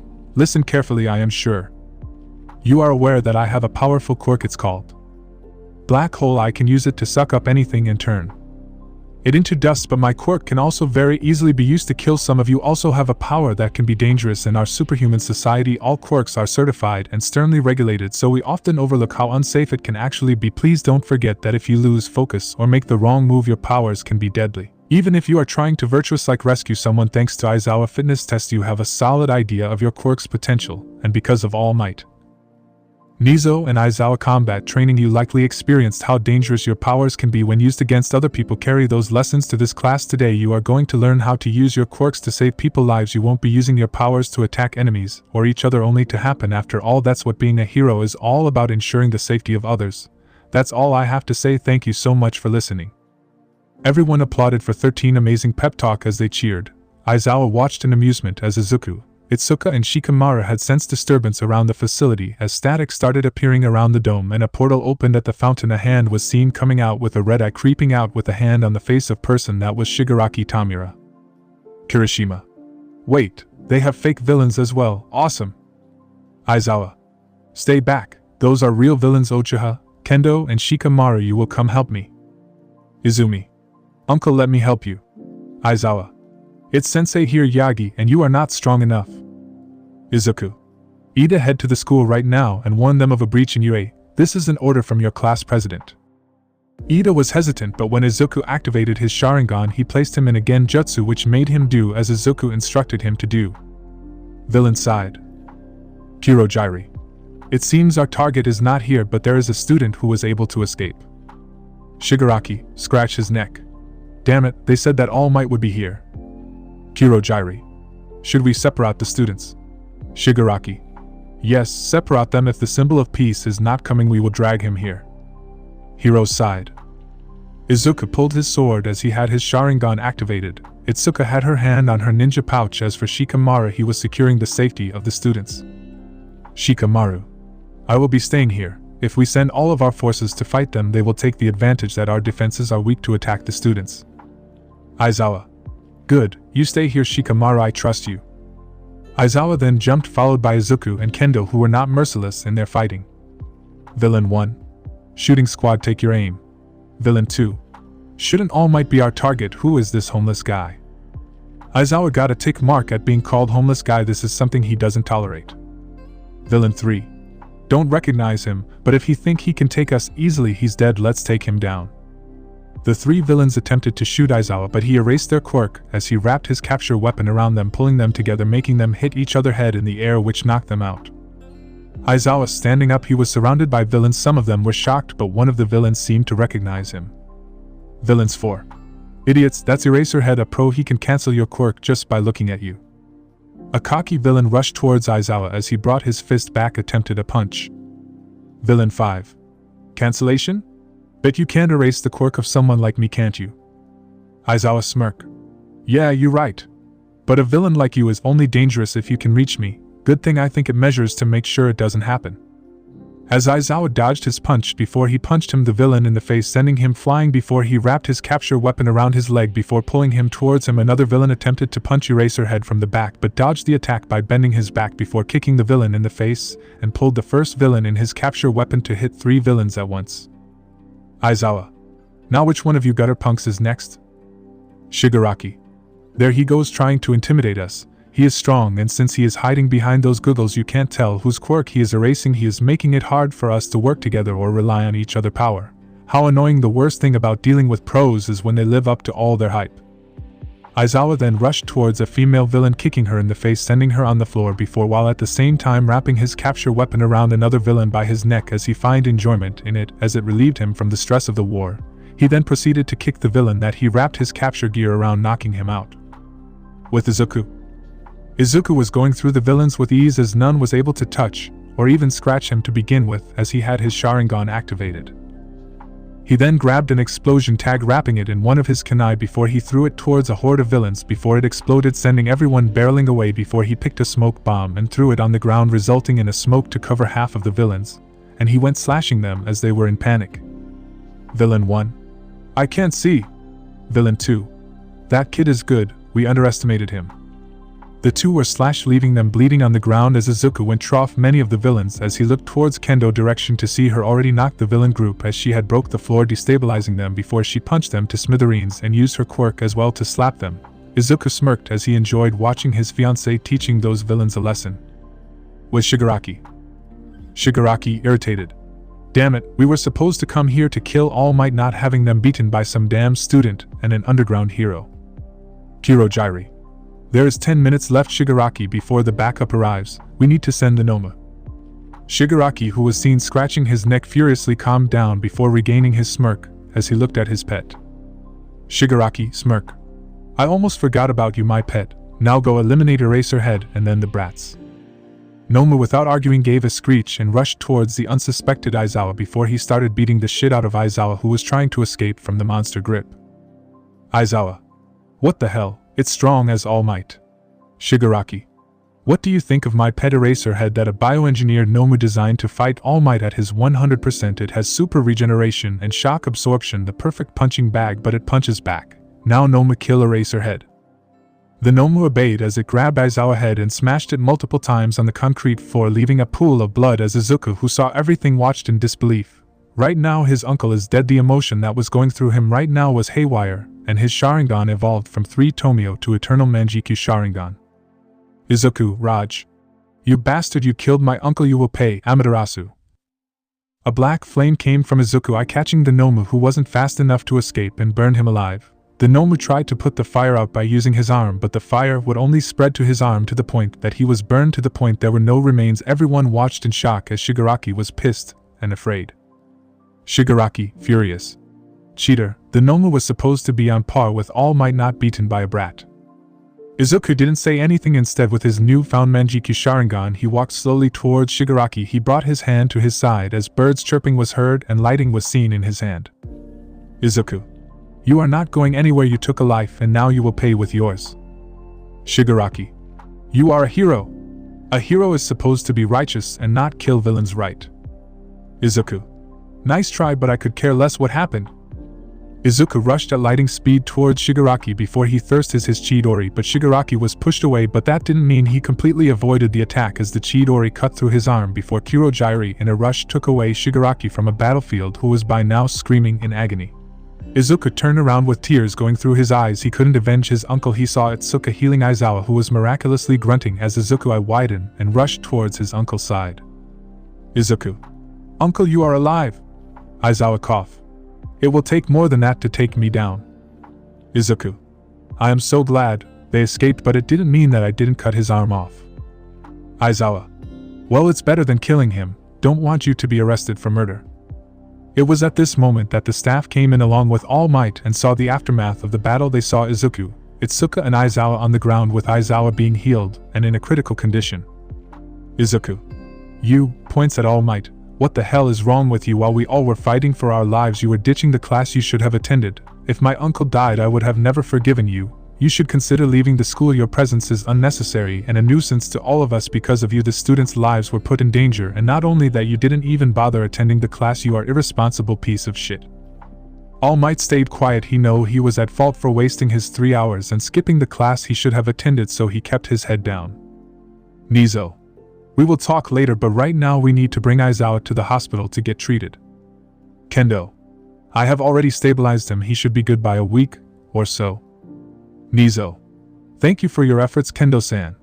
The day was over as Aizawa was taken to Recovery Girl, while the police came and took the arm to check its DNA and figure who is the leader of the League of Villain. They were grateful for Izuku to have done that, since they figured that the name Shigaraki Tamura, but right now Nizo is having a meeting with the Hero Commission about Izuku Uchiha. Itsuka, Kendo, and Shikamaru Nara, along with discussing the villain attack of today and figure who is the ringleader. No one POV. Nizo was seen sitting in one of the meeting rooms reserved for the staff of UA. He was staring at his cup of tea before he took it and started to sip on it slowly as his head raised to look at the Hero Public Safety Commission and number 3 Pro Hero. Hawks, who was looking around him observing his surrounding, and overall he had a smile on his face. Madam President. So let me get this straight, you want those 3 students Izuku Uchiha, Itsuka Kendo, and Shikamaru Nara to be granted provisional license? We did hear about the 3 of them when you talked to us last time. Nizo. That is correct, Madam President. Mera. Are you sure they are ready? I don't doubt their strength and all, but they still first years who just has started 3 to 4 days ago. Nizo. I agree they are still new, but they have experience, skills and intellect. Hawk. I do have to agree. Madam President. Could you explain why, Hawks? Hawks stood up as he picked the 3 pictures of the 3 students. He then picked Izuku photo with his feathers as it slammed on the board. Hawks. First we have Izuku Uchiha. When I watched him fight against those 8 students, I was extremely amazed he was able to stay hidden in the shadows, which his hero costume seemed to be helping him as well, and also help conceal his weapons, which makes him more unpredictable. He was really good at the usage of weapon when he used the distracted students to launch that explosion tag, which seemed to separate the students and also cause damage. He was able to counter the electric kid by running his own electricity, which overcharged him and incapacitated him, which shows his great usage of quirk at countering the enemy with minimal damage to the building and the enemy himself. He was also able to engage with the hardening kid by using the fact that he is confident in his strength to trip him and immobilize him by pinning on the ground. Then there is the gravity quirk. He broke 1 finger in each of her hand, which made her unable to use her quirk because she needs all 5 fingers. What impressed me the most is how he was able to project his voice everywhere in the battlefield, making the enemy unable to pinpoint him and installing fear into them. That is definitely a skill worthy of a pro hero at that, as he is quite smart, tactical, physically strong, good usage of weapon, stealth and many more. I think Headshot will take a liking to him due to the kid leaning towards the shinobi way. Madam President. I see that is quite logical, and something I would like to have. Then Izuku Uchiha will be granted the provisional license. Nizo smiled as Hawk then picked the picture of Izuku and placed it along with the other 2 papers as he had his feathers once more send the second photo to the wall as it shows Itsuka Kendo. Hawks.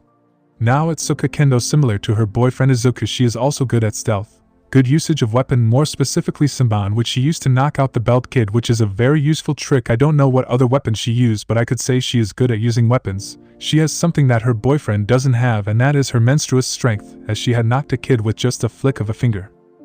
She also have good healing quirk, which I dare say might, or have already surpassed that of Recovery Girl, as she had brought Pro Hero Eraserhead back to a stable condition enough for Recovery Girl to use her quirk.